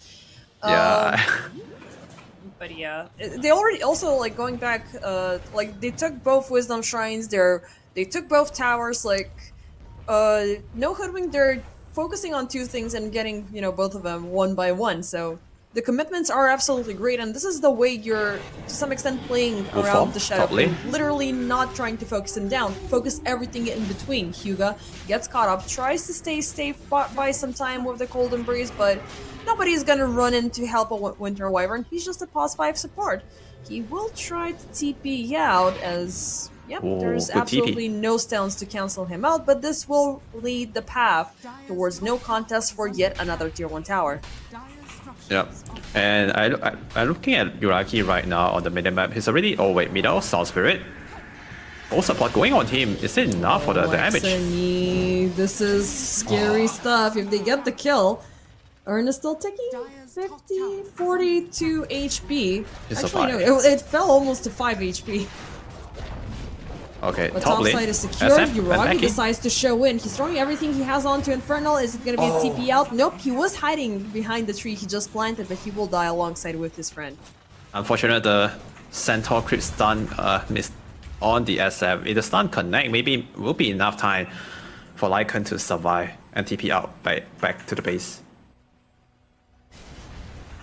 I mean, it's a little something that Yuragi can be happy about, because right now, without all of the tier 1 towers, you're gonna be forced to share farming space, and that is something that Rubicon is already on the double with the bear. He's got the Maelstrom, he's got the Blightstone as well for that small armor reduction, and, you know, I don't know, this is the tough spot right now for PuckChamp. They cannot break over because they still don't have those strong initiation items to, you know, to jump in effectively. And they're going to be forced to respond. And there's still the curse missing, which is an eyesore at this point. 12, almost 13 minutes in, and you're missing a big ultimate. Another smoke player coming from No Hook Wing. They know the assignment here. They want to play fast, they want to apply more pressure on the map. And also the Lycan Wolf constantly scouting the Winter Wyvern and bought quite a lot of info. And this, because of that, Lycan Wolf, they might be able to get the kill here on the Storm Spirit. Find Exony, they instantly jump in, but he will manage to back off. Instead, Hyuga will take the bullet. Okay. Not the best kill, but it's okay. They get the Wyvern kill. Still something. At least restock the earn charges. I mean, as long as they're not walking away empty-handed, because it is good for the Emperor, you know. This is like, regardless of what he's getting, he is getting something. And it's all of this effort plays, but it's still fascinating how courageously they're walking in with all of this deep vision, just because they have. And I've been practicing this ward as well, close to the croakers, because nobody expects that it's gonna be there, but it catches like 3, 4. It's an entire crossroad of you know where people might go. Now, Aztecard, he's gonna die here a little bit unfavorably. Okay, looks like But he's a bit. not gonna give away any information. Like, he has confirmed that there's still some vision present, but he's not gonna give away the ward that I was talking about. Yeah. Went a bit too far into the dire jungle by himself. And I'm looking at the Sound Spirit item right now. He has a Guardian Grave. I remember you do mention it last night. Like the item suggestion on the Earth Spirit or the other Spirit heroes getting the Guardian Grave. In this case, for Sound Spirit, is pretty good because he could dispel the chain, the root, or the Spirit Vessel from the Ember Spirit. And it's so cheap right now in this meta for the Guardian Grave, so it's pretty good for a hero like Storm to build it. He just get more mana because of the Guardian Grave heal, also get a good dispel. The devil, Look at that. Yep.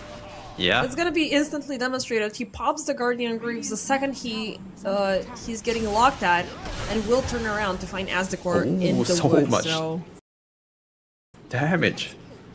The Mirana just melted because of the damage from Slaughter. and also the sharpshooter landed. Oh yeah, okay, that too. So they just got Never blink. forget never forget the hoodwink, man. It's like even though you are playing as a team with the name No Hoodwink, you still need to respect this pesky squirrel. Yeah. This is the first blink review from Slaughter, and they managed to get a good kill on the support. Oh, wink. But now Rabel with the amplified damage rune, he is gonna find and destroy Gothic. Now can they find somebody else? Xeni, he's lurking down the mid lane, but Hyuga, he is, you know, on the standby with the Winter's Curse if need be. But I like Rabel, how he's gonna be fine with it. It's just taking one small bite at a time. I like how the Spirit constantly follow the fight. I'm not sure why he does it. Maybe he's trying to use the Savage Roar to contribute something into the fight, because the bear don't have to be there.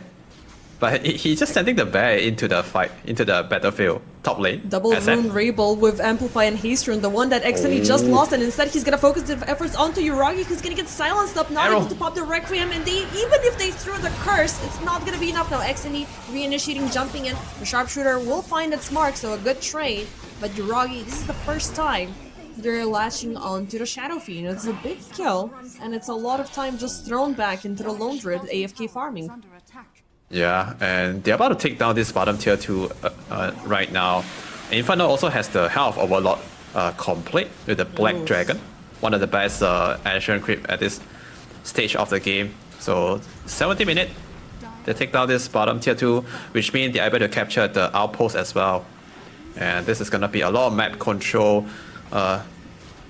for no hook-wing, and it's gonna be smaller map as well for PuckChamp later at this bottom area. They can't really just go out and farm in the triangle. And Rubicon is also really close towards completing the scepter. Like, he needs about 1,500 gold, so once that bear is independent, you know, it's gonna be an Arc Warden. And it's really fun, like, we're seeing this prioritization just because, I mean, the bear did get stronger and got nerfed 10,000 times, but it's still predominant. Why is the choice still lingering there? Let's see what happens first off to Uragi, though, as Rabel will land in another catch Infernal with the dragon. He's gonna just burn down Hyuga way too late, but Gothic jumps in with the sharpshooter. Xeni in the backlines, they find Asdecor, but Rabel, he's not stopping this time. They are throwing all of these units. If he oversteps, he will get the curse upon him. So look how patiently they're jumping in back and forth now. Bolt Brace is gonna save Xeni, but Enclave, he's jumping in, he's fighting, he finds Hyuga, he's gonna fear back Xeni, and Infernal is gonna, actually they're gonna land the shot for the kill. Infernal still remaining along with the bear. Look how fast Gothic is melting. Rogash trying to keep up with the contest, but he's hesitant and he doesn't want to linger there any longer. But beautiful play from Hoodwing regardless. They were insanely careful and like you saw those little side steps that they did to avoid the Winter's Curse, and it never found its right target. Now, arrow. That's Rogash, beautifully done. Asdecor, what a champ. Yeah, 3 point all the way from the downtown. That's a good shot from Mirana. And look, I was looking at the bear. You just keep following the the hook-wing in the fight. It's kind of annoying if I'm playing the hook-wing. Why does a bear constantly following me and not attacking me? It just create like a, you know, there's a stalker following me in a team fight. It's so annoying, but it's so funny too. And I really like how Lone Druid keeps setting a bear, because this is something new I never seen before. Ooh, aggressive jump. Not enough damage. The root didn't connect. But Roshan, they're busy on going in for Roshan. I do love the synergy because, you know, you're getting the bear, you're using the howl. Every single summon gets a little bit stronger, and this Rosh is just melting in no time. And already, like, we're nearing the 20th minute mark. It is the lead. Granted, to no Hoodwing by 3k, but it seems like PuckChamp are on the hunt. They have spotted out Lone Druid in his true form, and actually will come for the jump. But this is an awkward position. You know, you might kill him, but the bear is reigning free, and you're fighting under a tier 2 tower. Xeni, they're on the run. Good call. They notice the Moonlight Shadow going off and they're like, we're not messing with them. Even though we know that they just claimed the Aegis, we don't have the power to do this right now. Yeah, really good movement from the Storm Spirit and Hoodwink. Both of these two heroes able to kill most of the hero on the map. It's a good trying to find the launcher at the corner of the map. Unfortunately, the bear already activated the true form earlier. He's so tankier with the extra HP. And the Rabel jumping in. He's gonna get the curse, but it is gonna set up for the kill. But it's only the Aegis that you're losing now. He's locked on the observer post, and he's gonna die down with Gothic. So the curse wasted. 2 heroes gone, and for the Aegis. PuckChamp. Yeah. They're not looking. I mean, it's a never-ending story. It just keeps like they have these drafts. They have these very good compositions, but their delivery it's insanely underwhelming, you know? Yeah. While they're fighting in the Dire Triangle, the bear did quite a lot of pressure on the top tier 2, force out a Slada rotation to a top. And they only lose the Aegis or Ember Spirit. That's a pretty good trade still for no Hoodwink. And they are looking at the Ember Storm Spirit bottom. All he has is just the Guardian Grave to dispel the root.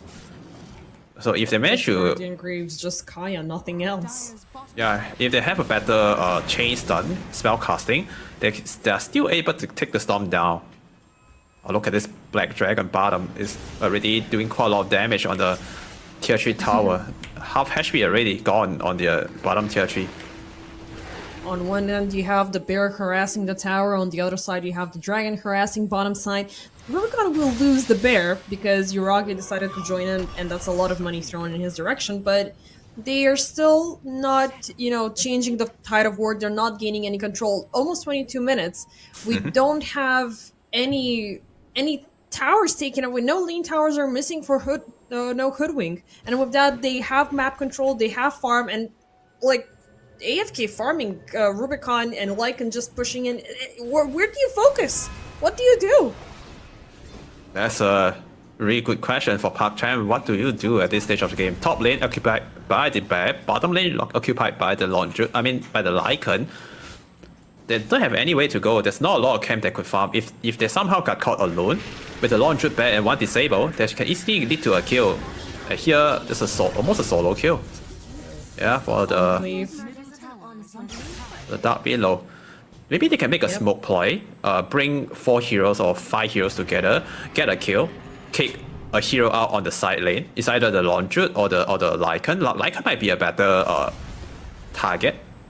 If they bring everyone's there, it might be enough to get a hero kill, and maybe they can regain some map control at bottom area. And I feel like that's the right thing to do for PuckChamp right now. Or maybe they also they're not moving any time now until the next item for their core, which is the he finds a big one, and he even commits for a dive right under the vision, and there's gonna be the curse popped up. Enclave, he's kept in check. Okay, finally we see the first Requiem of the game, which will pop Rabel.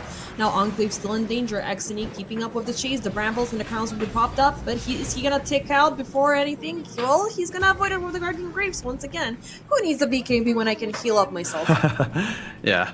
Good play from PuckChamp. They waited for no Hoodwink walk into the triangle and waited them to defeat. I guess that's another way to recover from a game. Just wait for the enemy teams to make a mistake, and no Hoodwink lost 2 big heroes in that fight. Also the launcher bear, right, giving quite a lot of gold and experience away. So that's a 3 hero kill. Oh, but down the river, they will land the beautiful arrow onto Xene. He will manage to back off, but he's not gonna get anything as the shield rune did spawn up top.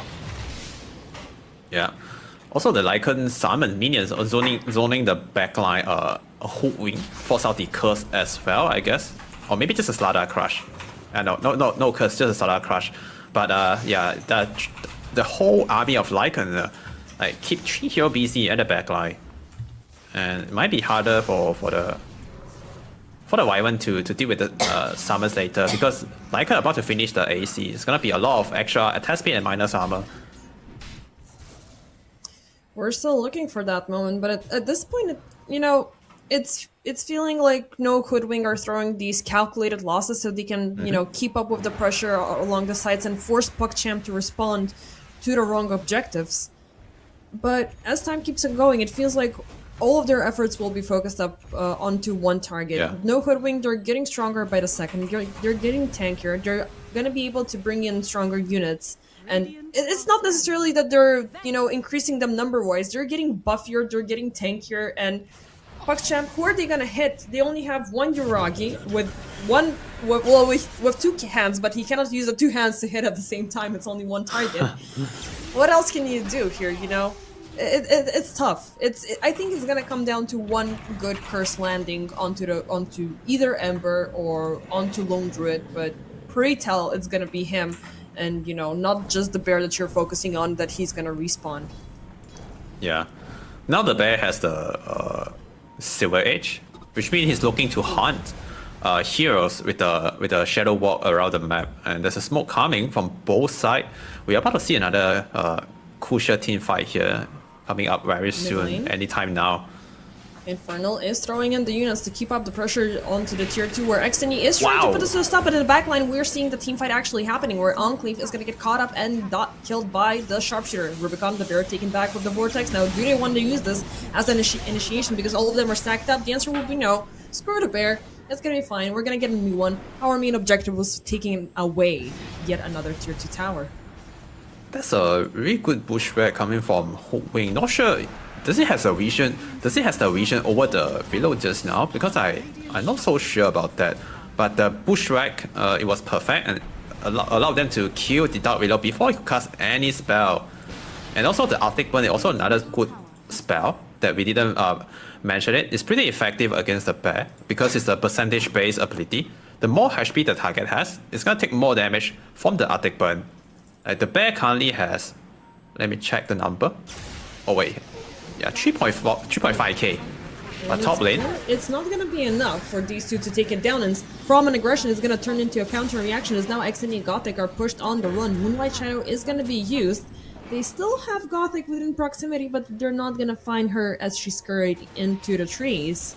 Now, I was looking at the items in the meanwhile because, you know, Ember Spirit usually now has this downtime when he's not able to properly initiate and he's forced to fall back, but he's again on a good timer to get the Aghanim Scepter, which is going to be the next big reveal for no Hoodwing, and that's the Scepter is really ugly to deal with. Like, it's moving too fast, it's way too much control. Yeah. And also I would like to see the Aghanim Shard being picked up as well at some point, and how much time do we need? Like, about 4 or 5 minutes for the next Stormy, and Rabel is gonna get cursed up. They're trying to go in for the counter setup, but it's not gonna work up as poor old Ember is gonna get obliterated. Oh, Ember, I think he died quite many times already in this. For you guys, not yet. Not Okay, yet. Give me like 40 seconds. Unfortunate, no lucky Roshan spawn for PuckChamp. If there's a lucky Roshan spawn, this can be very nice for the Dire side because they really need the Aegis on Uragi to be able to hit some towers. They have some good teamfight potential. Oh wait, Lordred. Solo nice kill. Line on Hugo, beautiful solo kill, but it's gonna be a lot of gold just handed back, but a quick respawn and Rubicon does not lose anything on the long run. But, you know, I have this little bit of a problem, you know. We just saw this big kill being taken away by PuckChamp, but that's just one hero being temporarily disabled from doing anything. But no Hoodwing are keeping up the pressure because they are not finding Lone Druid, they're not finding Infernal, who just pushed out yet another tier 2 tower. So objectively, Hoodwing are still in no Hoodwing are still in control of this entire game. And Roshan as Rosh is being challenged, okay, the arrow will land upon Krollgash, instant jump, and then with the Moonlight Shadow, Uragi will secure the Aegis, but there's a very high chance that he could lose it right now. Look at Rabel just jumping back and forth. Uragi, he's gonna be gone, but he's gonna be back with a BKB if things go bad, but still within the brambles. Beautiful arrow landing in from Asdecor. They're just jumping in back and forth, trying to wear off all of the resources from PuckChamp without, you know, anything else being popped in between. But with that, no siege. Like, the only permanent thing that, well, to some extent, that PuckChamp just got was that 135 gold. Yeah. And how this fight happened, it started with the Lycan apply the pressure on top tier 3 tower, force out a Storm Spirit TP, and that's why the hook wing team wanted to went in to contest the Roshan fight, because there's no Ember Spirit. They're missing out one big manpower after they saw the Storm Spirit on the top. And meanwhile, the Bear also applied a lot of pressure at bottom, so 2 pressure on no hook wing, PuckChamp. And Ember Spirit didn't get the EJs, didn't get the Roshan Steel, but he stole the banner, which is something. Yes. And they also killed the asset first life. I would say that's a win for no hook wing, because they got some towers damage, and they got some kills and the banner for free. So overall, that's still a decent trade for no hook wing. And yet they can keep it up, like they can bide their time, because, you know, with the next Roche, they can, you know, use the double Roche banner. Top side and bottom side, meanwhile, the tier 3s are gone, so there's 2, you know, easy entry points for Hoodwink, no Hoodwink to continue if they win the upcoming team fight. Yeah. Ember, in the meanwhile, he changed his items, so he opted in first for the BKB, but it's gonna be the shard being picked up instead. Top side. Oh, Krolgash is having some problems here. He's gonna pop the BKB, try to slither away as far as he can. And that's gonna be successful, but, you know, no BKB slaughter, it is a problem. Yep. So Wolf form for the slaughter BKB, that's something. And no hook win, the way they play the game right now, they're not planning to take a 5-on-5 man fight, and which is a smart choice. Because taking a fight into the Wyvern Curse, into the Vacuum, and the constant disable from the Slaughter Hook Wing is not going to be easy. And they're constantly applying the pressure with the Lycan and the Laundry Bear. He's drawing quite a lot of Look at this bear, by the way. Like, he's been soaking up all of these spells. They're trying to use this aggression against PuckChamp. Eventually, the bear will be killed. They will land the arrow after the Cold Embrace. So yeah, that's just, you know, easy money. For nothing way too big. Did he get the last hit? I wonder is the resummon or the PuckChamp got the last hit on the bear, because I wasn't paying close attention. I might be wrong. Okay, free pick. Unfortunately, we cannot see the bear, you know, the bear as a hero and see what killed it. Yeah. Easy free kill upon Mirana, but guess what? You have Angered Raybold, who's now, well, not fast and furious, but faster and a lot more furious. So, with the shard, with the double upgrade, he could be looking for more Infernal, using the creep to scout out. XNE will throw the Vortex, but do you wanna over-exaggerate here, XNE? Oh, I'm looking at the Lycan micro. He sent a big golem, the stone giant big golem, into the middle, draw some attention away from the Storm Spirit, and then he sent the rest of the wolf into the bottom racks and managed to take down the ranged barracks. That was easy. Yeah, pretty good micro, pretty good pretty good game plan right there. By drawing the golem, drawing the Storm Spirit attention with the golem, allow the wolf to rat. 33 minutes in. It is Hoodwink leading by 12k and a score of 20 over 16. Now the main problem is, again, like no Hoodwink, they're doing this. Oh, let's see what happens here though. Oh gosh, it's I have a what's its face? A deja vu. Yeah. From like 2 minutes ago. Yeah, it's like we're watching the replay. He's running away with the BKB. Yeah. Wait, I thought we didn't have replays yet, but I guess we do. Or it's just, you know, PuckChamp giving us the same thing.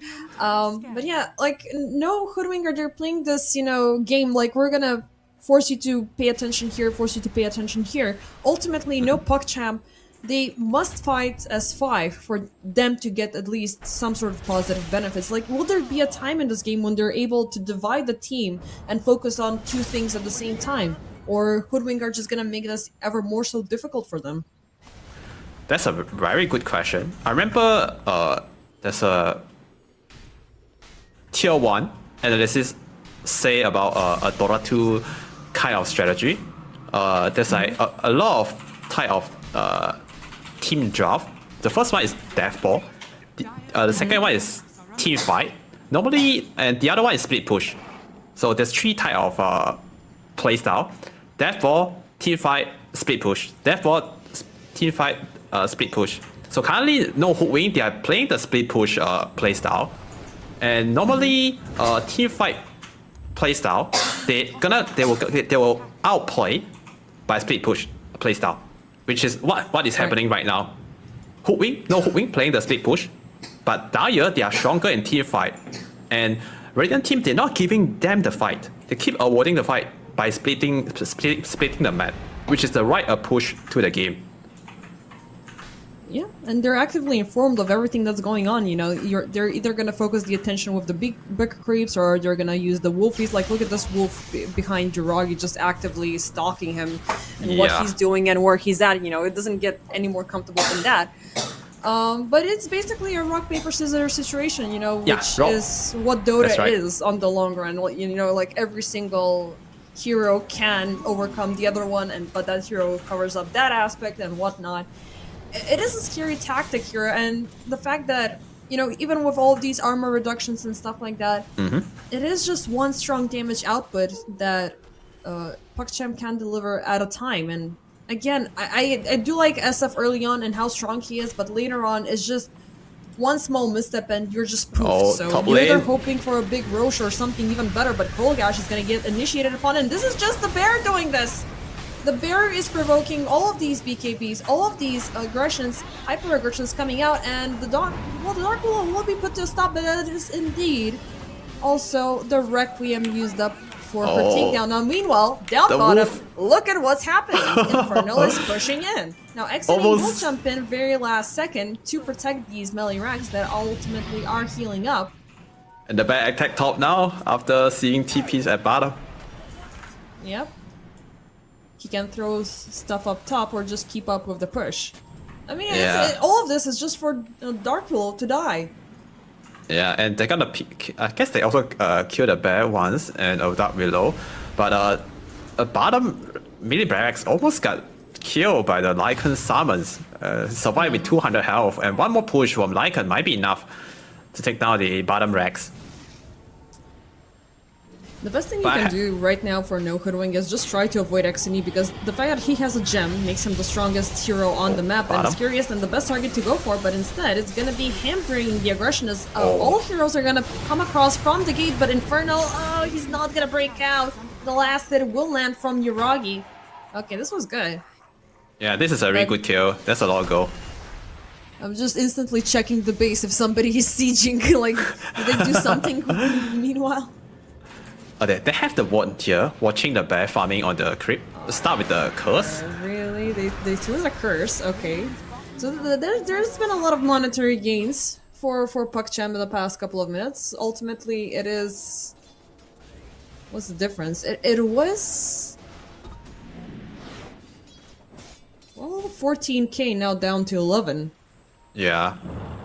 And all this kill give quite some gold away to the Dire side. Oh no, Mirana, not Mirana. Not Mirana, not my sweetheart. Come on, lady, just jump out. No, it's gonna be a Moonlight Shadow, but she still will get the sharpshooter in her face. Now, top side, there was a little bit of a creep push, down bottom nothing, and the rest of the team, they're just AFK farming. Now, Roche is gonna be back in about 15 seconds. Oh, SF, the chase stun is perfect. Oh, very nicely done. They have the damage. They have him, come on! Satanic is gonna be popped up, turns around with the BKB, focuses down the bear as it's... Well, there's no second bear for about 90 seconds, and that's a very big handicap for this lone druid. Okay, PuckChamp, this is, you know, a good sign. They've taken down heroes, they've taken down towers, mid lane is fully pushed in almost. And Roshan is up now, PuckChamp, they can just go for the Roche and get the Aegis and maybe touch high ground with it. I wanted to say that... No, they're going high ground already. Okay, looks like they realize there's no bear. And I'm not sure how No Hook Wing is gonna deal with this. Because they can't take team fight without a full squad. Even with full squad, it's still hard. I mean, they're gonna inflict permanent damage, so you can be happy about that, and you know that Infernal is not gonna be pushing in as far, but the Wolves are already trying to get to those melee racks as they're still on 50 HP, so it's gonna be a lot easier compared to last time, but look at this instant response. Krolgash knows what's gonna be cooking. I mean, I'm fine with this, you know, it's not gonna be a lot of opportunities that PuckChamp are able to, you know, get such opportunities. So far, No Hoodwing, they're not responsive, you know, they're just reactive towards the aggressions coming in from PuckChamp, but they're choosing what to take in between the gaps. But Oh, what would the happen wolf is- if no Hoodwink are choosing to fight? The wolf is killing the top range barracks. 300 health left. Almost. Yeah. That doesn't heal. It's fine.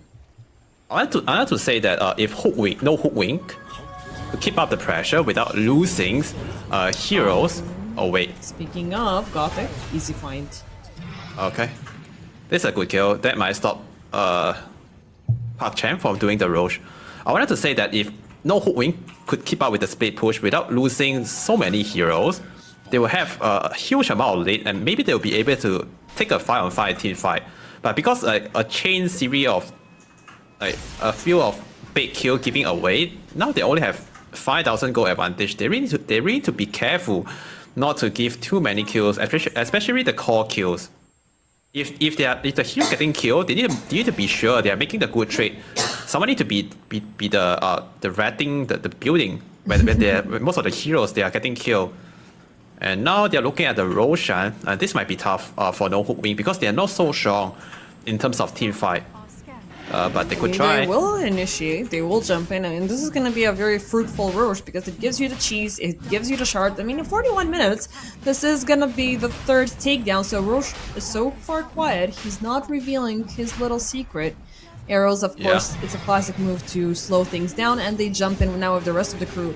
So far, PuckChamp are absolutely clueless that this is happening, and it's going to be a free Aegis for Rabel, who's going to get what shard so far is going to go for Rabel. They are containing that double Roche banner, so they're going to try to strike from two sides.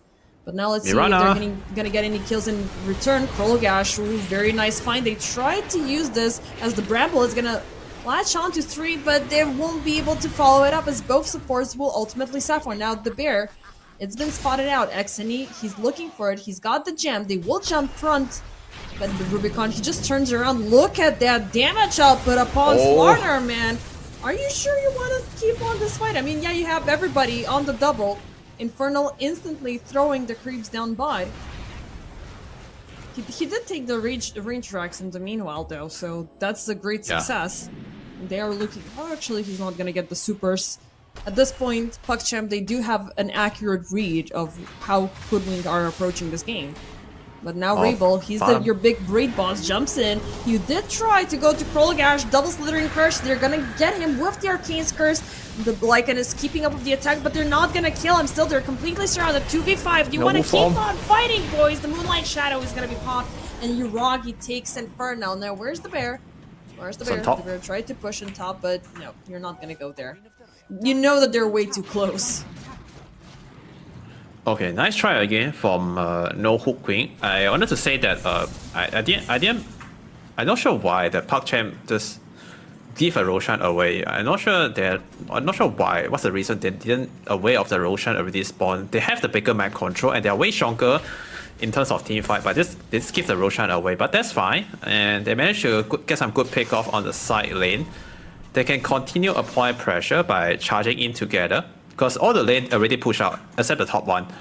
So maybe they can try to take some towers at bottom, because we can feel that they are way stronger on the Dire side. The damage output for them with the minus armors is insanely high. The bear just get melted in a few hits. Yeah, for sure. I mean, they still have the upper hand in terms of controlling all of these creeps. Yeah. But, you know, the power spike of Shadow Fiend eventually evaporates, you know, especially when he overcomes everybody else. Then, you know, he's just gonna be this guy who hits very hard, but they can completely ignore him. There's still, you know, the Lone Druid on the rise. There's still the bear doing all of these annoying shenanigans. He's also got the Abyssal Blade, which is something very strong you can bring. But Rabel now in danger around the river. He will get the amplified damage from his Rubicon. He finds Hyuga in the back. They will still keep up the pressure. Yuragi, they might throw this bear in just as a distraction, but they should get the SF kill now. You know, you can just keep on going, keep up with the pressure. They find Xeni in the back though, as Infernal also popped the shapeshift. And Xeni, yeah, they will jump in. Moonlight Shadow with the BKB, and a smoke as well on top.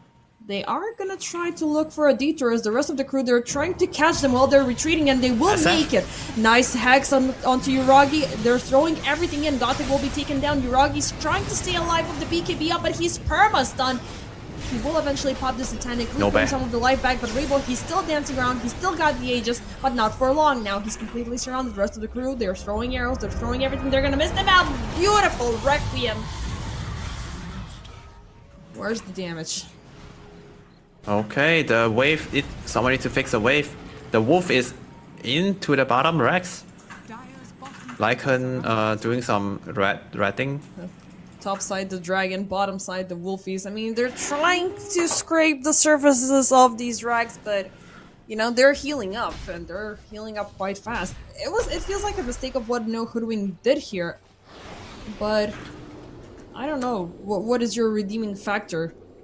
I did notice something fun though. Sorry, there's an interesting item queued up on Infernal that I really want to see in action.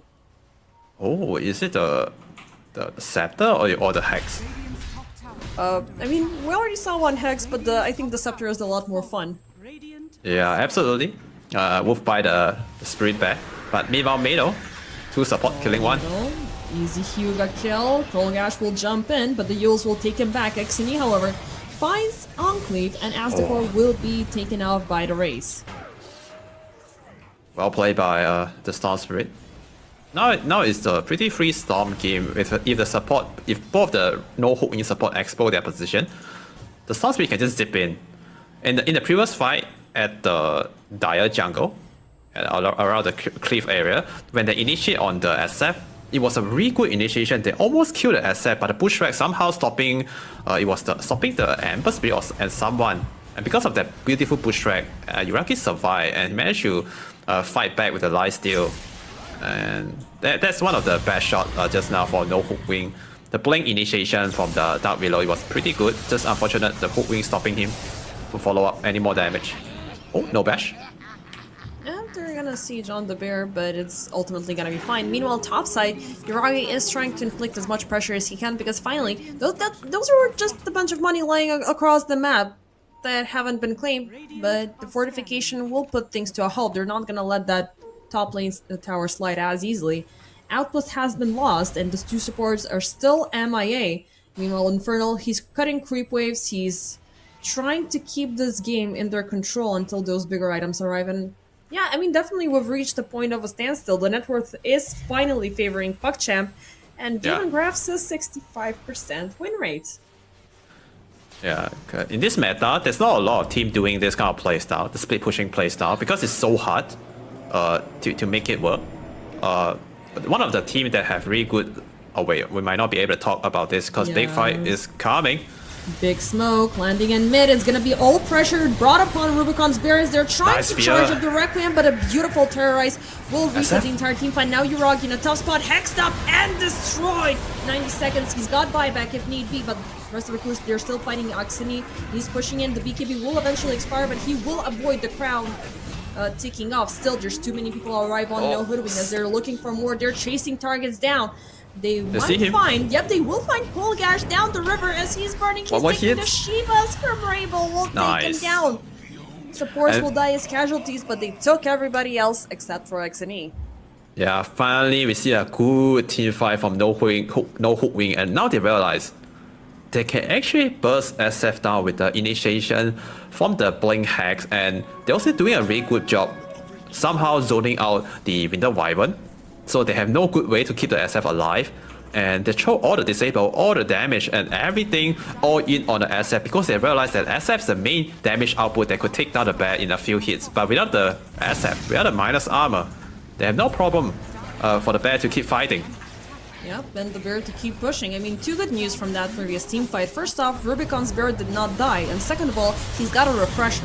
So if push comes to shove, he will be getting it once again. 3 triple buyback used up, but XNE, he's having dangers. Uragi will be forced to buy back to defend mid as the tier 3 tower goes down. Rebel will call in for backup. Meanwhile, Infernal still pushing down bot. Can they get the super creeps? 119 HP left remaining. They're not letting those racks slide. I guess this is the 3rd time we see the bottom mini barracks with this amount of HP. And they didn't take it down, and there's a 5 HP regen per second. Lycan need to continue applying pressure, or maybe they need to wait for another round of big fight to do the red again. This is gonna be a long game. We are approaching to the 15-minute game already. I'm getting more and more excited if you can get to tier 5 60-minute timing. Do you like tier 5, Doda, or you prefer like fast game? Oof, it depends. You know, it could be like I don't like single-sided matches. Like I hate it when one side is overpowered and they end up with a double digits while the other side barely has 5 kills. No, that's murder. That's a massacre. That I like late-stage games. You know, because that's when it's the least experienced type of game, you know, and when we go past those, like I'm talking even extremes, like 18, 90-minute games, that's where we see everybody on the brink of maxing out everything they can from the game. Like we're seeing second tier 5 rotations, we're seeing enchanted bubbles, we're seeing what Tai Long did, was it during Blast? That was absolutely... The juice? Bonkers, you know. Yeah. You know, I think that's where we see like how far the game can go, and that is feeling a little bit more exciting, even though it can be overwhelming at one point because you know there's gonna be so many spells being flying around during the team fight. There's so many things, you know, your tiny head cannot even process of what's happening, and you're just waiting for 20 heroes to die. You know, because at one point it's about these increments of 7 minutes. We need to get our buybacks back so we can throw everything in. And that's, yeah, pretty much long answer. Short answer, long games, please. Yeah, I like your answer. And now we're gonna see some level 25 already. We see some 25 on Longjut, Ember Spirit, and Lycan. And most of the core hero in this game, they're already level 25 or above.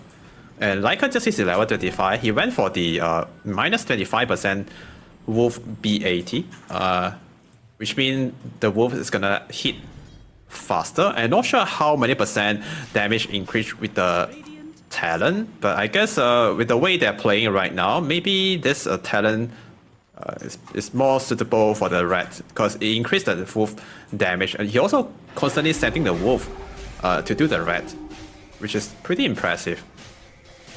So comparing it right now to the attack speed that Infernal has, so Infernal currently just by himself has the attack speed of 0.65 seconds. With the talent and with everything applied for the Wolves, it's 0.67. So they're pretty much hitting as fast as the Lycan is. Who's got the AC, who's got, you know, everything maxed out. Okay, that's not bad. That's not bad at all, you know, and eventually... we are going to be seeing the remainder of the skill tree being brought into play. So we're going to see the additional health on the Wolves, which is going to make them a little bit tankier. I am waiting for the bite to arrive as well, so that is going to be very fun.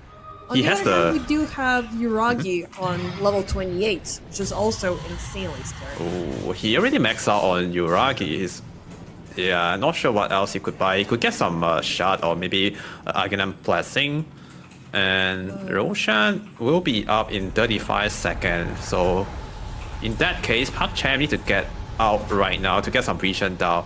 But looking at the minimap right now, there's a lot of green dot on the Dire jungle, which is the vision for no hook wing. They already gain control on that side of the map for prepare any incoming fight and cover the angle from PuckChamp. Roshan will up in 10 seconds.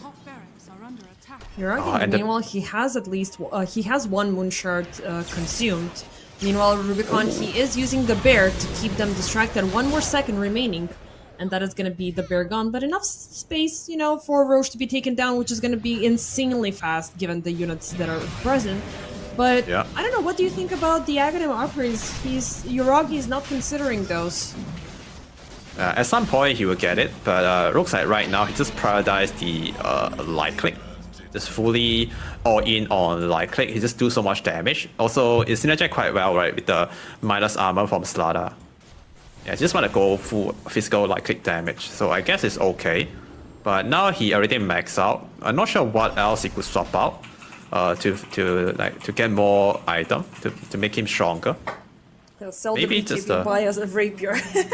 BKB is the must item. You cannot swap it out. I know. But what else do you want to trade from here? You know, everything else is also expensive. Yeah. And you cannot do the rotation with the side inventory. Yeah. Fun fact, Hoodwink are jumping into this next high ground siege with a triple Roche banner. So that is going to be absolutely insane. And without hesitation, they're already paying a visit. Moonlight Shadow is going to be popped up. They have Rubicon's Bear on a lock, but they got it. maybe it's going to be enough to take down the Super Creeps. Now Gothic, cleared out by Rabel. That's one hero on a dieback, and Exenius, he ventured out. Ooh, that's so bad, and there goes the jam as well. Meanwhile, mid lane is being sieged with only 3 heroes on the defense line now. There is a buyback onto the Storm. Oh no, the V-Rex! They want to use it. Meanwhile, Infernal, a little bit of harassment topside, but he still keeps on going. He's gonna pop the Hex on Yuragi. They might force him to play here. Exeni, there's the buyback being used up, but the Roche banner will be dropped as well. Rabel still dancing around, flying in the back lines. And he is gonna get 2 strikes. Now, those strikes from Yuragi were insanely scary, but he backs off, nullified, top side cleared up, bottom side cleared up, and Megas secured. Oh Wow. my lord. It's been a long time. I see a pro team that do so well in this kind of split pushing strategy. The others team that with really good split pushing strategy, which is I mean the first one should be Alliance. They won TI with the Launch Jude or the Nature's Prophet split push, and the next one is gonna be Team Liquid. And now here, no hook wing. Bring me back some old memories here with this split push strategy. I'm kind of happy to to witness this game from them. And it's amazing playstyle, and also they allocate the resources really well. They're keeping everyone busy, not wasting any, not overcommit on any side of the lane. They just put just enough damage, just enough resources to take down the Rex, and then we should get mega creep with just one big fight. Oh, they're going in with a wolf fight. Yeah, they're gonna go all in. They know that there's a lot of buybacks used up, but the Arcane Curse will land very nicely between Rabel and Rubicon, but Rabel eventually breaks out and he's gonna be fine. Rubicon's still chasing, but in the back, and Inferno lands and jumps in the back, finds and isolates Exeni, who's got 10 more seconds left remaining on the BKB timing, and he's not the person that should die here. Eventually, he does find an escape route to go back home, but Rubicon, he's determined. He's going in on those tier 4s. He wants to end this. Exeni jumping into the back lanes, double push right block onto Rabel, but guess what? That is just the Aegis. Rubicon's Bear is gonna be gone. Yuragi setting up for the Requiem. They're trying to push him out. They're trying to punish him while he's here, but nope, Rabel does not care. Pops the BKB, runs up, keeps up with the chase. They fight Yuragi, and they are not gonna take him. Instead, it's gonna be the Bear. But that's the second Bear. They have one more left remaining. Now, the last 2 Roche banners are going to be dropped on the sides. Enclave gets taken down. They are going to try to allow them to siege in, but unfortunately, they are 2 supports behind. It's going to be stuff, but PC actually do manage to defend. Yeah, and that's like bear number 3 or 4. I don't know how many bear he's resummoned in that fight. So they only get out one tier 4 tower. They also force out some of the buybacks. One buyback from the Winter Wyvern, and the rest of the heroes they're about to have the buyback off cooldown, which is the SF and the Hookwing buyback. The SF buyback is very important.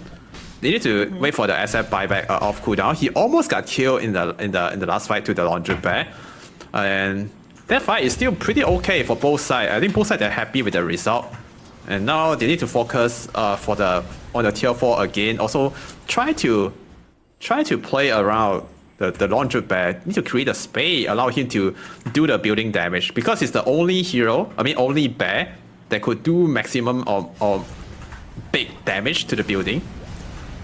So instead of focusing on the hero, I feel like the bear can just go for the Rex and just play around with the 45. Whenever the 45 is off cooldown, no win can just win the fight no without... longer a bear. That bear is a wolf, my dear Yuhin, and Yuragi is gonna face its wrath.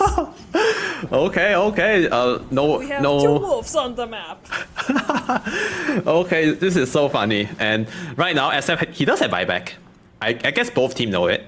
Both teams know SF has buyback. I wonder how they're gonna utilize this 100 second without SF on the map.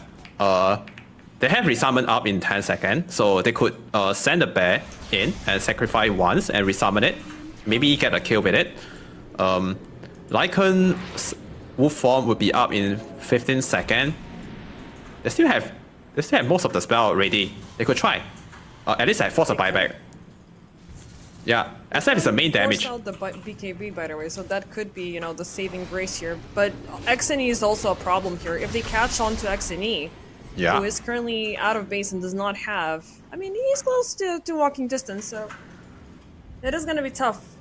Like, leaving either one of them out into the open is gonna be a problem, but they're already playing with their attention once again with the creeps. Yep, the wolf bear is here, the man bear pick is gonna jump into the middle of the fray. There is the buyback forced out from Yuragi as he's going for the chase. He wants to punish the hoodwink. Gothic is out for 80 seconds. Now next up is gonna be Kolgash, who is forced to run with the BKB out as the core. He is gonna die as Lexini is hunting for supports in the backlines, but Yuragi is completely surrounded. Eventually, the BKB shall expire, and now the throne is under siege. They do have a flip if things go too bad, but it seems like they will be forced to. The Rubicon Bear #1 is still fighting off. First used up, it's gonna be onto Infernal. He is gonna get Purified and BKB, but it's not gonna be enough. Still, the Ancient has taken a toll. Buyback forced up. It's gonna be Infernal returning into the play. Duragi still fighting them off, but the bear from Rubicon jumping in. He's gonna force up the fortification, turns around onto Hyuga, and it's gonna be a godlike streak. Rabel, oh, that's not good. You're not a bear, honey. Only the bear can do this. Okay, time to chill. Time to chill, Hookwing. That's enough. I guess they forced out the buyback on Yuragi, also the Slada. Most of the hero they use buyback already on Dire side, and they need one more push with the bear and BKB. Might be enough to end the game. The throne has only less than 2,000 health left. After they respawn, after all the spell come off cooldown, maybe the throne will have 3,000 health. But need to be careful because they use the reload and the Lycan buyback, and both of these two heroes they can't afford to die again in the team fight. They are looking at Kolgash, by the way. The Rubicon's bear is gonna jump into the backlines. They find Gothic. Now at the same time, Yuragi is there, and already all of the bears have been thrown. The refresher is gonna get off cooldown in about 2 minutes, so no hoodwink. They gotta count their losses because they did throw everything in. Meanwhile, we have, well, another level, the first level 30 hitting, and that is upon XNE, this time leaving a ball lightning in, a remnant in the ball lightning.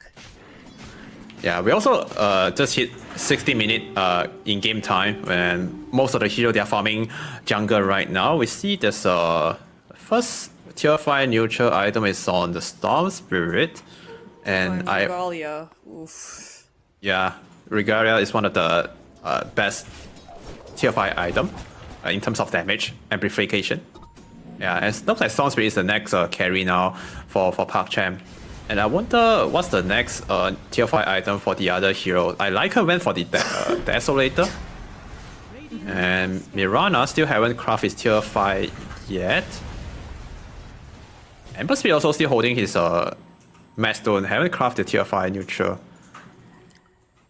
I do love the fact that Lycan opted in for the plus 40 of the primary attribute. Like that addition, the evolved enchantment feels a little bit too strong, but I wanted to talk about the Divine Regalia. It's you know, one of those items that I want to have it all, but the chance I lose it, I'm just gonna get triple down punished for it, and I need to wait for the next tier 5 to redeem myself. Can XNE die? Or he's just gonna be, you know, trying to distract Hoodwing in the upcoming team fight? They have two hexes now on no Hoodwing. One on the top lane. Wyvern. Yeah, they're gonna find Hyuga Rabel jumping in very courageously just to be caught up. Oh, that was so scary. And the Gleipnir forces out the BKB and get the hell out of there. Okay, there's two hexes on the no Hoodwing team. One on the Velo, the other one on the Lycan. If they manage to chain stun the Storm Spirit or focus him down, there's a potential there's a possibility they could just take down the Storm Spirit first. But they only can choose one hero to do this. But most of the time they do it on SF because SF is the high damage output hero that could kill the bear. So that's why they want to prioritize killing the SF by using all the hacks, all the disable to shut him down, create the space for the bear to do the damage on the building. Storm Speed can be annoying, but he's not gonna do as much damage as the. Oh wait, the bear is in. The bear jumps in. Oh my god! Wait, what the hell? They know they don't have the glyph, but they're gonna take him down. But this is all in time. It's a distraction because Roche number 5. Roche number 5 is under siege. 62 minutes, almost 63 in this game. Now that was some hard, like scary stuff. And they can do this like for 1 more minute because that's when the glyph gonna get off cooldown. Now packing in a double life, getting the cheese even. Cameraman, please, watch the bear. The bear is doing something crazy. This time it's gonna be the wolf bear coming in. He can just go for the throne right now. Yep, he is gonna try to go in for the detour, even though there is a bunch of sentries and they're anticipating the bear to show out of nowhere. Rabel jumps in the back. He's trying to keep Cruel Cash occupied, but yeah, they will land in the final hit. The bear wolf, the man bear pig, the whatever you want to call it, from No Hoodwink, it is gonna be enough to take away this entire series victory. I mean, when it gets to these extremes of the game, like having this double summoning hero, it is always something that seals the deal. And it was insane what was happening, and everything just fell apart in that split second. No Hoodwink, absolute amazing performance. Yeah, absolutely. They also show us a very different playstyle that we don't see a lot nowadays in the meta. The split pushing type of playstyle.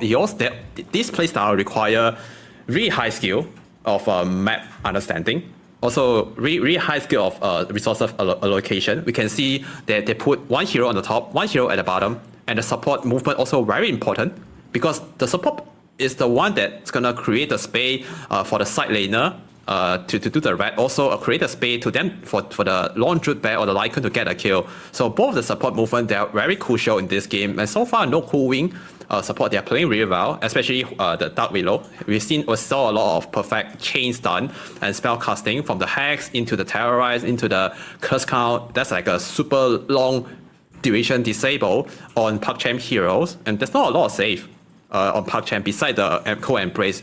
And also Ember Spirit just take care of the Winter Wyvern in most of the fight, stopping the Wyvern from using the curse on the right target at the right place.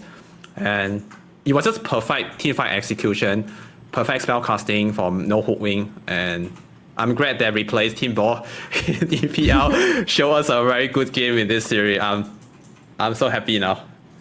Yep, I mean they played absolutely amazingly. You know, at the end we even saw Uragi getting the Divine Rapier, like we saw the Divine Regalia for Extini, like they were going all in. I love the fact that we reached the point of the game where, you know, even the Necro books are being brought in. 3 Necro books were present on the map, so it could have been, you know, a lot more units even thrown into the mess. So. Yeah. But there were so many annoyances that No Hoodwink brought in this game. You know, you don't know who to pay attention to. Is it Rubicon? Is it the Bear? Is it the Infernal? Is it the Dragon? Is it Rabel? Is it like, there's so many things, and you are at the same time, yeah, you are packing the damage. Uragi at the end dealt almost 80k, which is absolutely amazing, but yeah, you know, you cannot be happy with just one small victory because you always need to look back, you always need to turn around what's happening. And for 63 minutes, it was absolutely excruciating pain for PuckChamp. And they were completely surpassed, they were completely overcome, and that is going to be yet another serious loss for them.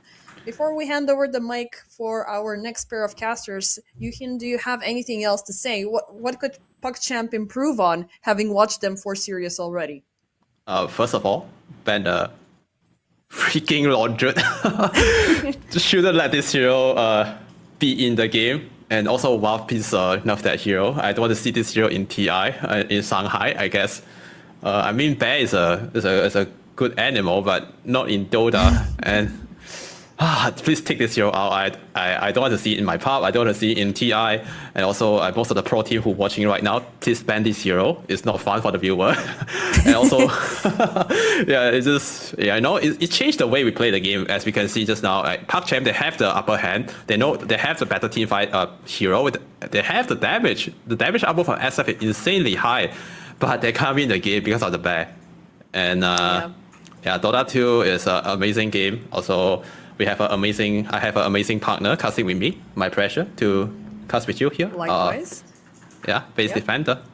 Do follow Hopefully us also. You guys Yeah, of course, the social media aspect. Subscribe, Yeah. follow. Thank you very much for being here. I mean, this is the second time we're casting, and I hope it was a great time for you guys in the crowd there.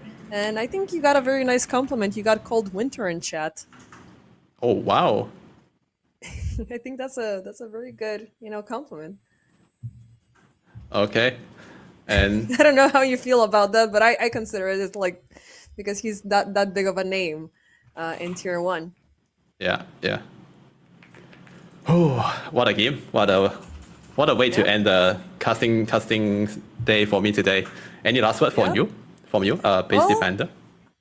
I don't really have nothing to say. I mean, I have spoken way too much during this entire game, during this us together. But as Yeah. I said, we will need to transfer the mic to our colleagues, which are going to be Crash and Roni and Plate. So, good luck to them. But you're going to see them in about half an hour from now. So, big long pause for us and a small pause for you guys. And we're going to see each other on another occasion.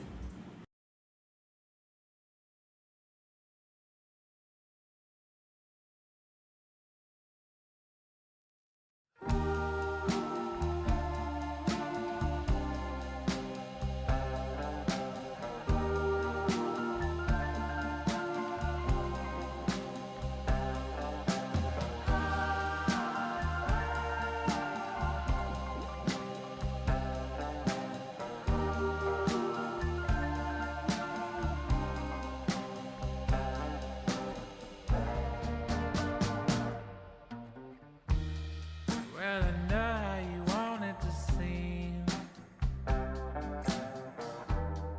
but we'll watch as it all plays out. From the crest of the wave that we broke upon and pulled you back into the sea, all the way down. Why'd it take all our life to explain that it's more beautiful when you're here? I remember the light when it turned around and revealed all the truth, no escape. Point blank.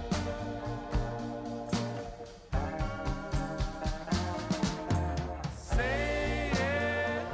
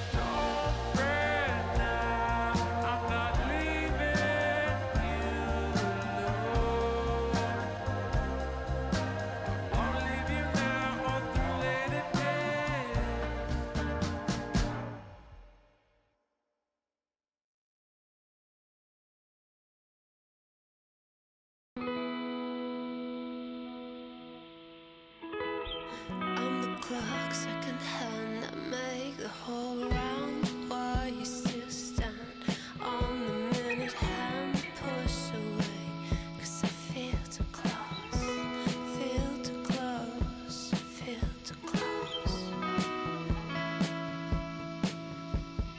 Used to put love on a scale, hope for the other side to fail, when the night was enough to talk away the haze of the day. Another day unconditionally enter the room of your eyes. Yeah, I don't wanna be the one that you wanted. I don't wanna be the one, just the one. Yeah, I don't wanna be the one that you wanted. I don't wanna be the one, just the one. Yeah, contact software, giving me the look. Your contact software, die just for one hug.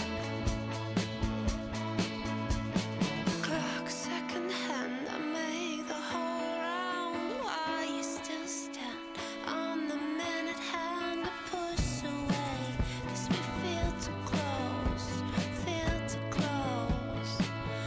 How moments we lie on the side of the ways that we try, hunt to forge you through this. What you want me to be, the hand just but you white out.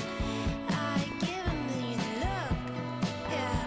I die just for one hug.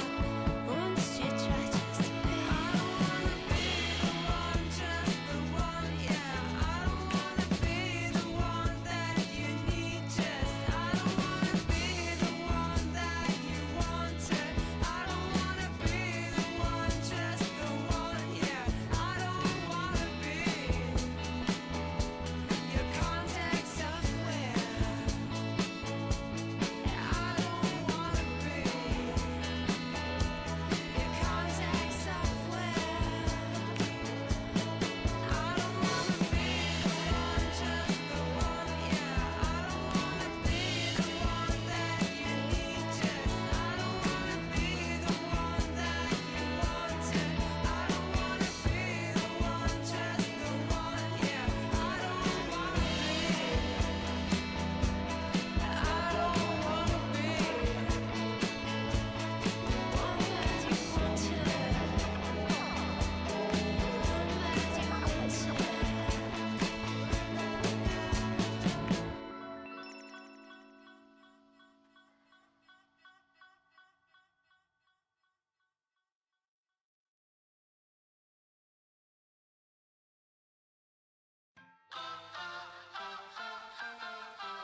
Press the backs of our hands together. It's still wet, so the ink should transfer. Meet me at the side door. We'll sneak on through the main floor. All the night, let's take a shot. Keep moving and we won't get caught. Take the long way home. Tonight we're free to roam. Everything's gonna be alright. Just let go, enjoy the ride. To the top of the world tonight. We're never coming down. Never coming down. No, we're never coming down. Never coming down. Hot on life, got a good buzz going. I've got no way of knowing what tomorrow's gonna bring me. Not gonna worry. Everything's gonna be alright. Just let go, enjoy the ride. To the top of the world tonight. We're never coming down. Never coming down. No, we're never coming down. Never coming down.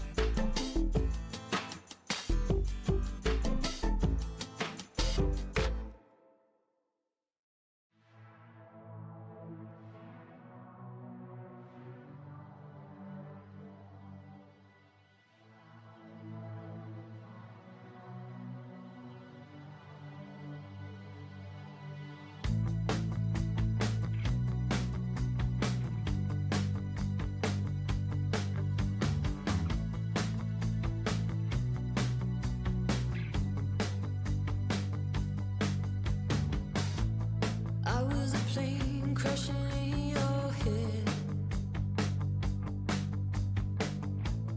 You could have known me better, I said. Ask me a question, just a little comprehension. Cut to me high stepping instead. Time is a game you play when you got it. You shoot your shot so you can say that you shot it. I wanna know, how's it gonna go? You think you'll never be forgotten.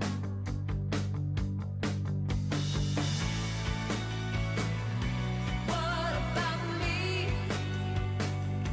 What about me? What about me?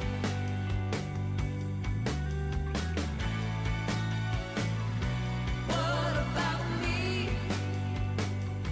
What about me? What about me?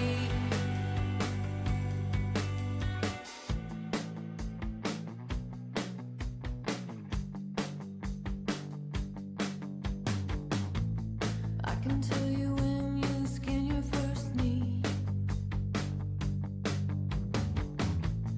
I can tell you when you saw your first seed. I can tell you who you thought you would be. Can you tell me anything about me?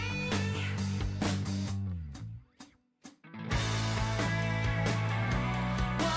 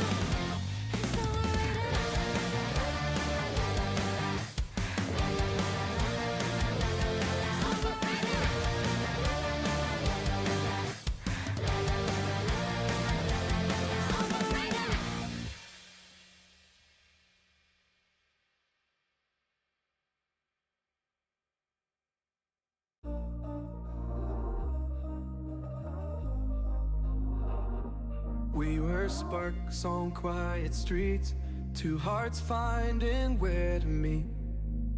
But life pulled us apart, left me talking to the dark. If I called you tonight, would it feel the same?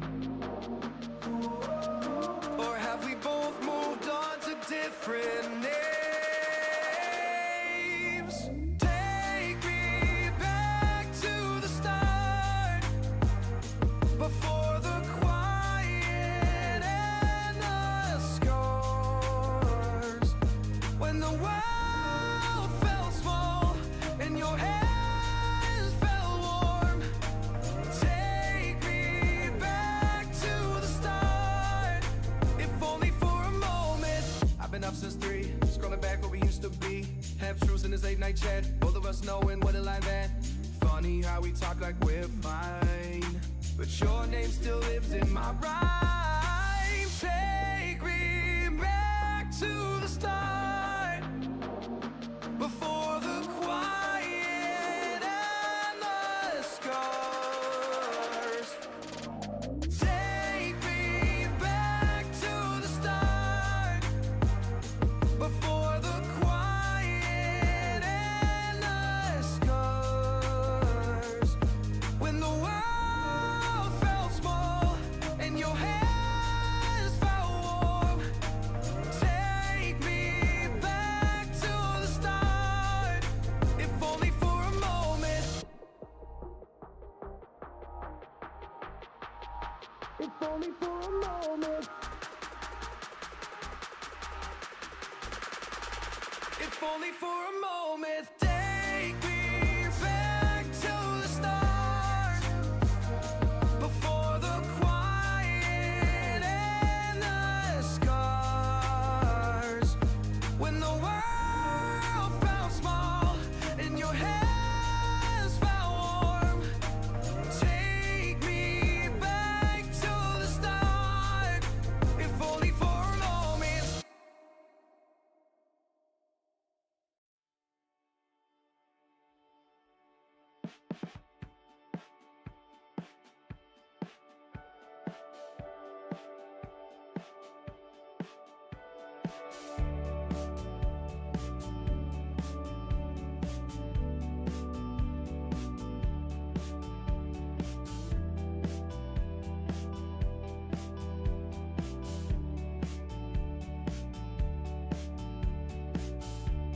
So in this life, don't you try to move too fast, or the good times will roll by. So don't just slip by. These days they will come and go. That's how you build a good life. One step, 2 steps, 3 and it's over. 5 and to 6 again. 7 steps, 8 steps, 9 and I'm older. Trying to figure out where I fit in. So hold yourself tight. So hold yourself tight. Everything will work out fine. So hold yourself tight. So hold yourself tight. Everything will work out fine.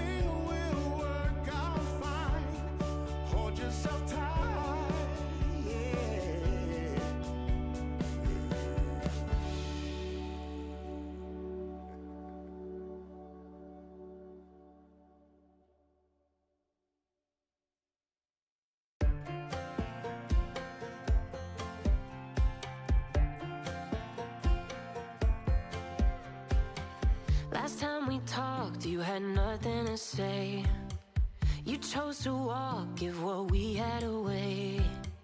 I hope you get what you're looking for. But babe, with me, you close the door on everything we could have been. Don't go thinking we could be friends. No, you can't bring us back from the dead. 'Cause when you know, you know. And when you don't, when it ends, it ends. When it ends, it ends. I really thought we might have been it, so my heart was shattered when it took the hit. Oh, I can't imagine doing all that again, even for one night to see where it went. Here's the thing, you made your bed, I just got your stay out of my head.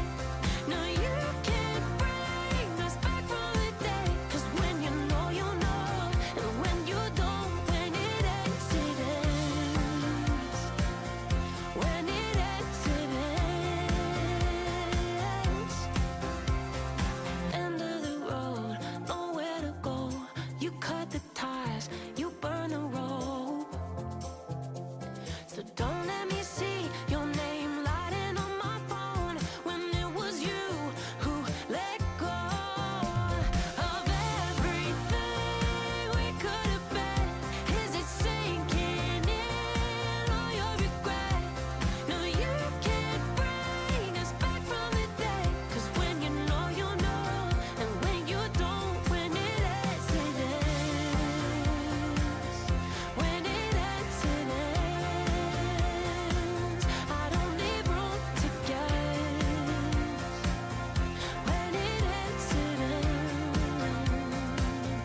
When it ends, it ends.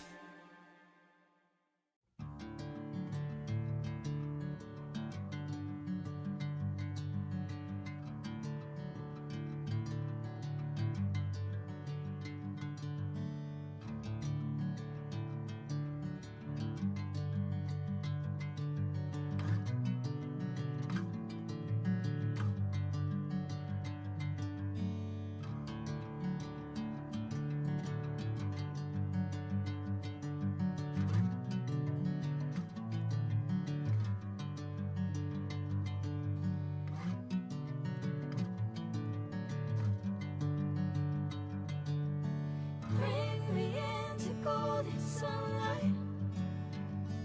If I'm going with you, I know we'll get to the other side. Sinking in, I know this feels right.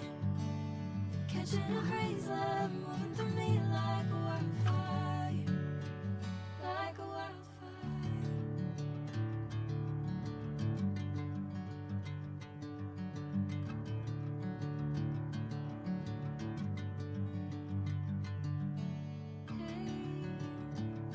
Never the same. Never you calling my name, I'm taking my sweet time. Hey, whatever the plan, I know I'm holding the best of me out of my head. I know you always understand. Bring me into golden sunlight. If I'm going with you, I know we'll get to the other side. Sinking in, I know this feels right. Catching a breeze, love moving through me like a wildfire. Like a wildfire.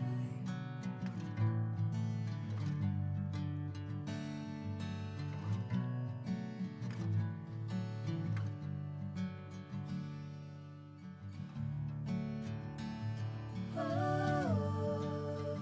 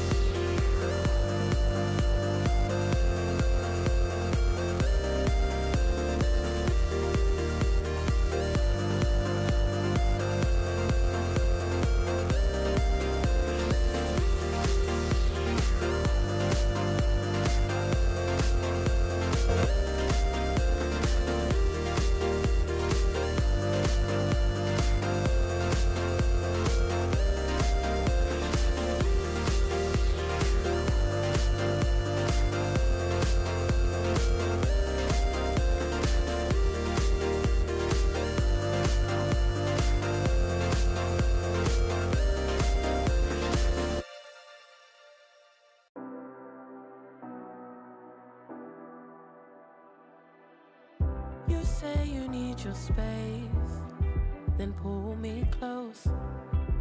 I read your silence, louder than most. One day you're warm, the next day you're cold. Got me second guessing what I already know. I give you love, but you ration yours. You open up just to close the door. I stay up late, trying to read your mind. I can't read your mind, but your love got rules that change all the time. Why are you always halfway in? Got me drowning when I know I could swim. If you love me, baby, say it with your chest. Yeah, tired of the maybes, I just want the yes. Don't play me like a song on spin. If you ride for me, then ride to the end. Don't wanna love this paper thin. So why you always halfway in? You hit me up when the nights get slow, but then disappear when the highs get low. I ain't your maybe, tell me what it is, 'cause I'm way too grown to be messing with a love like this. I give you love,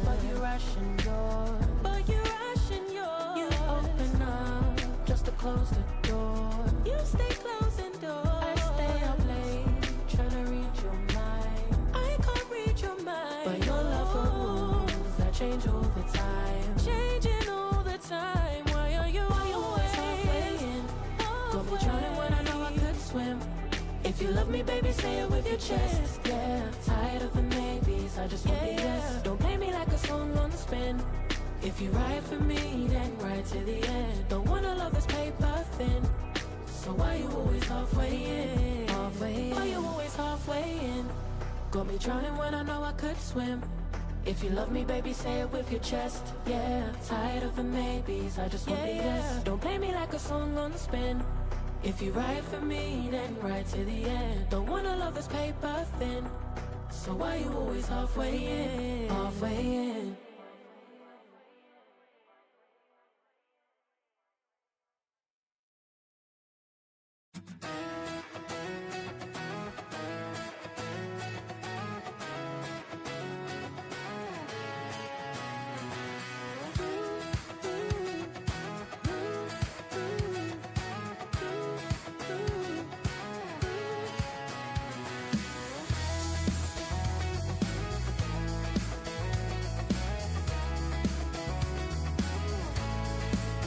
I got my head in the clouds so high, feet on the ground, but I still get by.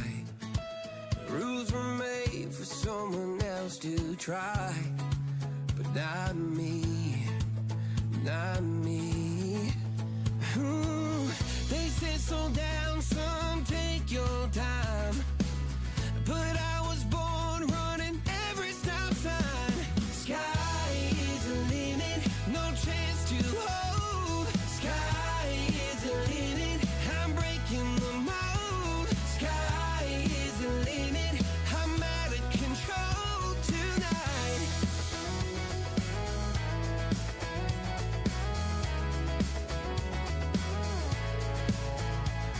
Every doubt just feeds the flame.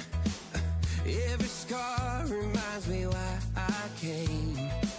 I've been broke, I've been blessed, carry faith in an empty chest till now. The stars are down like good old friends, saying, boy, don't stop where the sky just ends.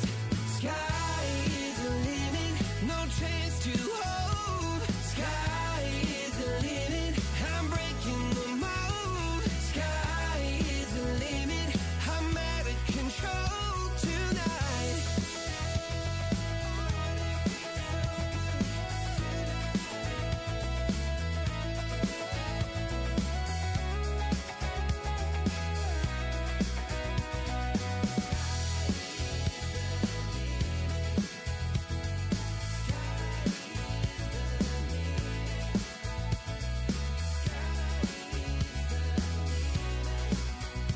Sky is the limit, no chance to hold. Sky is the limit, I'm breaking the mold. Sky is the limit, I'm out of control tonight. Sky is the limit, no chance to hold.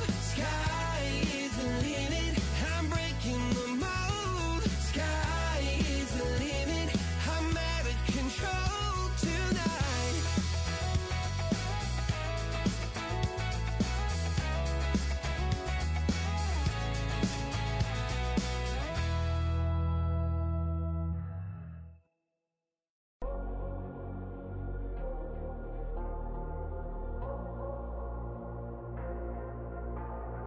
Say it louder, say it louder. Feel the moment, feel the power. Bring the animal back to life. Bring the energy one more time.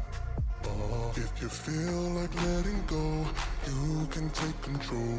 You can turn this all to something beautiful, where you feel life gets you down, down, down, gets you down, down, down.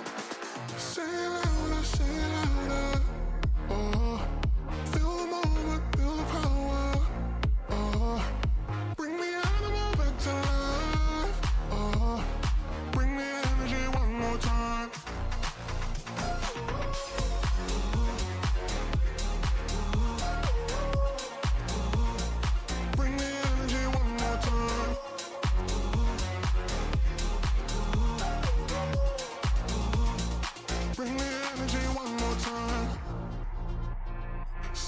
louder, say louder. Oh, you're the question, you're the answer. Oh, bring the animal back to life. Oh, bring the energy one more time. Oh, if you feel like letting go, you can take control. You can turn this soul to something beautiful where you feel life gets you down, down, down, gets you down, down, down. Say it louder, say it louder. Oh, feel the moment, feel the power. Oh, bring the animal back to life. Oh, bring the energy one more time.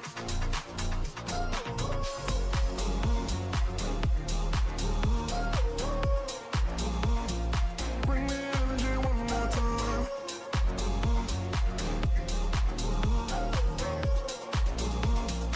Bring the energy one more time.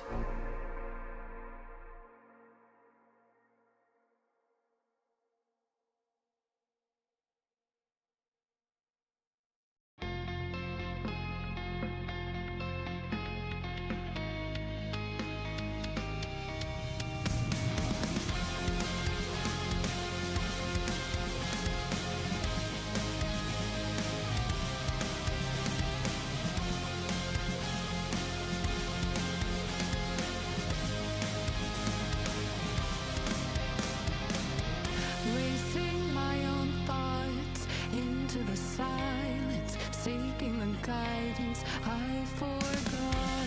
It's somewhere lost.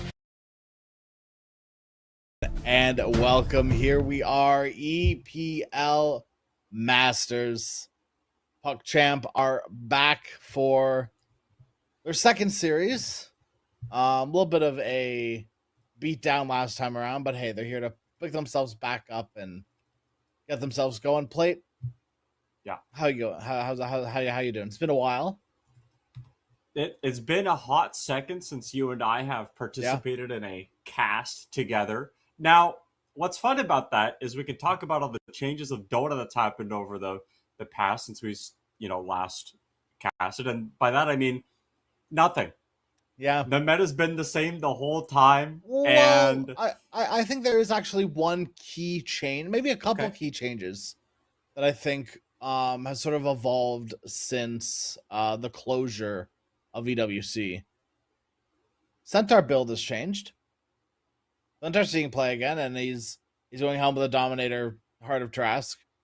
yep, That's kind of cool. yeah, Earth Spirit's seeing more play, especially as a mid laner now. I mean, he was seeing play before, but he's seeing more play now. So that's kind of cool too. some my I guess in-house build with Luna that I hope we're going to be able to see today is Hydra's Breath. Okay. And the Hydra's Breath Luna is something that I won a game with yesterday. I did 23,000 building damage and won a single team fight. And that's all I needed to do.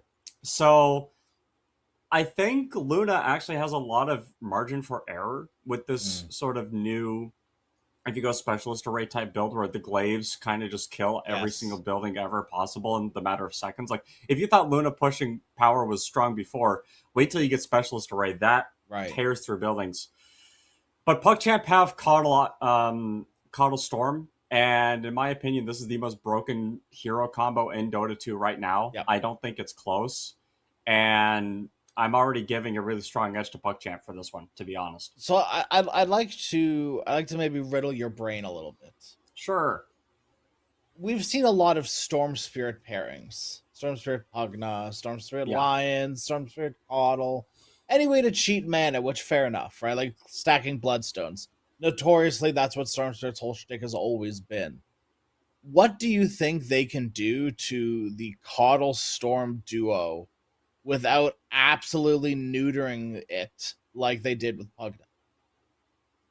I think you make the cast range on Chakra Magic less, and that changes. I think that changes the dynamic because it's not the amount of mana that is the problem. It's the fact that Coddle can pretty reliably from a safe distance keep popping mana to Storm, or Storm can zip back to Coddle to get mana, and then wait around and let the mana regen build up. But when you cut the Chakra Magic cast range, it's either you either spend more mana as Coddle to get back to, or as Storm to get back to Coddle, which slows you down, or Coddle can't just sit in the tree line and then pop out of the woods and just run up to the Storm, right? So that's probably what the first thing that I would consider when it comes to fixing this pairing without completely ruining it. The other one might be even just to tweak the number down a little bit, like the mana number. It is pretty big, so I don't know if it's like 400 to 300 or something ridiculous like that. I don't know if you that's turn really the rest necessary. of the Coddle spells mana down, and then you turn the Chakra Magic mana down as well. Yeah, you could definitely do that too. Dawn last like pick, for KW. Dawn is a hero. There's nothing bad here, right? Like you see the initiation from PuckChamp. Got to initiate with Dawn. It's great. These two heroes, Dawn and Luna, can absorb a lot of like farm around the map. Lifestealer. Oh wow, that's a good pick. It is very good. It doesn't feel like it changes anything for me though necessarily. I do think PuckChamp still have this very strong lane anywhere they go. This Ringmaster hero is very good in lane. The save is going to be very nice. Wheel is tricky, but if you're playing Ringmaster, I'm assuming you know how to play Ringmaster, you know? So yeah. I don't know. I like what PuckChamp are doing. KW, I do also feel like if they just play Dota, their draft sort of speaks and plays for itself. I don't think there's anything too interesting mechanic-wise or gameplay-wise. I will say the only, like, weird thing is that Eclipse turns... I don't know what has priority, Eclipse or Solar Guardian. I think whatever happens second. I would assume so. So maybe that's probably the most interesting interaction they have on KW. There's nothing else really crazy happening. But what's good about this combo is that when Luna pops Eclipse and it's daytime, and then it turns back into day, Dawn's going to have her stuff refreshed. Sure. So it's a way to refresh the damage buff during the daytime, which is not something that you normally get out of a draft. Normally we see Phoenix, and then you can get the daytime buff during the night. But this is a way to get that during the day. So maybe, some weird stuff there. Maybe. You can also I don't think you can play for it, but it's something. Maybe you go Aghanim Scepter on Luna, and then you ult the Dawn Ashes Dawnbreaker ulting in, and then you like Giga blow up the Storm or something. Good, I guess. I think, but I think that is so counterproductive to their draft, though. Their draft is honest Dota. There's no Lone Druid Wrath. There's no Lycan doing something. There's no Nature's Prophet. There's no mana cheating Storm Spirit. It's honest Dota. And it's gonna lose. Yeah, it very well may lose to the honest man doesn't win in the games of Dota. Let's be real. This is not. We're not here for honesty. We're here for betrayal, lies, deceit. Rat bastards playing their hearts out with Coddle Storm Spirit. Stampeding away if anything ever gets bad. And if you're a Luna, how are you gonna lock down anybody during the fight? Correct. There's a Lifestealer that has Rage. There's a Storm that's gonna zip away and a Centaur that can stampede away from you. Eclipse is gonna have no value this game. And then on top of that, your heroes have some pretty okay zone control. The Clockwork Cogs, you have the Techie's Blast Off. Maybe there's some combos there, but there's a lot of health to go through in PuckChamp cores, and Storm Spirit is not that squishy either. So there's no stun either. There's no just I click you and you're stunned. Lucent Beam, I guess, if you want to get pedantic.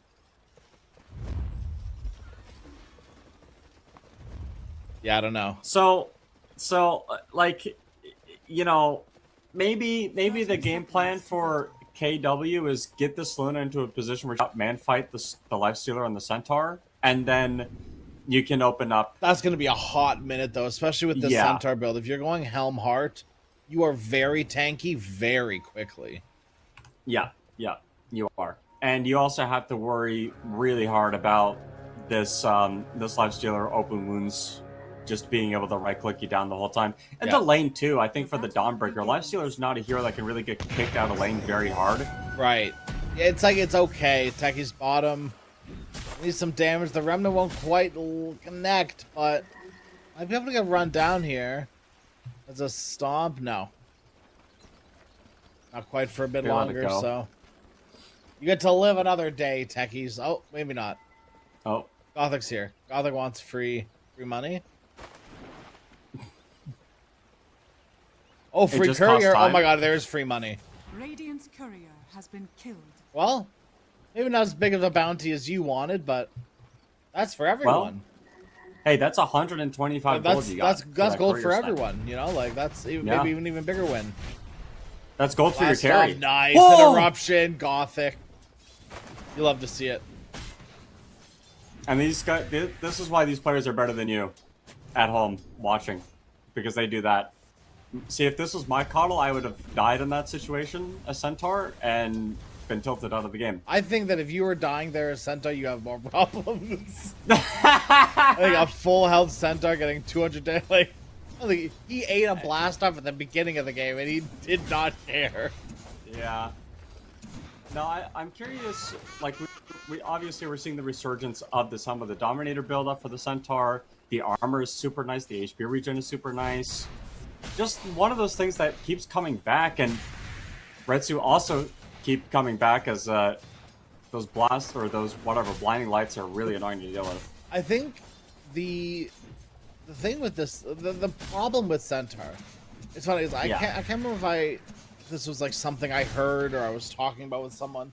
I think Centaur has become almost figured out, and I don't mean maybe just for this patch. I mean, until we see some sort of change on Centaur, I think we are going to see some sort of version of this. I really think at this point, the hero's figured out its strengths and how it can get over mid-game having, like, maybe Pipe, Blink, and 0 damage against targets that have a lot of health. That's all. Yeah. There's a lot of health in Dota right now. And getting Heart and Shard and double-edging people, and prioritizing double edge, is apparently what people are doing now, and it's working out very well for him. Level 2 double edge gets him a first blood on techies. It's just one of those things that you have to be really careful of if you're techies, because the Centaur does a lot of damage. I don't think people really, well, early on in the laning stage at the very least, I think it's something that people really don't respect about the hero is how much double edge It's because no one's been leveling it for like 5 years. Yeah, it's always been the stupid max. Max Retaliate. What is it? Yeah, Retaliate. There you go. That's the name of the spell. It's Max Retaliate, and like, you know what's better than Max Retaliate hitting creeps? Killing them. Killing anybody. Yeah. Literally just walking up to them and double edging them on cooldown. You get the HP regen from the Helm of Dom, so you can keep that going, and you can't trade into the Helm of Dom either. So you have so much more effective HP to work with. But overall, for PuckChamp, these lanes are not going the way of KW at all. Every single lane, so say, even if it's a couple of CS, this does compound. As we get later on, you're going to be able to see 5 CS leads, 10 CS leads over the course of these next minutes. And if you're on KW, the lanes are something that you really have to be careful for. Yep, I mean, just like that, right, Barlow? It's a simple click down. It's not hard. There's nothing you can really do as a Dawnbreaker to do anything about it. That's just what's going to happen. This Ringmaster is a very strong laner. And Lifestealer, all he needs is a hero in his lane that lets you click heroes further. And that is, I think, where Ringmaster strives. Is a nice little burst of damage with his tame. And then he also has the little daggers, right? And that is your, extra open wounds length? Or that doubles the time of open wounds, pretty much, because and he's got, 4 of them in lane? Why? I know. Down here bottom, he's bringing the pain to techies. That is such a high-level rotation by Hyuga, too, to know that the lane is pushed up that deep. And what is a Dawn Clock going to do to a Lifestealer? He's got Rage. Right. He's just going to click the cog and walk away. Yuragi has been some form of saving grace, I feel like, for PuckChamp. At least from the game that I saw earlier. Looking pretty good, pretty strong, right? But and not to say that the rest of his team was looking weak. It just seemed like last game last game from the previous series, I say, they just sort of left Lone Druid in the pool, and despite playing really well near the end of it all, so what are you gonna do against Lone Druid? You just you have to play a different version of Dota, and I don't think anyone's really figured out how to consistently play the version of Dota that Lone Druid requires you to play. Lone Druid is probably the most dishonest Dota 2 hero in this game. When you get to 60 minutes, Yeah. what are you supposed to do against Lone Druid? Because you've missed the opportunity to do the thing you were supposed to do. So what do you do now? You know, like it's impossible. And the problem is it's not even just it's a Lone Druid bear, it's a wolf bitten Lone Oh my Druid bear God. in 60 minutes. Yeah. Which is just like despair overload.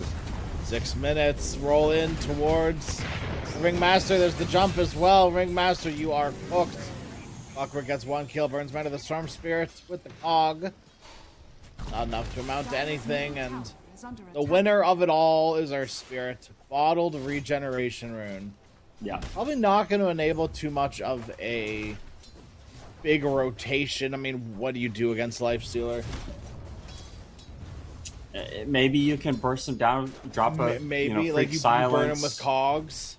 Yeah, I don't know. I really don't know how you kick this guy out of lane. To be honest, I think if they were going to do it, they needed to bring a Techie's top and needed to blast off from fog, or like catch him in a cog into blast off combination. Yeah. Which the skill requirement for that is So really hard. high. It's and it very requires difficult. him to just not press his buttons as he sees you trying It to set does. these things up. Like, Yeah. it's just very hard. I like this movement more though. 7 minutes, Wisdom Shrine. They have a few seconds to get over there. Here comes Earth Spirit rolling towards it. You can't quite get there in time. The blinding light, no. And now it's scuffed. Storm's here too with the eclipse from the Luna as well. Maybe it will salvage it. Becky's there's a blast off, lands onto 2. Ringmaster tries to save his friend. Not be enough. Storm. An insane zip in. What was the plan there? He gets. So I mean, he think gets techies. I think the reason the Storm zipped like that is because he had seen Caudle on the high ground on the right side of that jungle area. And I think what the Storm was thinking was, hey, I'm going to zip over here, and then you're going to give me mana, and then I can keep zipping. But the Caudle had left. So the Caudle went behind in behind the tier 1 tower. He had given up that area of the map. And it looks really stupid because Storm is zipping into like no man's land with no HP, but Storm also did get hit with the silence from the low ground. It was a blind silence by the Earth Spirit to start that whole thing, so he couldn't even zip in to help the Wisdom Shrine. Yeah, there was a moment there where it kind of looked scary. And the silence hitting the Storm cascades into Storm not being there for when Eclipse goes down. So it's only split between like 1.5 people because Caudle's on like the back end of it. So Centaur eats an Eclipse. And like one little thing just cascaded into so many different problems. I mean, they get the Wisdom Shrine at least. It's, and because they get the Wisdom Shrine, we can't say it's like the worst thing that ever happened, but it is not good. And you can even see that even though the Centaur died, still top net worth of the game, tied with this Lifestealer. The Luna's not too far behind, but something we're going to start seeing as the game progresses. Earth Spirit is not a farming mid laner. He needs to keep staying active. He needs to keep finding kills.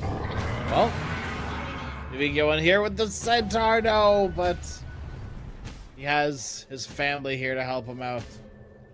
It's so hard to kill a Centaur when he's got Stampede, dude. It's honestly, there's no point. There's no point casting spells on him. Yeah. I mean, you love to see it though there, right? Like, he actually hits the cog. Bottle. Fortunately, he will be the sacrificial lamb. Can't kill a horse. But you can kill the horseman and his horse. Do you think, like... No. Oh. Good. Doctor says it's a problem. Well, I am your doctor, and I do say it's a problem. Oh, no. Yeah, dog on the case. And the name of my practice is called the cupboard. Do not resuscitate. No. Please, my doctor, do not resuscitate. Hasterin for Kitai here on this Earth Spirit, looking to go bottom again. Again, I just don't see the point in ganking But you the can't Centaur. gank the Lifestealer. You have to make the best out of a bad situation. You got to kill last time. But now the Centaur creep is eating the Eclipse on the box as well. He's fine. One more Lucent Beam, Retsu. Able to finish the job, but where are the rotations? No one's come to help. Instead, make a move towards the Dawn. That's the other problem as well. Is you can make these movements because you have a Dawnbreaker, but how are you keeping them in Solar Guardian? Yeah. I think it's just a matter of roll and pray and cogs, roll, cogs. I think with Dawn. Hold on. Have you seen a little action here? Nice little blast off again on Techies and Gothic. Once again, the sacrificial lamb for the team.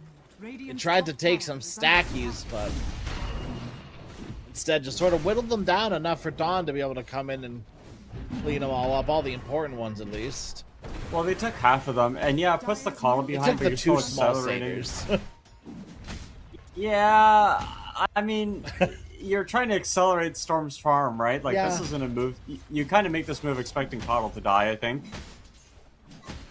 I don't know. I feel like gameplay, KW are getting a lot more free resources than they should be at the moment.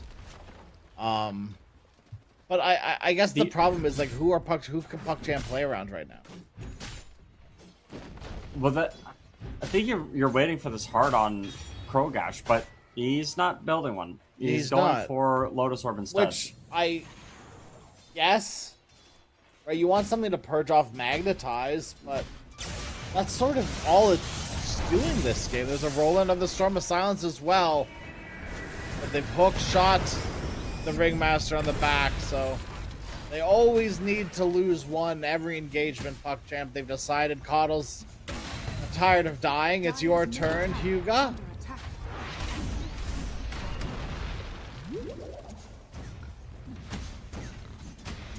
Like, why? This middle tower. Why does someone need to die there? Well, it's because supports are struggling to play behind someone. Storm needs a lot more time at this moment.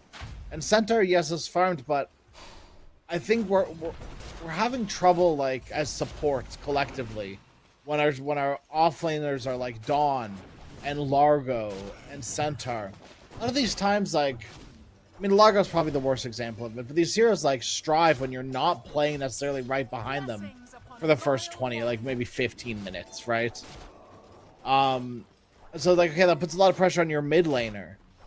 And I don't know, Storm's he lost all of his runes. He's not having the best time here.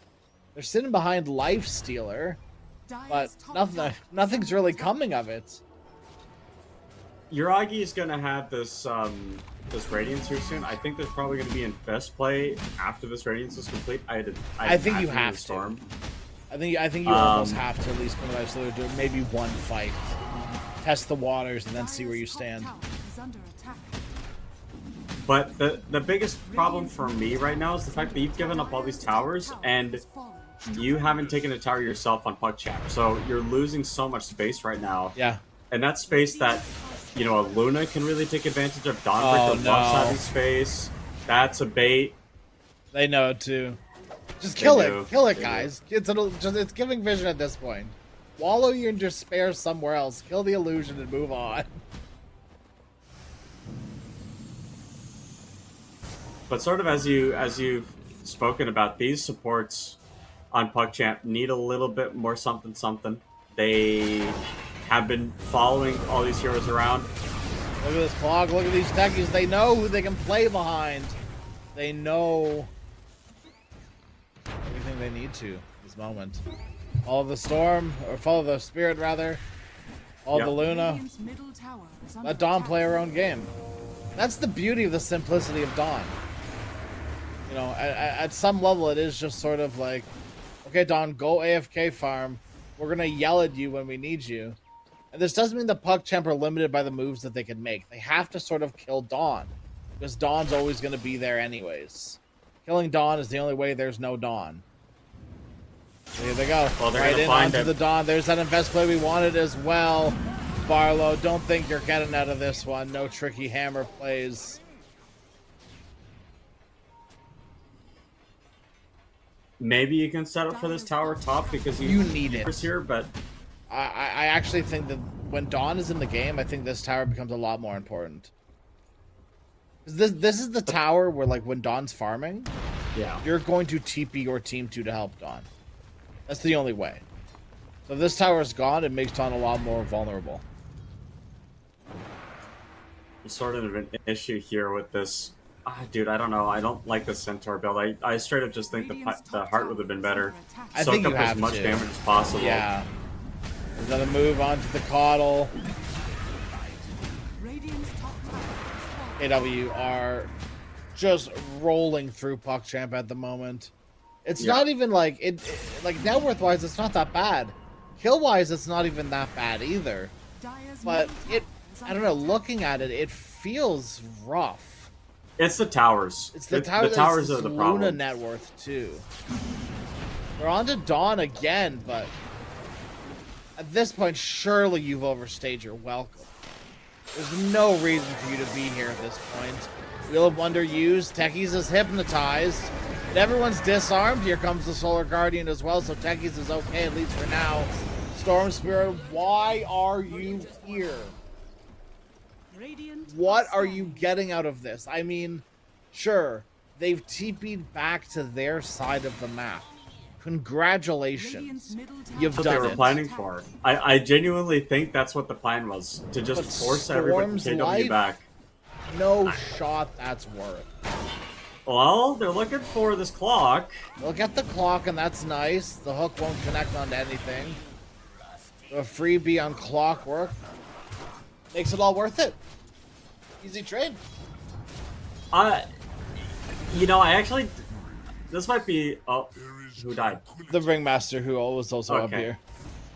So, this is going to be unpopular. I do think it's low-key worth the Storm Death to bring 4 people bottom, or in that top lane. Because killing this Storm... Oh, this is not a worth death, though. It's Storm guys here. So, this one would be bad. This one would be bad. He just dies But back to back. He's like, no, it's good. It's good. But the one when he's top, in terms of gold, I think PuckChamp generates more gold by forcing it to TP back and kill the Storm than they do just farming the lanes as they are. Hopefully. Not that one to Ringmaster, because he's feeling a little bit of pain right now. Nice go. The Blinding Light as well as the Wheel of Wonder. The Mines keeping him safe from everyone else but the Lifestealer. Here to ruin your day. Infest the Storm as well. Everyone is A-okay, and maybe a bit of a misstep now from KW. KW obviously playing with a lot of confidence right now. I don't blame them, but when you're playing confidently, you got to make sure that you're ready and on top of each other. Luna silenced up, but a little bit of a shield rune there as well, so not really possible to kill that Luna in a short period of time. They'll respectfully walk away and pretend that never I was happened. also surprised they didn't Dawn ulti the Earth Spirit light. Yeah. Maybe it's still on cooldown from top. I don't think so. The Dawn's ultis have been really, really safe. Yuragi's door life, and he has to now He better go catch answer it. its calls. He's got to go catch it. His Hey, door is is your running. door running? Yeah. Oh god, I better go catch it. Oh jeez. Oh man. Oh jeez. That's why you don't use WD-40. Yeah. It brings your may cause your What? doors being sprung to life. They call you WD because it stands for walking door. Correct. And 40 is the speed in kilometers per hour that it walks at. Yeah. Yeah. Yeah, WD-40 is pretty potent, dude. You do not want those doors going up 40 kilometers an hour. That is tough to catch. Oof. You got to get in your car and Correct. drive at a reasonable speed, but it's like not too fast that you're in a 50 zone and it's bothersome, but like 40 is like uncomfortably slow. It's just for a bit 50. like it's like yeah. Yeah. It's like a little bit above a neighborhood zone or like just a bit above like a school zone, you know. Yeah. A little bit lower than like a general like maybe suburban neighborhood area. Awful. It's Awful. just right in Terrible. that rough spot, which I feel like PuckChamp can sort of resonate with a little bit. It's not, unapproachable, right? But it's just Right. a little bit of a tough spot where you need to start making some action moves. You need to start taking some meaningful objectives here soon. And that could be Luna's net worth taking a hit. They tried it under Retsu earlier. Couldn't with all the shield rune as well as the Eclipse. Eclipse is down. There's no more shield rune. You have an opportunity now. Maybe give it another go. The Luna is going to go for her. Boo, I dislike this a lot. I don't think Hurricane Pike is good on Luna anymore. I think the Lunar Orbit is a really important spell that a lot of players, even pros, don't really respect. It's like a 30% damage negation plus AoE damage. Oh no. Team Rocket's blasting off again. They can't quite get him in time. Hookshot? Hookshot, no! Oh. What happened? You know what he needed to do? It just didn't have the range. Oh. He needed a hookshot to techies. Yeah. And then throw like a cogs at him. That's like the Giga Brain play. Well, you don't have the time to. If you were able to play both heroes at the exact same time, you might be able to make that play. But that's like you have to unlock all of your brain, and you had to communicate that beforehand because there's no way you're communicating that in like half a second. Yeah. Blank now. Okay. Gosh, so maybe there's an opportunity here. They're making a move onto the Earth Spirit as well. A lot of damage from the storm. A little bit of extra mana juice from the Coddle as well. Meaningful objective number 1 is down. I guess number 2. Finally. Got the tower top as well. Yeah. The Luna. Eclipse is not there because he's been hypnotized. Solar Guardian comes in just in the nick of time as well. The backline's already been ruined. You're going to drop the Eclipse just in towards your death. Techies has come to fight as well. It's a lot of damage. There's no follow-up. No one to help you out. AW. So, okay. If you're KW and you see that your Earth Spirit is dead, correct, why do you then decide to take this 4v5 fight? Is essentially what Earth happens. Spirit's a chump. We don't need him. Yeah, we don't need like our mid laner at all for this team fight. We don't need, and the Luna wasn't even positioned, so it was like a 3v5 to start that trickled into a 4v5. It's a 2v5, right? Because Dawn's not there either. And Dawn ulti was only used to save the Luna. Again, they are not using Dawn ulti to save Earth Spirit. I think the way you have to use this Dawn ulti is you roll in by Kitai and then just drop the Dawn ulti in the middle of 5 heroes and just hookshot in and keep everybody locked in with cogs. But no Eclipse, no Solar Guardian. They're about to make another 3-man play. Here they go, Storm. Step right in onto the Clockwork. He is caught in no man's land. They kick the Coddle away, but if anything, he's just going to a safety. Nice little blast off. But the Hypnotize, oh my goodness, stops them in their tracks. Magnetize is going, and I mean, it's nice, I guess. Arlo able to harpoon down. Yes, he's out. Earth Spirit. He has died in the back. Here comes Solar Guardian just coming back off cooldown. PuckChamp looking to maybe continue this fight. They're a little bit low on resources. They can fight through this. Here comes the Eclipse again. Okay, maybe now. No! No, not the high ground. You can't walk up onto a small little cliff against Centaur. It doesn't work like that. The blinding light again from Gothic, stopping the blast off. Oh my god. This guy is cracked, man. He's easily my MVP shot so far in this game. I think there were at least 4 or 5 like 3-man blinding light heals that happened in that team fight. You're not going to see it on this damage graph here, but holy smokes, everybody on PuckChamp did everything they needed to equally, and it's been one team fight loss after another, and KW, again, just not utilizing these ultimates correctly. They're not Dawn-ulting aggressively, they're not eclipsing at the right moments. The magnetizers I feel like are great, but like there's no follow-up, and then the Lifestealer has really only been dropped to half HP at most. And Luna's starting to fall behind now because, you know, the way the last couple of team fights have panned out, and yeah, Uragi just has so much support. I mean, and also he's dead too. I haven't mentioned it either, but both team fights that were won by PuckChamp, Hyuga hit some crazy wheels. Dude, and that wheel is so perfect that it just stops. Yeah. The team fight after Magnetize. Magnetize was really good. It was a 5-man Magnetize. Well, I mean, not hard, right? But like, it's going through everyone. It's good. That's what you want from a Magnetize. But they're stuck in a wheel on the other side of the high ground. Half the team's like going up another cliff. I don't know. It was just, I mean, perfect spell usage, and it's cascaded again, right? Earth Spirit's dead again. He's no longer here on this game.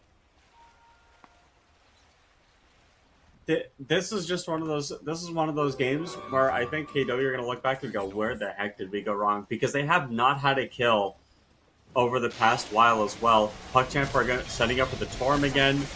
They took that tier 2 tower bottom, and the other issue too is that their next objective is Roche. They have Storm Spirit on their team. Yeah. So this means Gothic isn't going to have to, for that first life, babysit the Storm Spirit and keep feeding the mana. You can actually give mana over to your other heroes. You can give mana to the Lifestealer to get that Rage cooldown dropped again, the Open Wounds cooldown. If you need another stomp, you can throw some mana at the Centaur. It's just compounding problems one after another, and PuckChamp has this 14,000 gold lead against the Luna draft, right? Luna's one of those heroes you need to be higher net worth than the enemy carry to really have a lot of impact, and Lifestealer is going to bully you every single time. You don't have a Butterfly, you don't have this Hurricane Pike finish up, you don't have any way to defend yourself from a Raged Lifestealer. Pretty good. The Stampede is not going to get him out far enough. Loopsy with the Blink Dagger, able to keep chase. Does Luna have a blink? No. No. He must have been kicked in. Probably. Clock has a blink. I see. I don't know how I feel about this BKB on this Luna. I think BKB is stronger if your team is strong, but I think you need damage. Yeah. Pretty bad right now. Loopsy comes back in as well. Now the Ringmaster, the heroes that they can kill, they will kill. The supports, they are not tanky. They will be food. They will continue to be food. Nice Solar Guardian coming in, but who's keeping them inside of it? The Clockwork is dead, and Eclipse is good. Oh, it's okay, but remember the BKB means doesn't really care. Lifestealer infests the storm. Oh, nothing matters. Coming for the stomp. Good try. Blast off away. He's out to safety, but Coddle coming in, refreshing the Storm Spirit. Lotus Orb is okay. Stops the Luna from doing any more follow-up damage. Marlowe Harpoon away for the tree. He's out of there. Gotta save Retsu though. Protect the Luna, destroy all the trees, and get 2-man stomp. Not quite what we meant by protect the Luna. Good try though. This game might be close to over. You know, I'm looking at the Dawnbreaker net worth. I'm looking at the Earth Spirit net worth. They're turning into supports, and you could be down 1-4. Okay, they go on to the Hunter though. This is a good kill. That's through the heart. Now Clock back with the rest of the team. Nice hook away. He's okay. Okay. So we're... Yeah. My opinion hasn't changed. But, you know, this is proof that you can kill the Centaur. Yep. However, takes unobstructed use of all of your spells on him. it does take literally the blast off, and then also the Earth Spirit to get a full combo, and then you barely have enough damage. But you can kill him. And it also requires the Centaur not to have a single other body next to him, not even spells, but a body. The pin from the storm got an Arcane Rune going. Just It's like a toying BKB around with this regen rune. food. Arcane regen on Storm. Disgusting. That's you couldn't pick two better runes. No, you really to have couldn't. going on a Storm Spirit. Zip in. Once again, just using his regen rune. This is gross. This is dumb. I dislike this. I'm glad it's over, Sid, because that's just nightmare fuel, man. Right? Yeah. Alright, off they go. The big man is the big objective. We'll get flared out. I'm gonna be honest with you, I don't know if they care. No, I think PuckChamp feel their strength, right? 16,000 gold lead at 30 minutes. They found their heroes to play around. You know? Yep. And all they needed was a little bit. Oh my goodness, that was so see. close. It's just something about playing Clockwork. You know, you have the urge, the need to feed. You do have the need to feed. You At can the move Roche Pit down too. bottom. The Guardian away gets interrupted. Dawn is dead. It will cost Ringmaster. But a pretty worthwhile trade here for PuckChamp. Low key, I think I'd rather have the Ringmaster. Yeah, I mean at this stage, Because these wheels have been way better. So they Oh my move on to the goodness, hello. Centaur again. They killed him last time. Can they kill him again? No. They found the bodies they needed beside the Centaur this time around.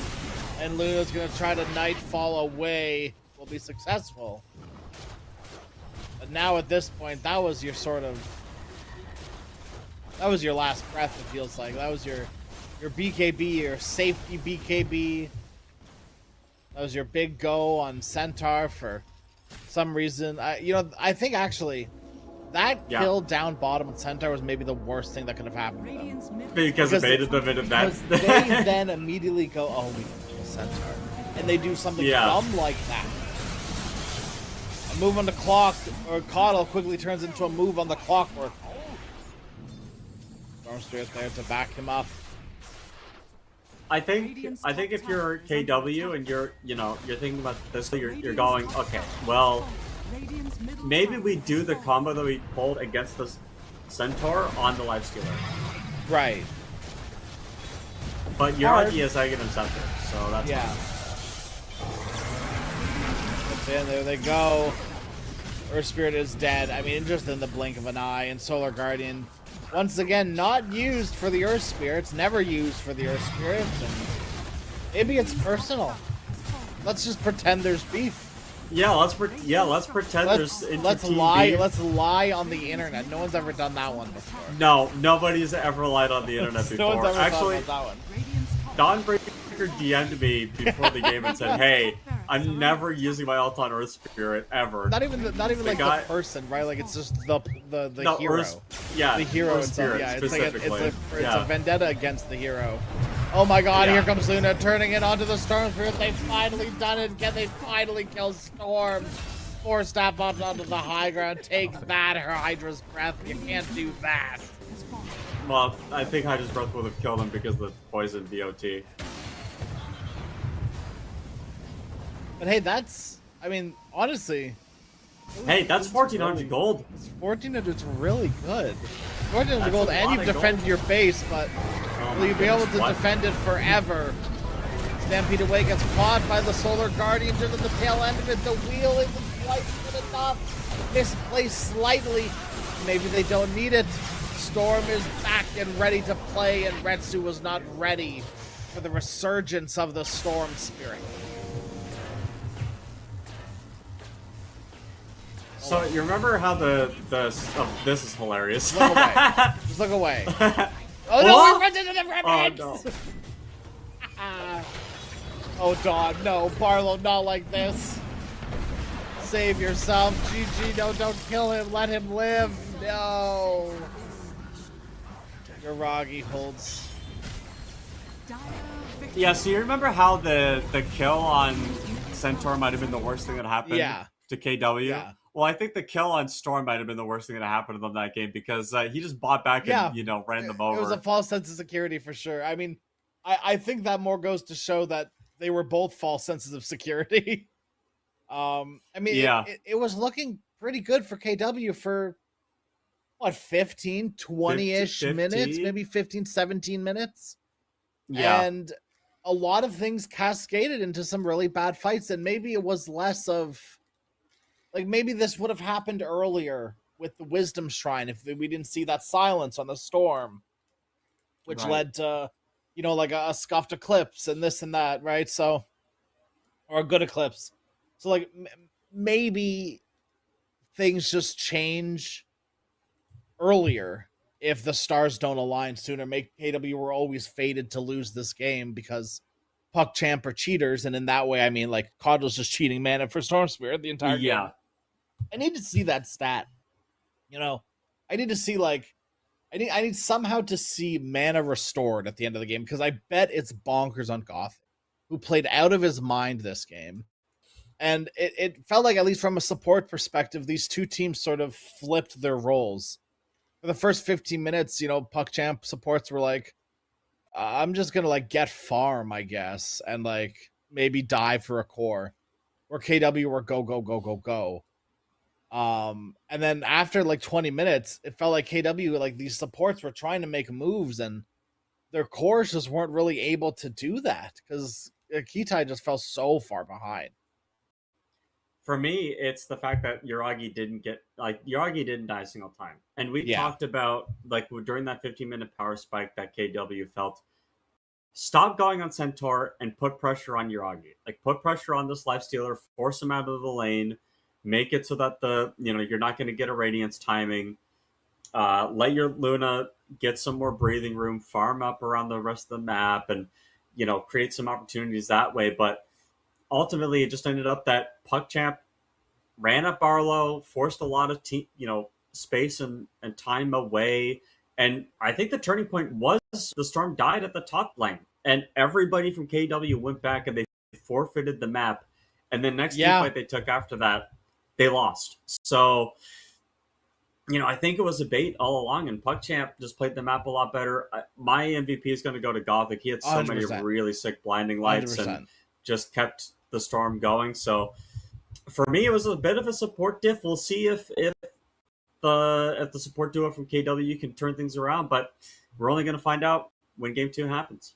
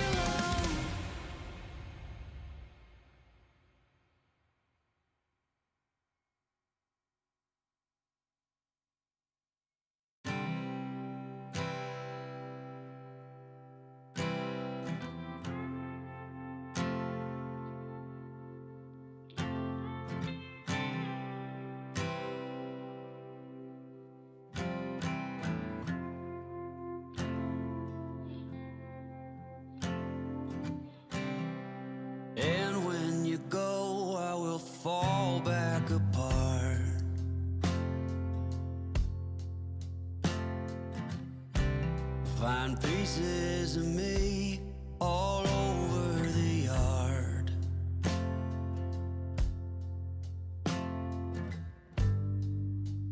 In this house of cards,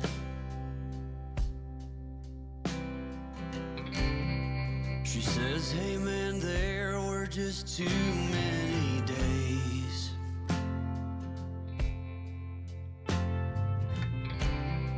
When our good intentions only got in the way.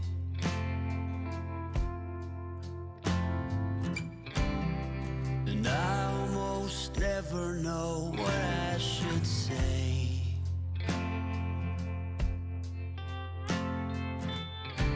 Maybe nothing nowhere ever was that okay.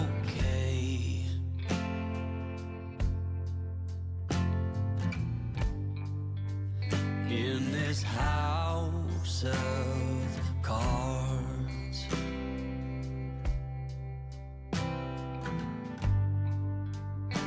with only hearts.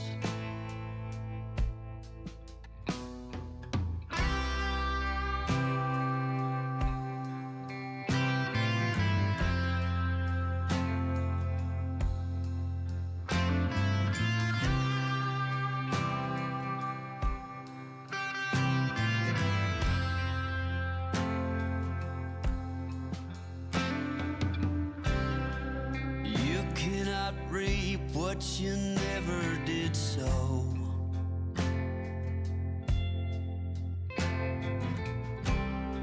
You cannot learn what you never won't know.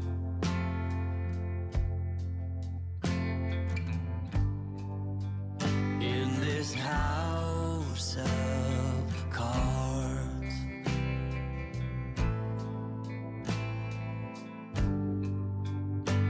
with only hearts.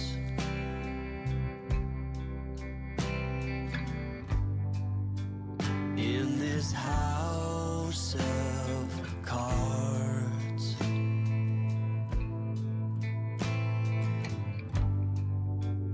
and these lonely hearts.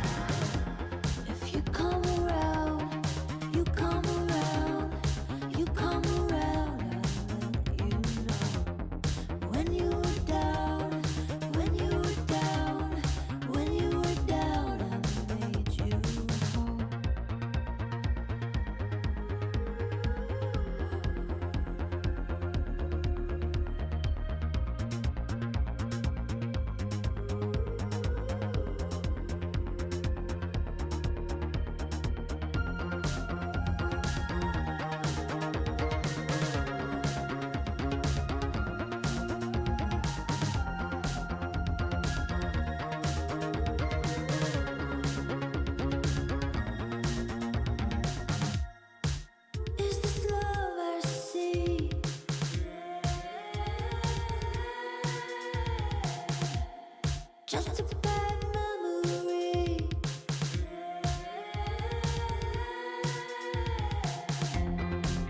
Is this love I see?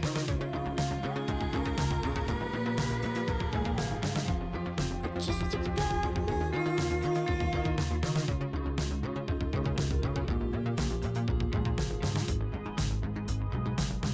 You're a bad memory.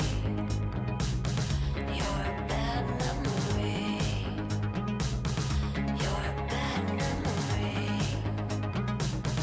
You're a bad memory. You're a bad memory.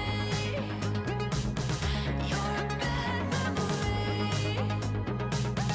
You're a bad memory. You're just a bad memory.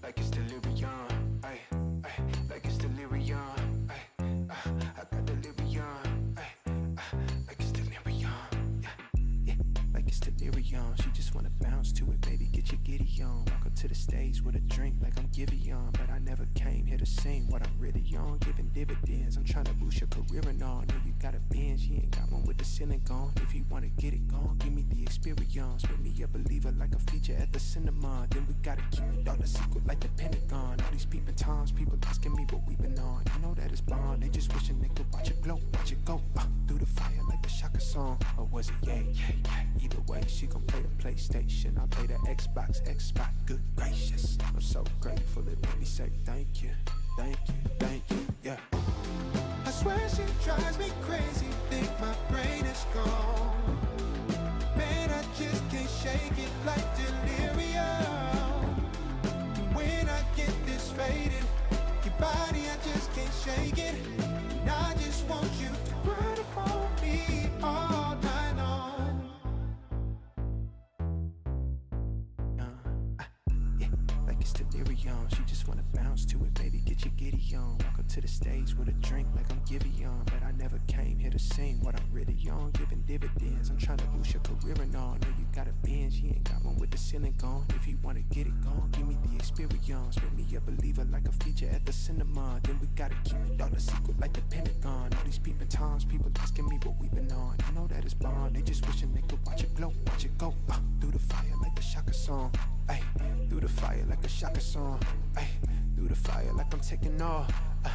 Like a rocket, I got wishes in my pocket. I can grant a couple things, girl, that really ain't no problem. Cause you, I swear she drives me crazy, think my brain is gone. Man, I just can't shake it like delirium.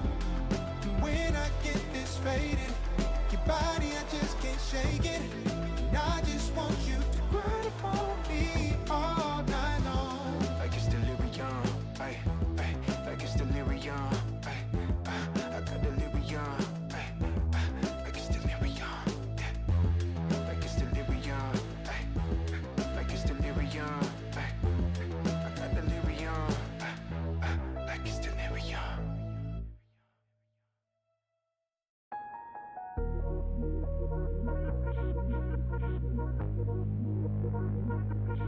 Hate it when my doubts and my fears swell up like the ocean. It feels like I could drown in my tears. Everything's overflowing. Scared that I won't get it right, get it right. My nerves are working overtime, overtime. Tell myself to calm down and breathe.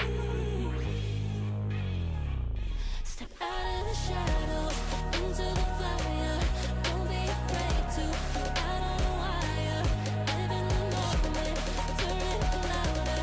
This is what you're made for. You just gotta be fearless. You just gotta be fearless. You just gotta be fearless.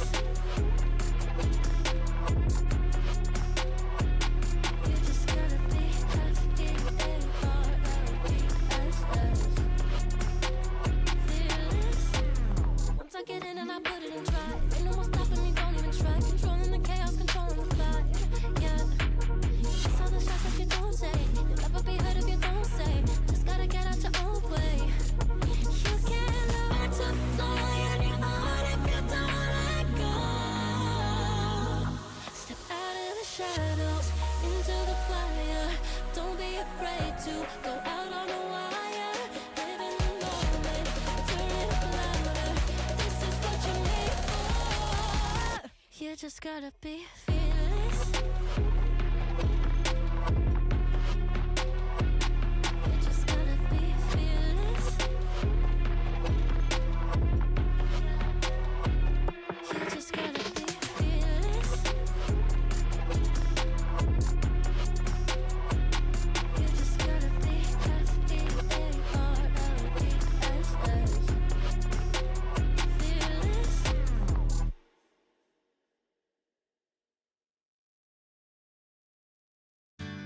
Spending the night in Dixon.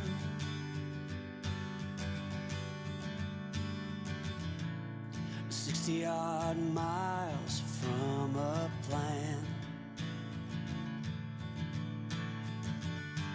Is it too late to learn to listen?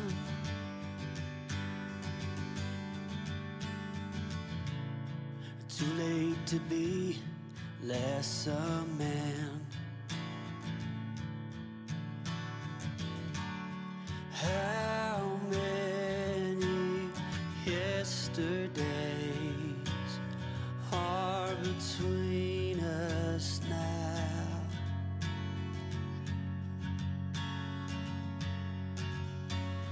How many yesterdays are between us now?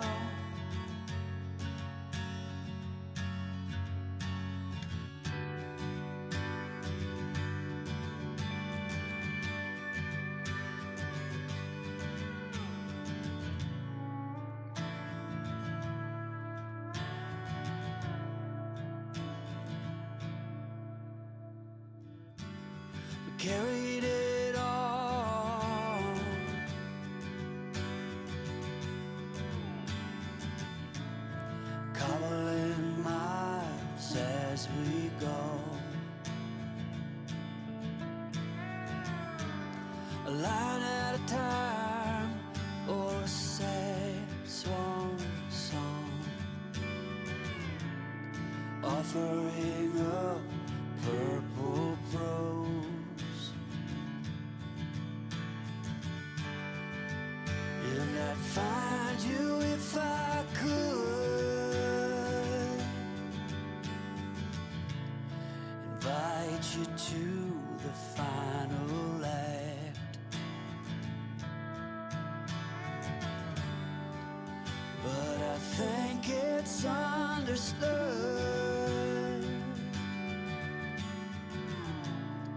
nothing good can come of that. How many yesterdays are between us now?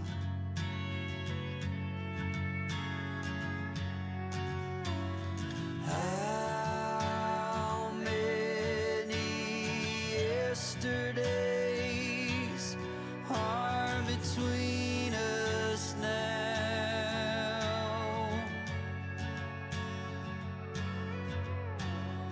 How many yesterdays are between us now?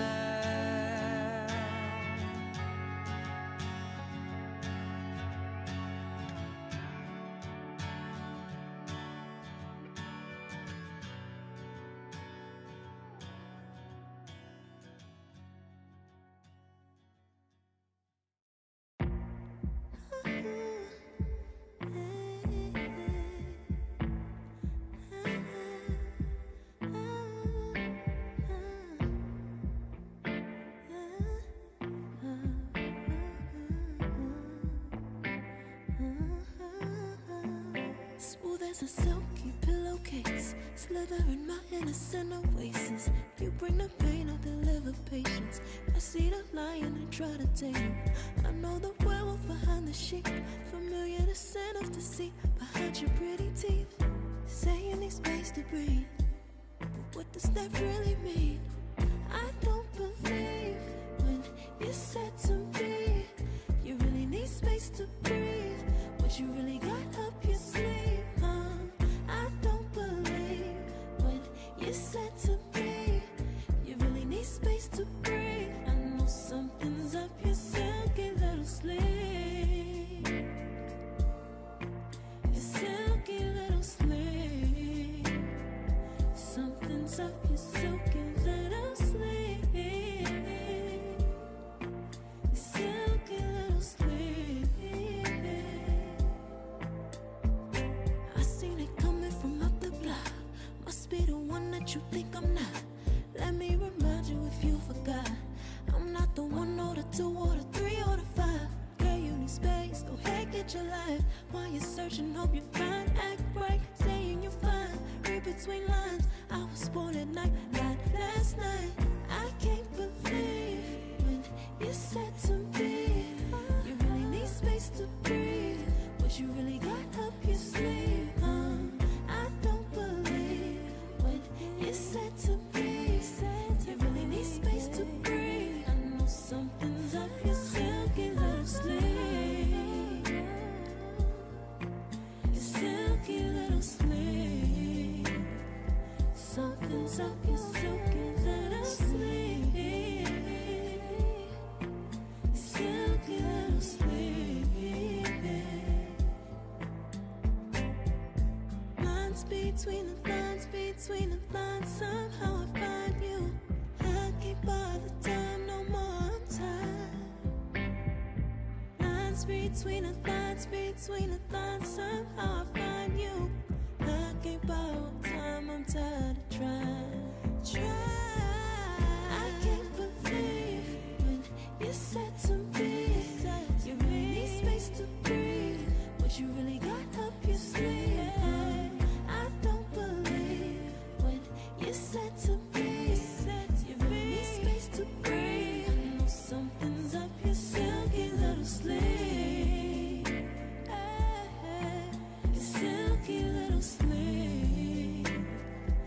Something soft, silky little sleep. Silky little sleep.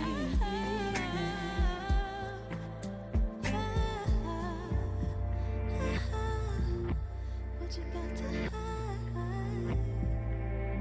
behind that silky little sleep? What you got to hide? Silky little sleep.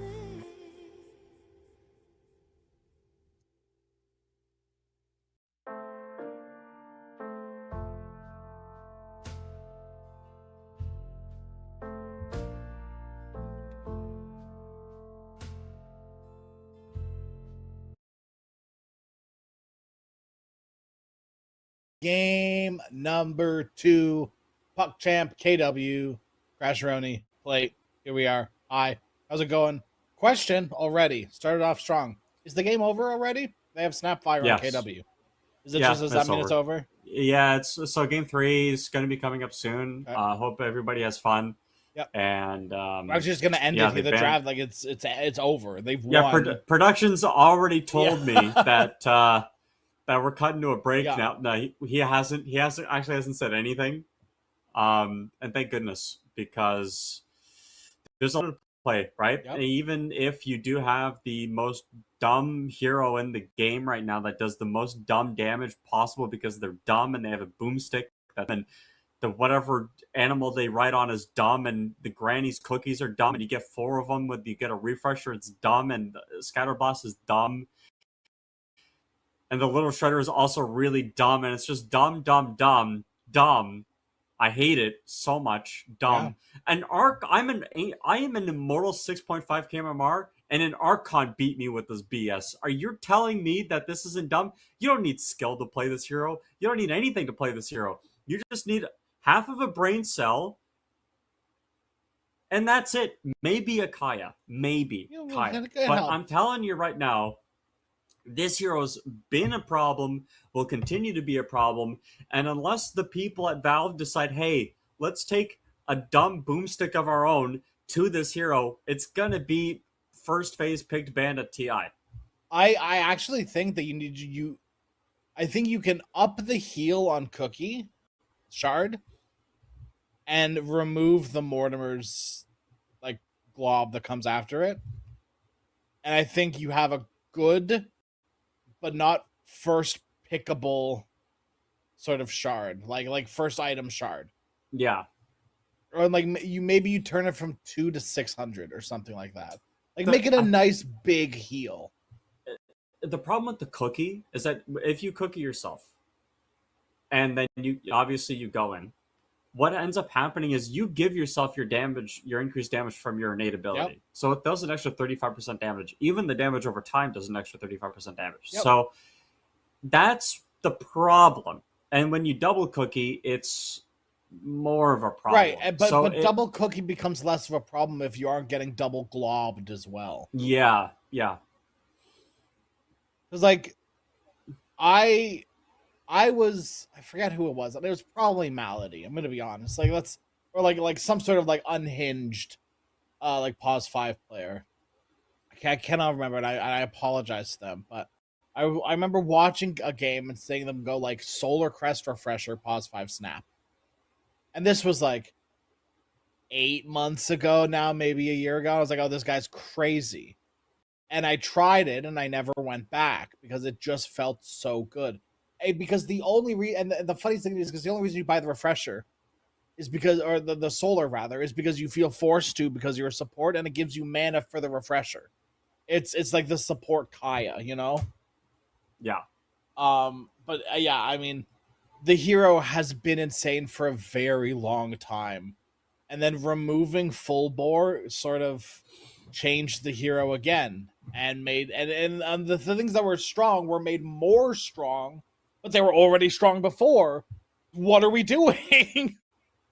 I think the thing that, like, again, and not to continue to harp on the snap fight, because you know it's eaten a lot of this draft here, and I do want to talk about some more stuff. Yeah, no, absolutely. Is it's like like before, I think Pango was I still think that Pango is the best designed Dota 2 hero. Everything about the hero synergizes. It's gonna have some amount of relevance. I think maybe always. The numbers are really low right now on the hero, but I think it's in an okay spot. But the Snapfire, in terms of new age Dota heroes, is incredibly poorly designed. And I feel that way because the only time we're really seeing it get play is because the numbers are really high. So if you have to make your numbers really, really high to be playable, it kind of means there's something fundamental about the hero that does need to get switched up a little bit. And what I'm not sure, but we're seeing Snapfire now turn into like a Huskar type mid laner or a Monkey King type mid laner where you just bully melee heroes from the mid lane constantly out and then you just take over the game and win. But in overall drafts right now, PuckChamp have a problem in the Snapfire. They have a problem in the Wind Ranger. The position 3 for KW is up in the air for me. I don't know who they're going to run 3. Maybe the Earth Spirit. Is Snapfire 3, you think? Do you think Snapfire 3 or Earth Spirit 3? I don't know what KW are doing. I think it should be a Snap mid, as a Snap 3, Earth Spirit mid. Retsu's playing the Wind. Okay. Yeah, so we knew it was going to be carry Wind. Yep. I'm thinking it's pause 5. It's got to be pause 5 clock. Snap, so they are 3 snap. At pause 4 clock. Okay, so Luna's going to have some problems in this lane. Level 3 for KW will probably kill Luna 90% of the time. And Shackle into Arrow on Retsu and Loopsy in that bottom lane, if they do end up going for even a casual point and Shackle shot, will probably also always kill Krolgash. And also they have Arrow to deal with Boars in that lane too, if they really want to go for it.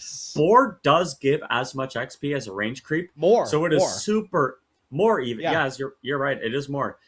So it is incredibly value to arrow that boar every time you get. And double ranged heroes, when you have Wind Run as well, makes it really easy to kill that boar off. Game 1, I felt like PuckChamp's lanes were really self-exploited. They had the cheating combo with Storm Coddle in the mid game. This game, it's KW that have the cheaters. They have the Wind, which is a bit of a cheater, and the Wind Run, and then you also have Snapfire, who's a cheater with the Boomstick. Clock. Yeah. Like on paper, this KW draft is very strong. Yeah, this KW draft, I think, is going to turn some tables here, and I think a Game 3 could be approaching here soon. Gosh, I hope so. I feel like I haven't had a Game 3 in tens of thousands of years. I feel nothing. Give me a nice whole Game 3 to... And honestly, like, I'm torn. I would love a Game 3 because more Dota I'm not going to say no to. But also the next series is really good. Now, like, to be fair, the next series isn't going to start, sooner. But in my mind, it will, In my mind, the game is going to come down to Barlow again. I think Game 1, he had a pretty underwhelming game. He had a pretty, he probably would have taken a lot of the decisions he made back, and this is a clean slate for him. You have the 2-0 if you want to win this series, and it's going to be up to whether or not Barlow's going to have that matchup that he wants, right? Like, he gets the Snapfire Luna matchup that I would assume they flexed into, and Luna is not a hero that likes eating a ton of burst damage. Yeah. You have a lot of armor because you're an Agi hero, but when it comes to HP, you're going to struggle a little bit. Be curious to see if Yuragi ends up going for a Falcon Blade in this lane. I know it's not the normal Luna build, but I think in this game the Fluffy Hat goes a really long way for the burst damage, and also just the extra right click damage helps Glaives do so much work, especially clearing somebody. So we'll see if he ends up going for that, or if we're just going to see like the double Wraithband build that we normally do. But mid should go swimmingly for PuckChamp. I don't think there's a way that Earth Spirit can really contest the Lina at all. Maybe there's like a roll kick in under tower Yeah, type yeah. deal. But it is Lina against a melee hero. What do you Right. don't expect anything, Don't be mad. Don't be mad. I'm very angry, Enchantress. You know why I'm mad, Hugo? Why's that? You and I have played with a lot of core Enchantress. This Aghanim Scepter item, I still don't know how to counter it. This guy has told me many times how you do it, but I don't know how. Is it Yules? Like, you can Yules yourself. Like, you can't dispel BKB. You're debuff immune. Right. I don't know if we're gonna see Aghanim Scepter from Enchantress this No one game. actually buys it because no one knows what it does. I feel like no one believes in it. Yeah. It's a lot for a pause 5. Like, I feel like people do it eventually. But with the boars, like, doesn't it help the even Yeah, if it's your boars, I it think helps so. I and think your so. Overlord creep, right? Yeah. Also, they're landing clock bottom, which I'm going to be honest, I really hate. Oh my gosh, the boars do. Yes, they do full what? damage to cut. It's the worst possible thing you could ask for. It's really bad. Like, I don't know why they've done this. Snap Why clock didn't you is put the so much better. Okay, hold on. What are KW doing? Why would you do this? I don't know. I don't see the vision. And also, Lina's getting. I mean, the health being used as a resource in the mid lane is very strong right now, and it's coming in the form of 7 last hits towards Lina's name. Doesn't matter that she's low on health. There's got a bottle coming out soon. Another Tango to work with as well if things get really risky, but what you want to see in the mid lane, you want to see someone leverage their health. I mean, even in the side lanes too. Like, that's one of the best advice I could give supports. Just like use your resources. If you're not gonna use your health as a resource, don't start with tangos. Do something else then. You know what I mean? Like, True. Use the money you've spent on keeping yourself alive in lane by using your health to do anything useful. Bottle finished by Lina in this mid lane, and 9 CS so far. Missed a couple of range creeps with just by the fact that the Q was only level 1, but that'll get fixed up soon. And then once you start landing those Qs, you're going to see the Lina really take off in terms of farm. We're seeing again PuckChamp just do a little bit better in the lane stuff. Lina's also one of those heroes that we saw sort of pop up a little bit more at EWC compared to before, where we saw more Necro play and Lina was everyone's sort of Necro answer. Lina, along with Snap, have the very cool ability to do this cool thing called whatever the hell they want with their build. Mid snap, you can go. Yeah, absolutely. You want to go right click? Please do. I insist. Oh, sorry. What was that? You wanted to go magic? Please switch away. Honestly, like, you could just if you haven't decided yet, you could come back for magic later on. You want to switch to physical? Absolutely. Oh, Lina, you want some too? Yes, of course. We'll share the love. Anyone else? No, you're hard stuck. I mean, I guess Shadow Fiend was sort of the grandfather of that a little bit, right? Like the Yashikaya. The Yashikaya into just like Silver Edge, like right click items people were doing. Yeah. So I guess that's sort of. Oh, I never thought about that until just now. Right, well, Down bottom I'm block. thinking about this block. Yeah. I'm thinking about, man, imagine if there was a Mirana in this lane, that board would be dead as hell. Well, I guess still dead as hell. There's a blood grenade from the fog. Summon the boar. Got to keep Peter alive, though. True. And this is the thing is that I was kind of worried about is, Beastmaster really relies on the boars to outtrade. He's been doing a really good job with the clock, but you can see the wind has really started to make a prioritization of killing them. Even if you don't get the last hit, the denies have been coming in clutch, and ultimately the last hits are really just starting to pull away. I think PuckChamp this middle lane is borderline already over for Earth Spirit. He's just kind of forced to be stuck in the tree line, and Luna's doing really well, obviously, and that's only going to keep getting better once points into Glaive are leveled up, and Clockwork is dying bottom. And that was actually first blood. It's been almost 5 minutes. We haven't seen a kill yet. Easy first blood for Gothic. It was a long time coming. Clock has been on death's door for a while. But we talked about this top lane being so dangerous for KW, and then they made this lane switch. They put them It's around so the clock. bad, man. This is not good. You know, Cookie into Cogs into Scatterblast, I think would have done enough. Plays itself. It plays does. itself. This Snap Mirana lane is so awkward. Because you want to almost Cookie in the middle of a lane. Or like you want to Cookie the creeps as well. It's so hard to like. This is your opportunity to Cookie arrow someone when they're not in the middle of any creeps. But that's like, when is that going to reliably, consistently happen? Just randomly in the mid lane. That's something you're gonna have to work up to, or you almost bait them into. I don't know if you can really afford to lose this middle tower. Oh no, okay, the catapult isn't gonna keep taking the tower aggro here. And they brought Enchantress.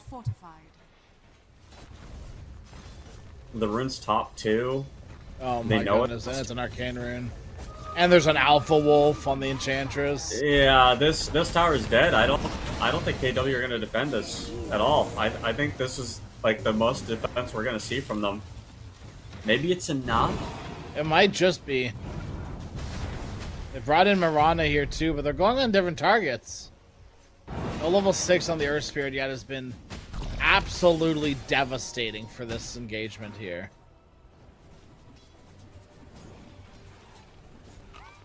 Yeah, you can just see the net worth is so far ahead. So there's just so much more net worth for PuckChamp right now. Oh, and it's about to get Barlow, worse.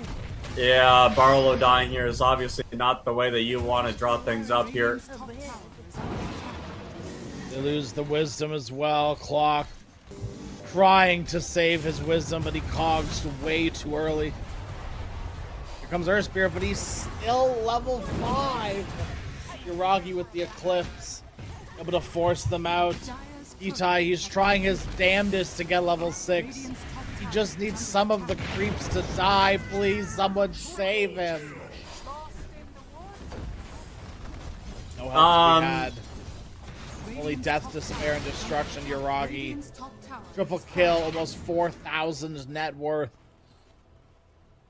KW in Despairland. Despairville. So the laning stage has been lost from KW. Yeah, just a bit. Close. Just a little bit. Close. It's hey, you know what? It was so close for the first 5 minutes. It was so close for the Kind first of. 2 minutes. Hey, the first 30 seconds. Oh man, so close. The first like holy smokes. before the horn, things were dead even. Oh my gosh, it couldn't have been more even. Okay, easy killing the techies. Look at that, it's free. It's free. There it is. It's Sorry, free. The disarm. It gets you every time. It's free. It's free. Wind has the javelin coming out as well. That is, I mean, technically a way to start playing the game. I am looking at Earth Spirit. Is he still not level 6? We're not gonna talk about Earth Spirit, okay? Hey, where's his ultimate? What? He didn't. He put a point in silence. Oh, I don't like that. He uses farming, bro. What is Magnetize gonna do? He's full on IDC. Yeah. Oh, dude, they're making Magnetize here. It would be really good if they had a Magnetize here. They're gonna try to make a move anyways. They have the kick. That's all they need. Lena is dead. Kill. A Laguna Blade on her exit. Couldn't have done that one without silence. Come the globs. Mortimer shooting some kisses. Still off. The Beastmaster 1 down. Still a little bit more to go up on the high ground. They go. Yuragi's here to play. Gets clapped by the tomato. I prefer tomato. So if you could, in the future, call it tomato, that'd be great. But not because of, like, hit Dota 2 player tomato. Because No. you say tomato. I say And you also say potato. no. I say potato. Because you're a freak. I say potato, but it's tomato for sure. Interesting. Yeah. See, potato is just the way that you say it, but So tomato you're is more. just the So way- you're even more of a freak here. Yeah. Gothic, Well, speaking of being a freak, he's decided to freak out a little bit himself down here. Makes a move onto Retsu, but nice little shackle, cheeky little wind run means nothing anyone can do about it. But that does mean that Retsu's got to do the walk back to base. It's time where Retsu's gold is not going up, and everyone else is smoked on this high ground. Here they come. Now they're going to make their gold go up too by killing off that. okay. Scatter Blast, I think, might have dealt 1,000 damage. Yeah, I mean, yeah. What the heck is the Stepfire hero, dude? Literally one spell. Oh, 2 heroes are deleted. What the frig is going on, man? I hate this hero. Sucked out of my game. I love Snapfire. Here's the thing about being a Snap player. Is that it means that I don't care if I don't play it. I just want you to not play it. Lena hook shot, push back. Here's the cogs under it. It's not enough. Oh my god. They push her all the way to the other side of the river. And Lena did not give a single crap. Stand her ground and fight. Back up from the techies. Nice Dragon Slave. Not enough, Gothic. Another one. The techies. Everywhere he needs to be on this techies, Gothic has been performing this series.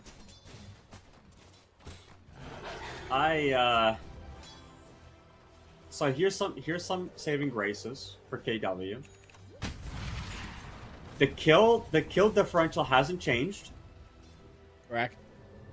Since the lanes have decomposed, as one will say.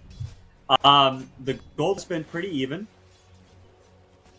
But when you're behind against an enchantress specifically, and the neutrals deal more damage to you, you might not think it means anything, but Earth Spirit can't farm very well, and Wind Ranger before Maelstrom also can't really farm very well, so it kind of hurts. Yeah, Luna doesn't care. That's more glaives to bounce around. Yeah, and the thing is, like the Clockwork and Marana, forget it. Yeah. You have Arrow, and that's move the on to be-all, Lena end-all. again this time around. Surely they will get it. A Force Staff away with the Starfall as well as the Cogs burn. There's a little bit of extra zhuzh from the Magnetize. I like the first item, Force Staff from Lena. I think the only way that they die is with this combo. So, Force Staff is one of the best ways of getting out of that situation. Could see Sanj Kaya as well as a defensive tool. Lena is just going to go for more like Giga tank and try to kill me, and I'm just going to Laguna Blade you and then right click you as you try to kill me. But yeah, the net worth is really just starting to stack up, and Hyuga's farming all the most like camps that would normally be safe for the one team, so it's piling it up. It's piling up. It's going to keep piling up. Yeah, genuinely loving to see where Hyuga's been sort of tucked away into this game. And keeping tabs on Bambi, who's been weird parts of the woods. There's no way. No way! That's embarrassing. Well, you know, that's There's Dota, nothing baby. you can do know- about you know it, what I'm right? saying? But yeah, exactly. That just happened. Yeah. It's still embarrassing. It's only embarrassing because we watched it, you know. How do you kill the Overlord creep on? But you know. Okay, fair. Arrow Fair, it? my gosh. That was sick. Radiant's middle tower is under Absolutely disgusting. Yuragi doesn't care either. Right? He comes and throws Eclipse. I don't know. Who cares? Clockwork, he is kaput as well. Tries to hook shot away. Will not be able to.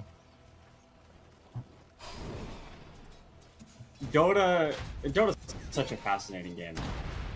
And the most fascinating thing about it is how you can have the most broken hero in Dota and be seen maybe twice on the map. I kind of feel like poking Barlow with a stick and going, "Hey, Do something. let's do something. let's do something, man." Every time Barlow's green diamond is up, I want it to not be. We've Every Oh second man. I see the green little diamond at the top show that Barlow's ultimate is up, I am foaming at the mouth, wanting Barlow to go use it. He has travels. Doesn't need to come to that. That's a big kill. That's a big kill. And they're gonna get the techies too to boot. That's a nice little double whammy. Okay, turn it into an objective though. TP Barlow mid and just run down mid and take this tower. Barlow did just get shard flying out as well. So here's the thing, because they just got shard, Barlow's gonna want to take this ancient stack first. Which is gonna give techies time to respawn. So instead they smoke out. Barlow's gonna take the stack. It'll only take a second. But these are seconds you can't wait much longer for. So they go somewhere where Barlow can just TP in. Dude, I don't... You're looking for Uragi, but Uragi knows. Uragi gets hit with the flare and the hook as well. Here's the kick, the boots. With the arrow, no! He mantas into the arrow, and there's the kisses as well to seal the deal with the smooch. Oh, wait, no, I couldn't. The kind of switches you don't want to get from Grandma, to be honest. Sure. But that was the most important thing they could have done, I think, besides taking a freaking tower, man. Guys, you gotta kill these buildings. You can't just keep walking around looking for pickoffs. Turn it into an objective. This kill on Gothic is fine and all, but you are running into 4. Oh no. They dropped the Moonlight Shadow as well. They brought Barlow in, everyone and their mother down here into the bottom lane. Oh my god, they don't see anyone. They have no sentries, they don't know. They had no idea. Now everyone gets caught into the secondary kiss blast, and there's a blast to blast off as well. Marana tries to finish off with the Lena, but he can't do it. Lena's just too much damage. And Barlow, sweet baby Barlow, he started it all, and he's going to be the only one, other than the clock, who I believe was dead earlier. Oh no, he was fine. He's got it. Do this. They can't do this. Wind, you can't do this. Get out of here. And this is the difference between PuckChamp and KW. Like, PuckChamp took an objective after they won a team fight. KW got a pick off and then ran into 4 heroes and died. Like, they could have taken top tower. They could have pushed in mid while they were taking tower. Instead, they did whatever that was. And it's completely self-inflicted.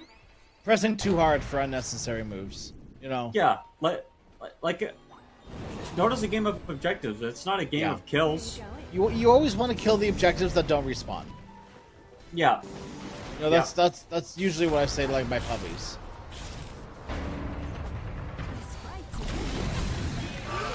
Nice shackle onto 2. It's the supports that are caught, but there's a Luna underneath it all. Barlow. I would say he's stuck between a rock and a hard place, but it's more like he's standing in the middle of a sniper's field. Wasn't really stuck anywhere. He just sort of wandered into his death. There's no kiss, is available for that team fight. The It's shackle such a was really big cool. amount of their damage. They really need the kisses. If you literally just throw kisses onto the shackle target, they die, and you probably just win a fight. Yeah. You don't have to use it. It's not hard. Oh my god, the Enchantress. He's getting beat by Roshan. No, it's not enough. Just barely. He goes maybe. Nice block of the hook from Gothic. He's so good. Goth. And that's why Gothic 1 got remade. Because of Gothic in this he's game? so damn good. He's so good, they made a video game about it and then remade it in his honor. Yeah. Holy smokes. So, interesting that Uragi in this game is going for the Aghanim Scepter. I wanted to talk a bit about this. I don't know who the Blink Dagger target's going to be for this. Maybe it's the Beastmaster, and you're just like... Or techies, honestly. Like... Yeah, sure, but I think the gist of it is you need some sort of magical damage burst to get through the Wind Ranger Wind Run. So you're looking for that. Uh-oh. Jumping in onto the Wind Ranger. Beastmaster there. And her Spirit trying to roll away. Not going to be successful. Barlow, he's stuck. He is killed as well. And you are not in a good space to be dying. Right in between two of your tier 2 towers with the creep waves barreling down the lanes. Radiant's top tower. Yeah, it's probably the single That's the rest worst of your place tier to 2s. die. There's not a worse place. I can't think of a worse place. Yeah, no, that is like if you pick the spot on the map to take a team fight and die, that was At this stage, that was the worst one. Yeah, Worst that possible. literally. Yeah. A little bit of lag there. That's okay. That was an impressive amount of lag. Okay, we're back. I like into it. slideshows. I like PowerPoint presentations. Usually, they should be able to clean up the next one as well. Yeah. Yeah, there they both go. So They lost. still have Aegis for another 3 minutes. They can sort of gear up for these next stage items and just go high ground. Lena just bought BK. I think, Champ, the items you're waiting for are like the second Inceptor on Luna, which might be finished. Lena's already got the BKB, so I don't think you're waiting for anything. Blink on Beastmaster if that's not picked up yet. I'd be surprised if it wasn't. There's too much money. Yeah. There's just too much money on PuckChamp at this stage of the game. Gonna kill off Hyuga. It'll be a nice sort of, piece of candy. But Yuragi is still big bad threat.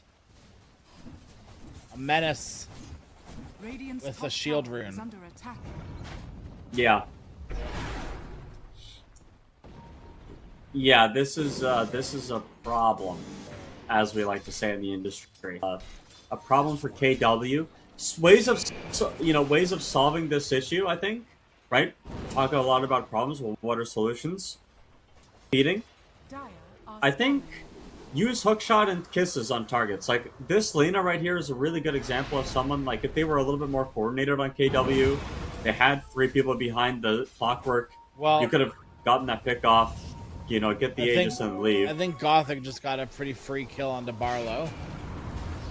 They're gonna make moves now over towards Yuragi. Finally, tried to kill off this Luna, the hero, without the Aegis, but the Eclipse is tearing them apart. And one gets Laguna'd and one gets roared. Now there's no more little monkeys jumping on the bed. Oh, Clockwork is here to play too. By here to play, I do mean just feed. Gothic 2 remake coming soon. Interesting that we've seen Clockwork actually lose, really big losing positions both games. One of the heroes that I think a lot of people really put on a pedestal, but this game obviously hasn't done anything. So I think the thing with Clockwork is I don't think Clockwork wins games like by himself necessarily. Right? I think Clockwork is a hero that can enable your team to win games. I don't think Clockwork is putting a game on his back and doing it all the damage, let's say, by himself, He's not taking objectives, he's not doing damage. Or Spirit, if an Spirit gets far enough ahead, can win a game by himself. Snapfire can win a game by herself if she gets far enough. Wind can do the same thing, like Luna, Beast, these heroes can do the same thing. Clock is just, it's not that hero. But he's a big enough piece of crap that no one wants to play against. The ancient creeps are eating the essence distillers. Creeps broke the smoke as well, so they know where they are. Hyuga's broken as well. There are so many creeps to deal with on PuckChamp. There's Enchantress has a creep, Beastmaster has 3 creeps, so you have to hit the mines. When you're focused, hit this stuff. There's a DD down bottom. Earth Spirit is going to get it. Radiant's top barracks. And all the while, your top racks, they're just gone. In the blink of an eye. Well, why not? You know, this I guess, yeah. this game of Dota is slowly evolving into PuckChamp, just kind of Slowly. killing all the buildings that they want to 24 do. minutes. Yeah. They're standing Well- here uncontested. They're being wrapped around a nice arrow and the leader from the back. Can they do anything about it? They're just looking and waiting. What are you You asked waiting that question. for? You asked that question like nothing something was going to else happen. Beastmaster, there's the hook. This is their shot onto the Beastmaster. They throw everything they can at the beast. He will die. The kitchen sink method is effective. Gem has been secured. Earthsphere has bought back. He wants more. He's gonna get more, but not in the way I think he wants. He gets cookied in. Barlow, no! Gothic! An insane blast off to interrupt the roll. He gets in front of him. He's dead. Retsu is dead. And your racks, well, your racks are going to be dead. There's a Luna in this game. She can just do it all by herself, and I'm gonna have to agree with you on that one. That was not too bright at all. Itai really tried to push it a bit too far. They don't need this is I mean, you know, this is respect. This is This oh, man. is arguably the right thing to do, but man, does it This feel is like so BM. BM. Do you know what I mean? This is so BM. Oh, the flare misses the cookie. Whoa! No, Arlo, he's still on the cliff. Oh, get him down. Someone help Grandma. She needs her stair lift. Yuga, the gem has been secured. That's all that You're not matters. killing it, Jay. Radiant are scanning. So the one glob of kisses came out from Barlow Correct. on that. Boy, was it good. Roar That was gets really good. It used. hit nothing. Yell at the man in the metal mass. It's the name of my rock album coming out. Yeah, that's a sick rock It's- album. it's man. pretty good. Well, that's It's actually really, really good. Wow, that's Yeah. incredible. No, it's really good. It's That's that not and real? or an Like- MF Doom like diss track. It's both. Both. The rock song came first from the 70s. but Oh the no, MF Itai again. Oh, The teleportation no. is not going to be it. Yuragi drops the eclipse. And yeah. Well, Eclipse is not bright, so that's true. Is under attack. Well, I guess it. Well, I guess it is. No, well, it is. It is. It is. Yeah, no, it is. It is. It is. Yeah. I see what you mean there, because it turns it to night, but It turns it to night. which yeah, isn't bright, notoriously. but no. Yeah. 4v5, can they do it? There's no eclipse, so I guess that's the thing. There's the hook onto the little centaur. Get the little centaur. Everyone kill him. They throw everything onto Yuragi, but they are just doing exactly 0 damage to the Luna. And from the illusions, the glaives are still bouncing. Lena, completely unstoppable. Finally, Barlow throws a cookie in the right direction, but it's nowhere near enough. Itai has respawned. He's back in, and this is maybe the best Mortimer's Kisses that we've seen all game. It's a shame that it's come way too little, way too late. Barlow gets Hyuga, so that's kind of cool, I guess. Now they found Clockwork. Will Scepter up into the air. Keeps himself alive for a bit, but another cookie in the wrong direction from Barlow sends his teammates screaming into the pit of death. GG has been called. PuckChamp will take a pretty darn clean 2-0, especially after the bruising that was brought to them earlier in the day. Well done from them. I mean, that was a really good series from PuckChamp. Yeah, PuckChamp owned. Really well. I feel like this series wasn't close. No, Game I one, really didn't the either. scoreline was 18 to 30 something. This game is 14 to 35.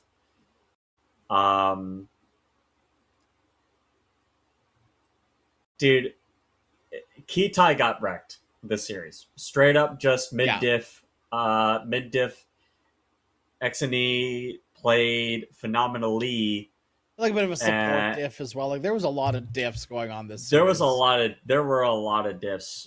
There were a lot of diffs. And for me, the biggest diff was this offlane.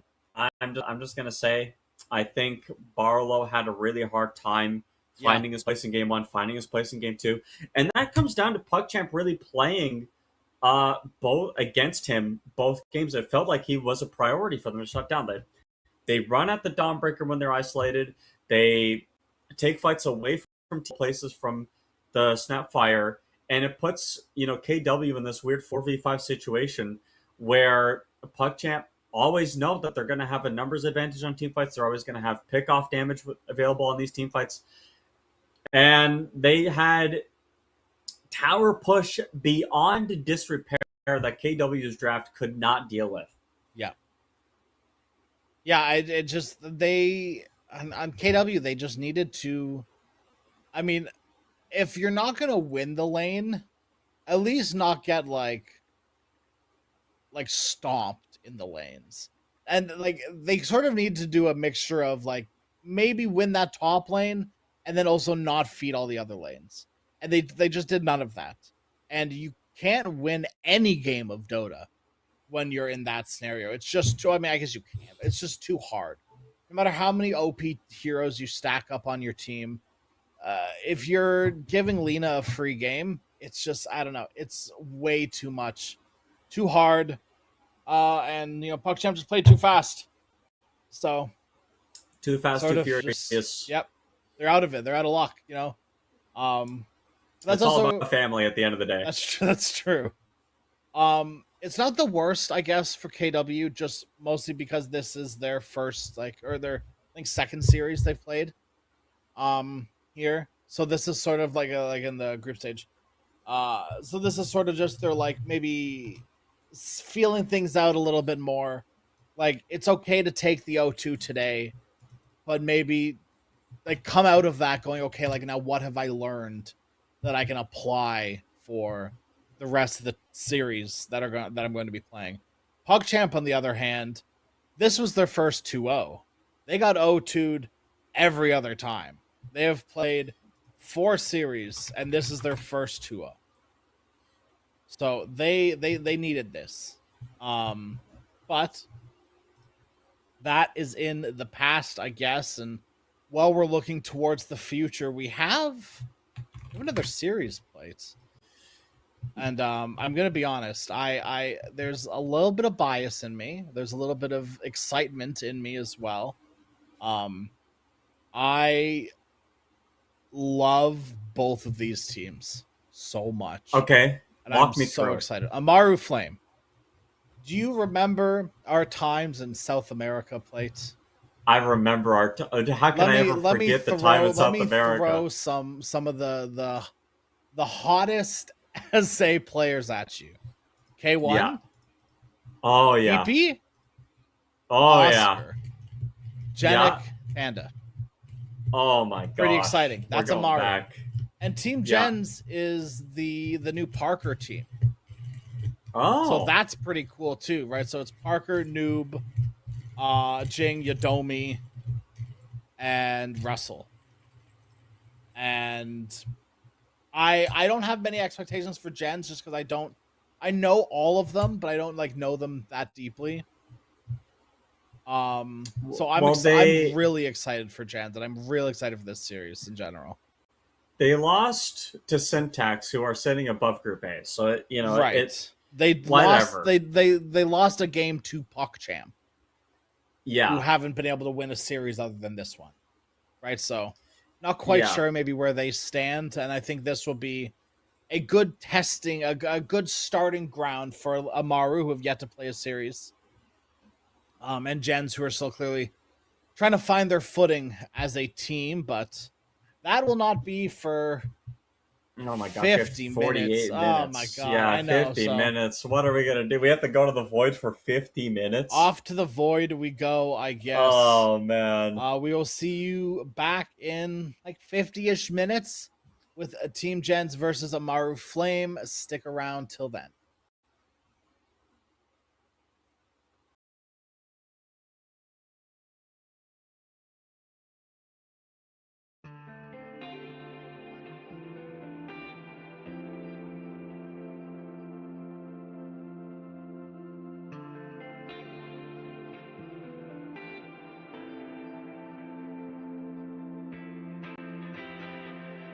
Anywhere, anyway, baby, just name the time.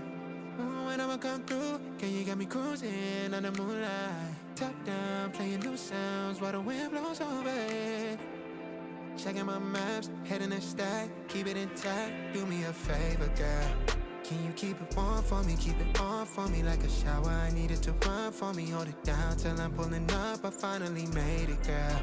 And I'm at the door, see you walking up to me, and you got something that's showing what's underneath. Still, you expect me to make it do pleasantries, baby, I'm yours. Love what you got on, but I want it all for you. We can play a song while I'm holding on to you. Rubbing in the hallway, no use for all the room. So what you wanna do? And she told me, she said it's all for you. I did it all for you. Baby, it's all for you. No, no, no. She said it's all for you. I did it all for you. Baby, it's all for you. No, no, no. We could catch a vibe here on this trip. I'm in your soul, you're on my head. I want you at my fingertips all night, all night. Love what you got on, but I want it all for you. We can play a song while I'm holding on to you. Rubbing in the hallway, no use for all the roads. So what you wanna do? And she told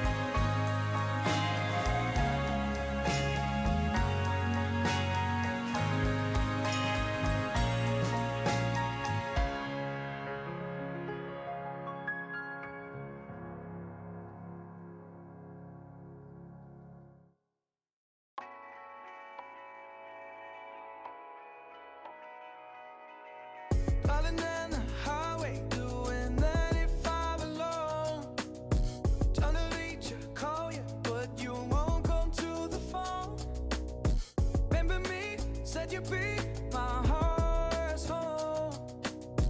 Guess you were biding your turn to go. Oh, I really should've known. We were dynamite till we hit a red light. Then I see the signs. Oh, after all that time, this is it for us. You don't wanna try. God, your love was real, but it's down for us. Now you can't decide. Oh, oh, oh. After all this time, this is it for us. Change your energy, yeah, you switch things up. Now you seem better than me. But was that even for? Was you playing your games? Was you really bored? No. Oh, I really should've known. We were dynamite till we hit a red light. Then I see the signs. Oh, after all that time, this is it for us. You don't wanna try. Thought your love was real, but it's down for us. No, you can't decide. Oh, oh, oh. After all this time, this is it for us. After all this time, this is it for us. After all this time, this is it for us. Oh, I really should've known. We were dynamite till we hit a red light. Then I see the sign. Oh, after all that time, this is it for us. You don't wanna try. God, your love was real, but it's down for us. No, you can't decide. Oh, oh, oh. After all this time, this is it for us.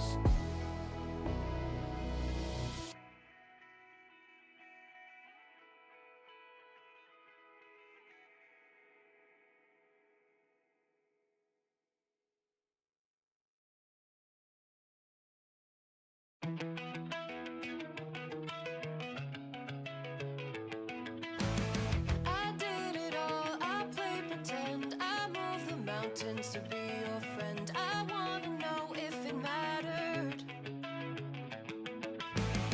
I would have gone to war for you. I would have bent the earth in two just to get to our ever after. Something about this has changed. I wanna feel you close again. Don't let go. No, I don't want this to end. Whoa. Remember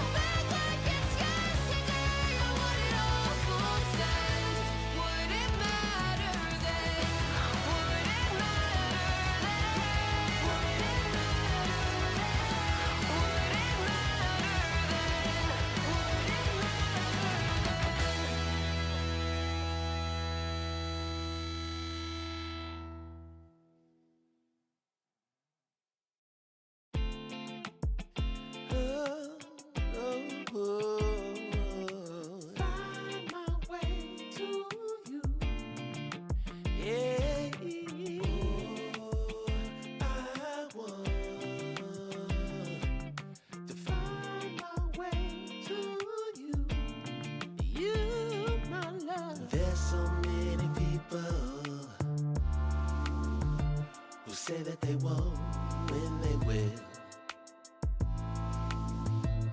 I could use some motivation, but I know how I feel. Faster than you like, it's over and that's the end.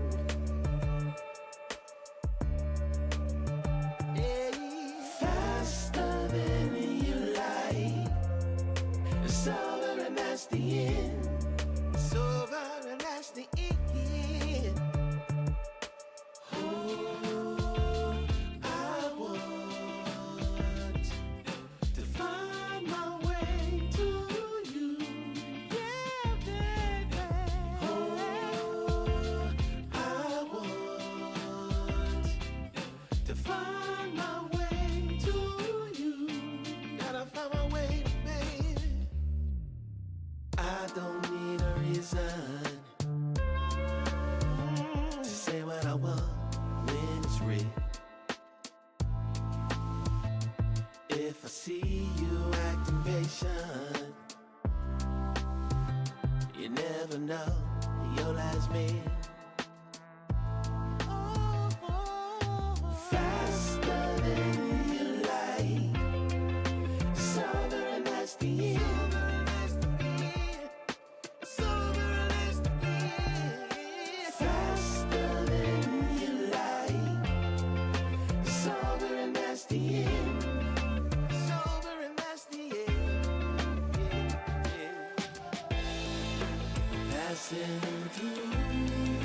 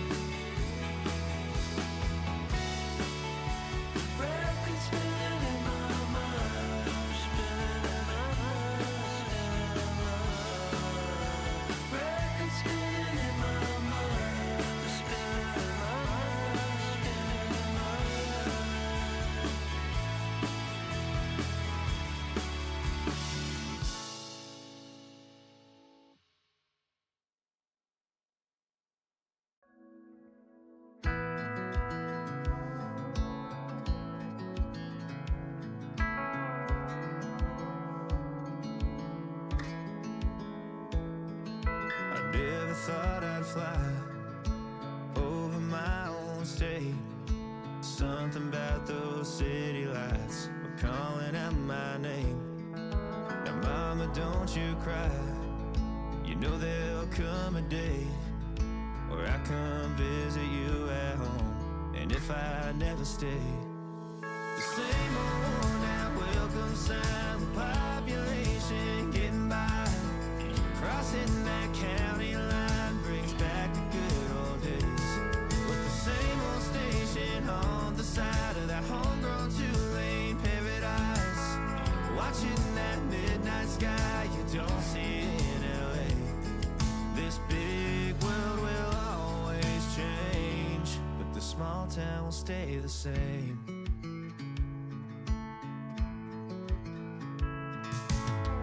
This concrete tree line's got my head up in the clouds. A good thing that I got my roots back in steady ground. With the same old small church parking lot, I cried when Bobby tied the knot.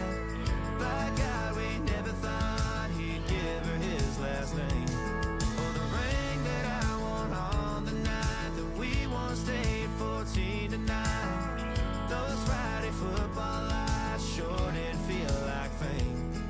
This big world will always change, but the small town will stay the same.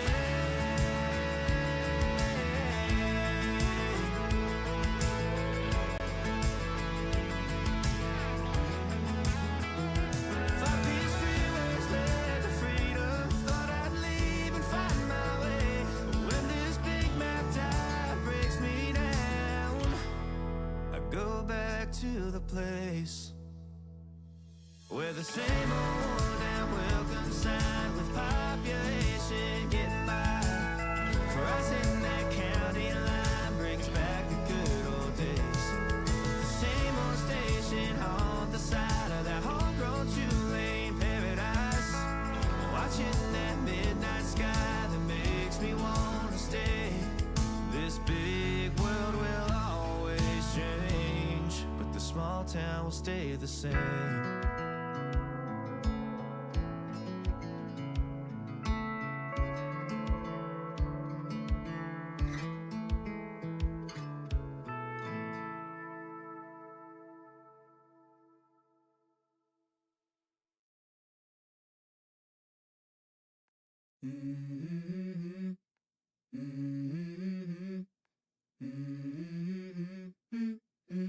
Let's go. I wake up to a little bit of drool on my pillow, feel like it's gonna be a bad day. Yeah, I'm tired of shit, and the coffee ain't hit yet, damn, ain't that great. I don't wanna go to work, cause my boss is a jerk, and I'm not even that paid.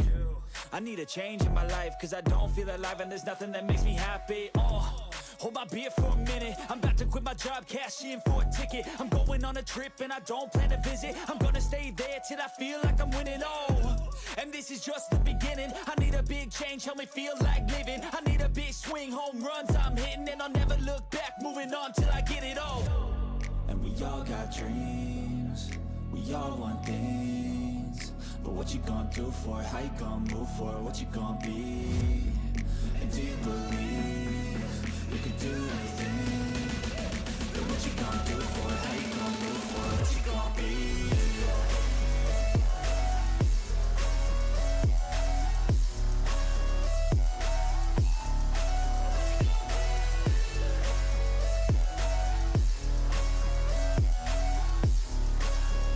Let's go. Hey. Yeah, this is my life, my strife, my right to fight, to die on. And this is my game to play, to claim a brand new name, And I ain't gonna lie to you, I'm a bit nervous that I might screw everything up that I've ever done. But what's the point of living if you ain't having fun? I guess I'll try this, try that, might miss, gotta find what I'm good at. I guess I look here, look there, over where am I scared, where am I at? I gotta make it in this life, whatever makes me happy, know I'm doing things right. Sipping in the summer on a goose and Sprite, or find a nightclub for the end of the night, And we all got dreams, we all want things, but what you gonna do for it? How you gonna move for it? What you gonna be? And do you believe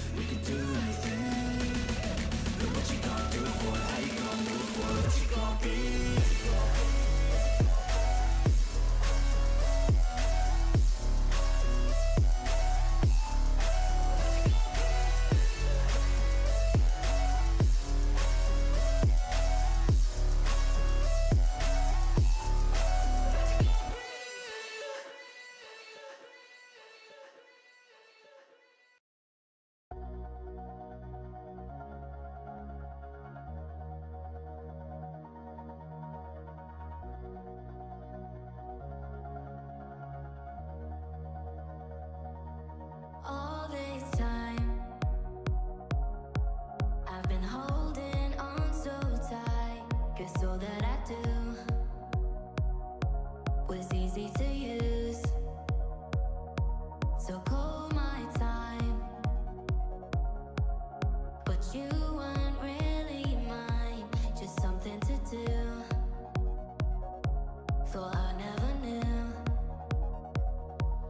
No surprise, but nevertheless, I'm still stuck in self-defense. No surprise, but nevertheless, I get lost when I look in your eyes. I just want to be next to your I get lost when I look in your eyes. Do you even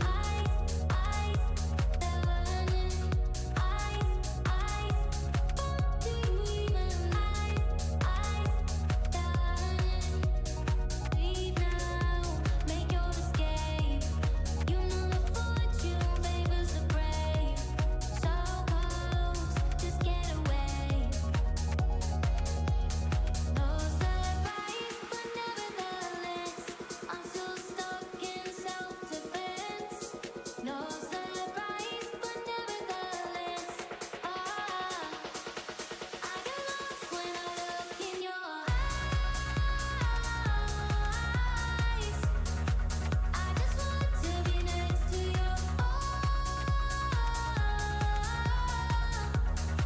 I get lost when I look in your eyes. Do you even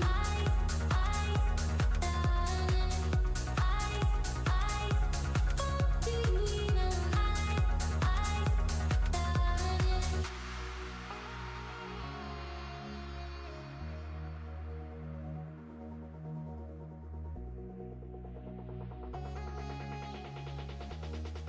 I get lost when I look in your eyes. I just want to be next to your I get lost when I look in your eyes. Do you even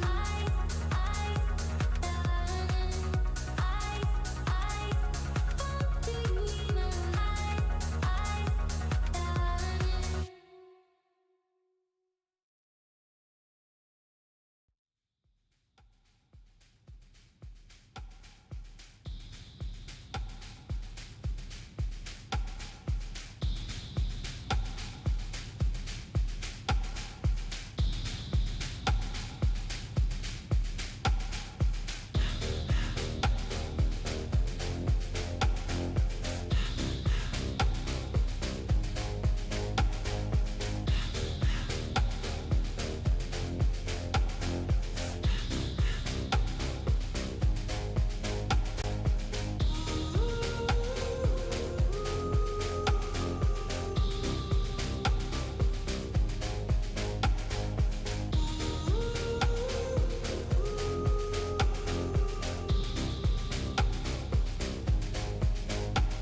I wish I could give you up, but you're my new favorite drug.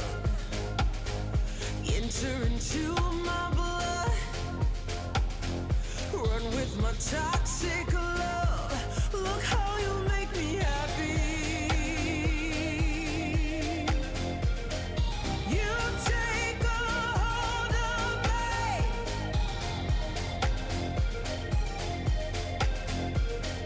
You take a hold of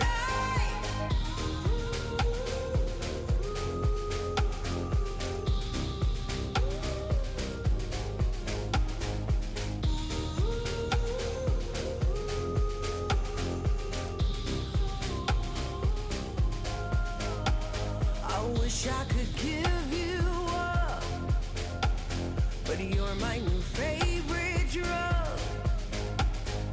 Enter into my blood, run with my toxic love. Look how you make me happy. You take a hold of me.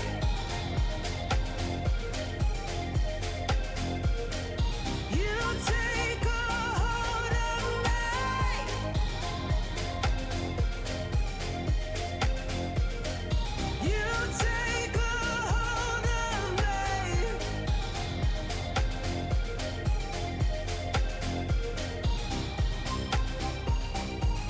Look how you make me.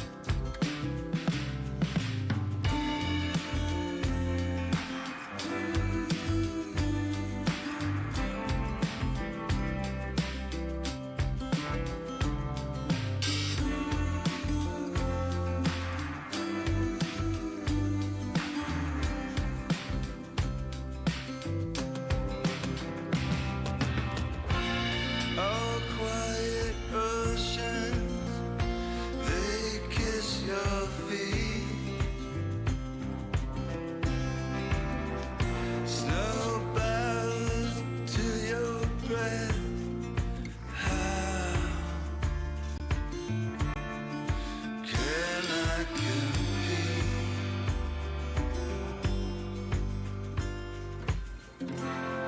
The mirrors are slanted, my reflection's still there. The marquees, they all read.